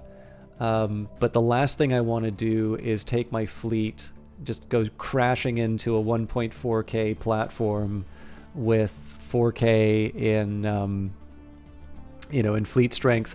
Plus, of course, the you can sort of see those armies as sort of a screening fleet. That's not really what they're there for, but that's kind of the purpose that they serve, especially if my Titan winds up like putting its doom beam on them.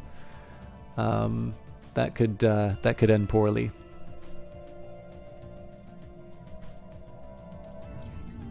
Living metal lakes. Investigation of the caverns below the surface of Trinitar 7A reveal them to be filled with silvery liquid metal that flows from cavern to cavern in gleaming rivers, pooling into underground lakes.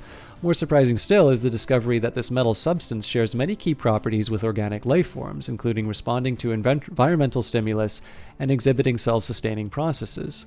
It remains to be seen whether this exceptional metal should be classified as truly alive, but may have several practical applications for our engineering technology. So living metal is going to take a little longer than I'm willing to bear as far as research is concerned, but it is nice to know that I have that as an option now. Oop, looks like we've got more options on this planet, so before anything, Old Albania needs to be upgraded.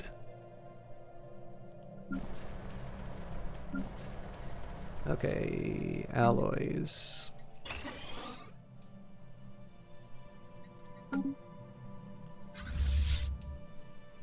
So again, this is just following the same pattern of that I've already built in place on Old Albania.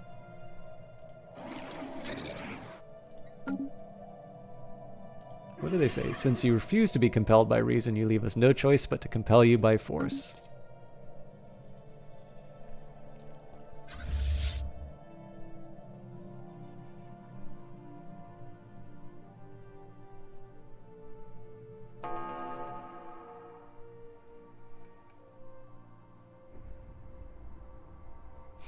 It is always very satisfying to see that weapon go off, but we'll see what the damage looks like. Together we will build a brighter future.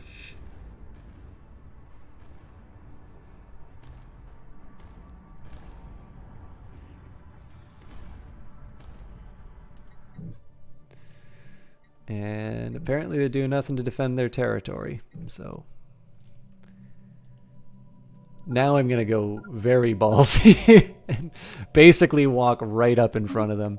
Improved reactor booster. The discovery of fusion power allows for better reactor boosters to be fitted onto our ships. Again, I'm prioritizing the lowest cost ones, ideally ones with military applications, but even here, 20% bonus energy credits, I am getting shy of those. So...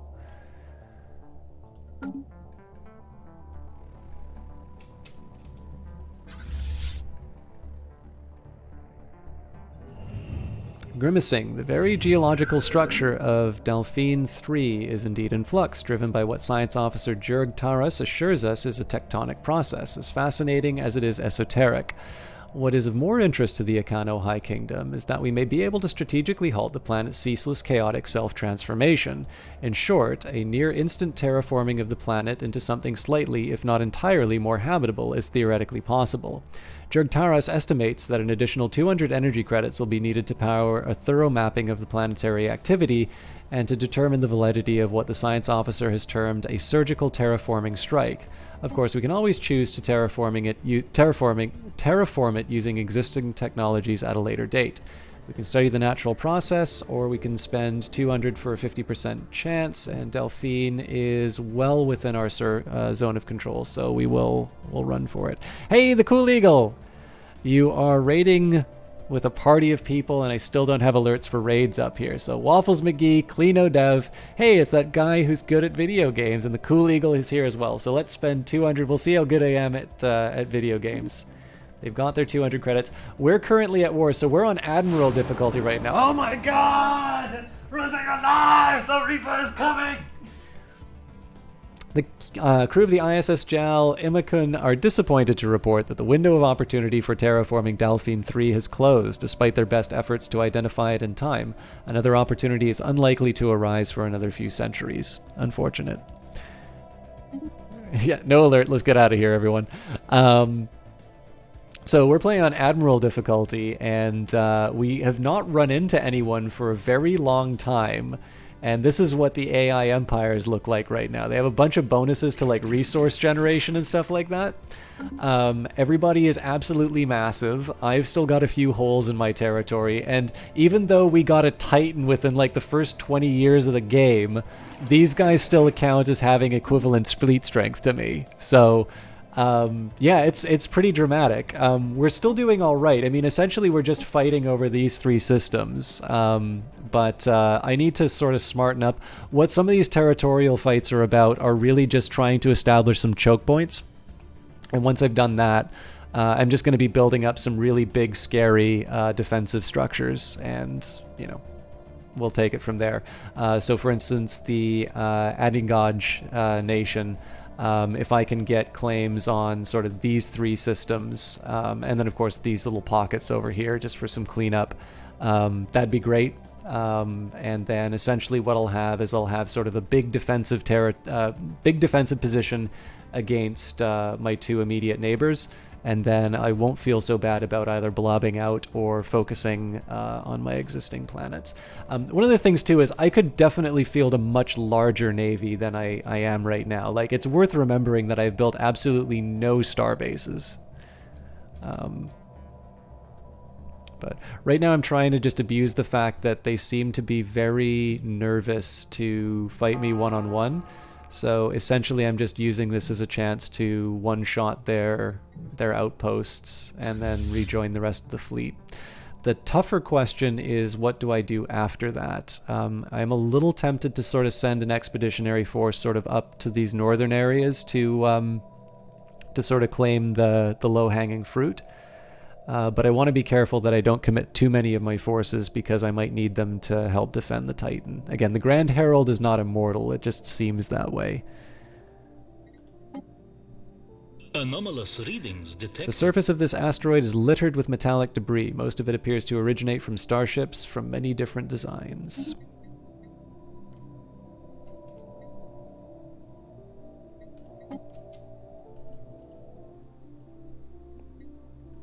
The one fight that I don't want is to go after their full fleet strength in either of these territories.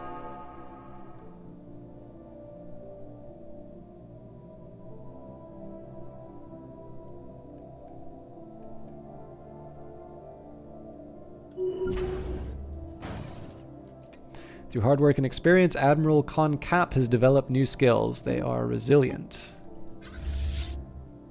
So, oh, they get extra lifespan, so maybe they'll actually learn something before they die. What's the fleet power on that Titan? About 7.6. Not about 7.6, exactly 7.6. Construction complete. By itself, yeah.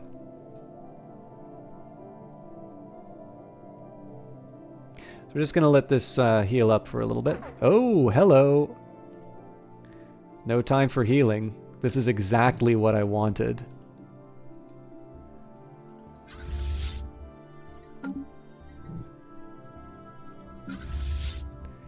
So to be able to basically take my full strength fleet after their next biggest fleet, I might lose this system, but I am absolutely going to win the battle. This is exactly what I wanted them to do.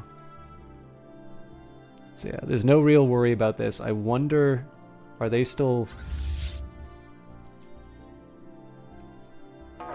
Alright, well, we're committed now. I was wondering if I could get the advantage of the base as well, but we've got a better admiral and we've got the firepower to back it up. These guys do have unquestionably better technology than me, so we're going to lose a lot of the screening ships, but we're going to get some very serious war score out of this one. So the asteroid was evidently used as a junkyard by someone at some point in the distant past. All manner of discarded machinery and metallic refuse has been deposited inside the asteroid's weak gravity well, being slowly pulled into the jumble of debris that now covers the surface. There is nothing of particular value to be found here, but a lot of metal could be salvaged by a mining station. We should recycle what we can. So let's see how this goes.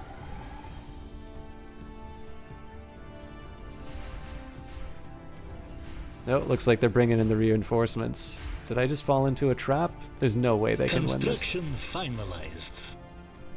They're doing a really good job of dividing the attention, though, so this is going to be a pretty bloody fight. I wonder if anybody else is on their way.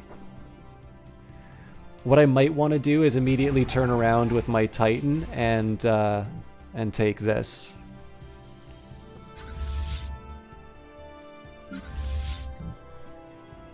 So essentially, I might want to punish them for getting a little brave. I take the Titan, immediately move into this system, and just take out this this defensive platform.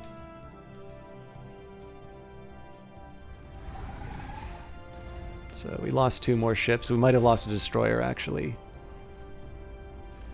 But the good news is that we've inflicted some pretty heavy damage on them. We're losing a lot of ships, actually. Wow, it's only the Titan is left. This is going to be really interesting all of a sudden, because a pack of dogs can still take down the lion. Yeah, this guy's in some serious trouble. I might have to abort. Oh my god. How humiliating.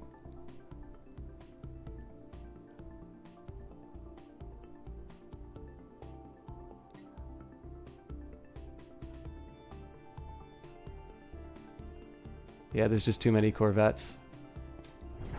They're just gonna shred through the armor. Yikes.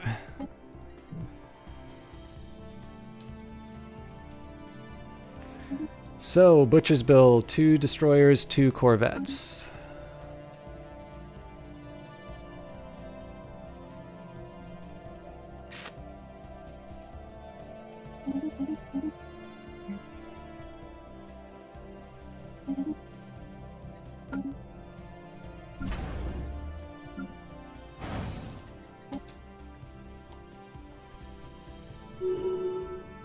We appear to have underestimated your net value, Akanos. Rest assured that will not happen again. Best possible outcome. So, right around the time that we needed that war to end, we won. Whew.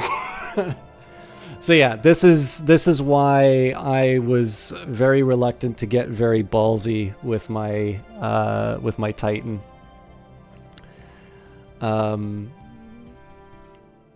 So Velt is a very high priority for me to claim now. And the other nice bonus out of this is that I'm going to be able to get some research out of this. But we're going to need to spend some time rebuilding my navy before I try another fight like that. Even if we go against these guys, like I need to be really clear on what my screening ships are going to do. And the fact of the matter is I need to get my military technology up. I had this nice peace dividend for a while. I used it to expand out my territory, but that is over. Like I need to start treating this stuff seriously, or we're going to have a really bad time with some of these fights. But the good news is that I do have a pretty secure defensive structure. So these guys are not going to be able to declare war on me for 30 years? Oh Jesus, 10 years. Okay, I need to make sure I get my defensive station up. And then as far as where are we? As far as these guys are concerned, I'm a little worried that the fact that they now count as inferior fleet power. Okay, so again, I'm gonna at the very minimum, I'm going to expect that I should be able to bully them for sort of these offshoot. This should basically be free. This should be like free war score for me here. The plan is to take this system and to put a hard point, but we'll see. Obviously, I've got some repairs to do.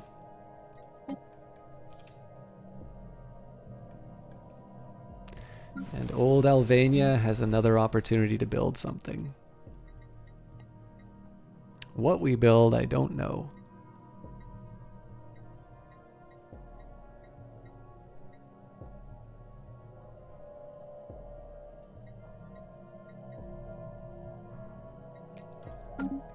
Oh, I forgot. Sorry, Cool Eagle. I thought there was a guy who used to stop by the channel. I don't really know what happened to them. I tried reaching out, but Discord is rather nasty in the fact that... So, like, I'm genuinely unsure if this guy, like, deliberately blocked me, or if it's the fact that we don't share any servers and the default Discord options are that you don't talk to them anymore. But there was a guy who I did a multiplayer game with earlier, and it was really it was fun in one sense because I won, but no, it was fun because they didn't realize there was a wormhole really close to their capital, and they had built this coalition against me. And what I did through sort of the private one-on-one diplomacy, I was able to break the coalition, and then when it came time for the war, essentially I got to a position where I was able to... So he basically sent his stuff to the border, assuming that there would be this big... Like, I'd be sort of fighting a three-front war, which didn't happen. And people had already sort of left his coalition with his knowledge there. But the next part was he apparently did not realize how close this wormhole was to his capital world, because all of a sudden he has got battleships, a Titan, and legions of very angry System Chalk people, just at his door, saying hi, and that was the game. All right, the Anganji nation, who used to be xenophilic when I first met them, say, "Let us end this charade." You know what? Right back at you, buddy. I need the extra influence. So when we play Stellaris and you kill me, then you can block your... I don't believe those two things are related. If they deliberately block me, I genuinely feel bad because I do not know what happened. I know there was an extended period of time where we didn't talk, and I was under the impression that they were just kind of wanting some time on their own. But if I misinterpreted that in any way, obviously I'd want to hang out. It's like they're one of the few people I've ever played multiplayer Stellaris with, so like I'd really like to go back to that if I can. I'm gonna keep this up as a sort of a temporary defensive spot, but I have a feeling that this is going to get dismantled in favor of one at I'd prefer to have it at Sugenya, to be honest, but...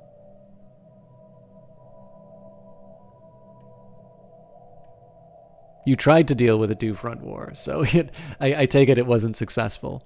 When is this thing coming back? 78? It's a little too long to wait.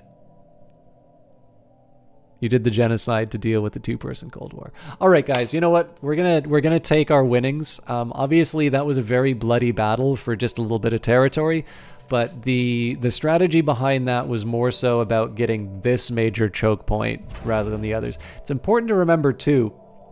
I have 8 star bases that I can build. And a lot of that is going to be focused around sort of building up some defensive structures to fend off any potential threats. The next step also is going to be to get things to a position where I have sort of multiple fleets. So right now I've got space for 56 ships. That's way too small for what I've got right now. Essentially what I want to do is I want to build another 50 strength fleet at the minimum. And there's a few ways that I can do that. So the more defensive armies that you have, the more soldiers that you have, the more naval capacity you have. So some of these, like my core systems are looking roughly the way that I want them to. This has got a planetary administration. Apparently, okay, we need to wait a couple more positions. They're basically just one research complex away from being exactly the way I want them. This planet, I think, is in a similar spot. Yeah, the only thing I might do differently, I might put an energy grid down, and I might put a like a holo theater or something like that. But I'd be perfectly happy to upgrade them. Actually, how are we for exotic gases? It's a little thin, but I think I'm actually going to do this upgrade because we do need the technological advantage. These guys need some alloys,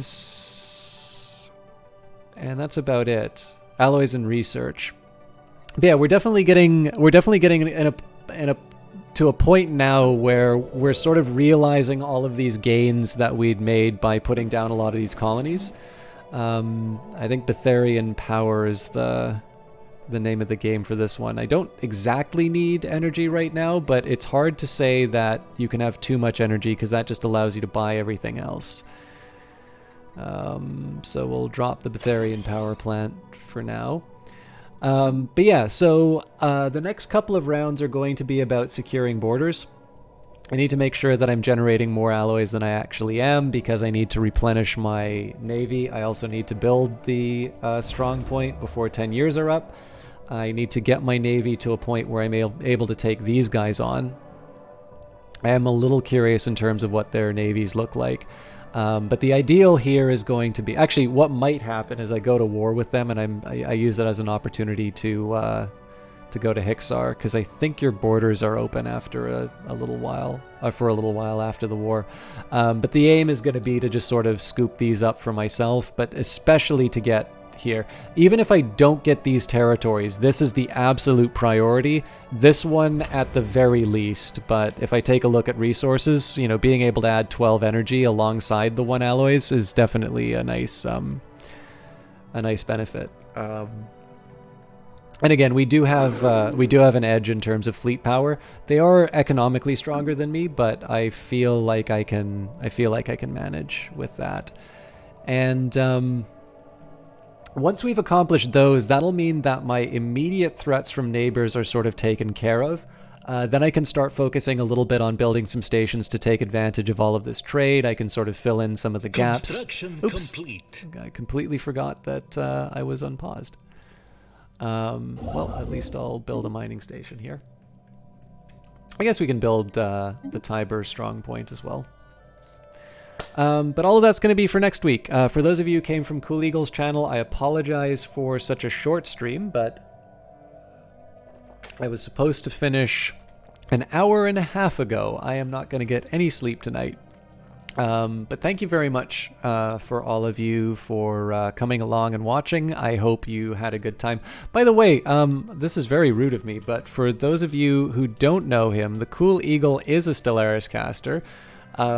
In fact, Stellaris caster who I believe had more people watching him tonight than I had people watching me, so that gives you an idea of his quality. I believe Johnny Big Time might still be streaming tonight, so if he is... nope, he's not. Okay, well, screw him. But no,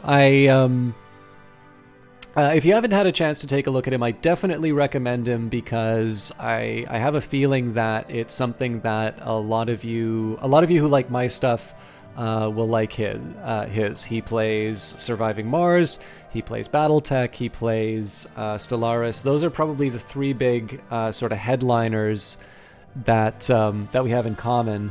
I believe he's done Planet Coaster, which is something that I've had a little more difficulty getting into, but especially with Zoo Tycoon coming out, or Planet Zoo, or whatever it's called. I feel like he will be your man for watching some of those Frontier Developments games.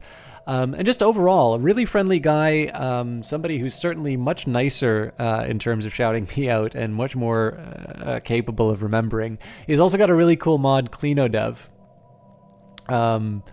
But overall, just definitely Cool Eagle, somebody to check out. One, for his atmosphere and his community. Another reason I would recommend him is because he is a lot better at sort of keeping the action going in his cast. And so for those of you who want to see some of the later game content, he's actually really good whenever there's sort of a preview period. So he was doing Ancient Relics ahead of time alongside me.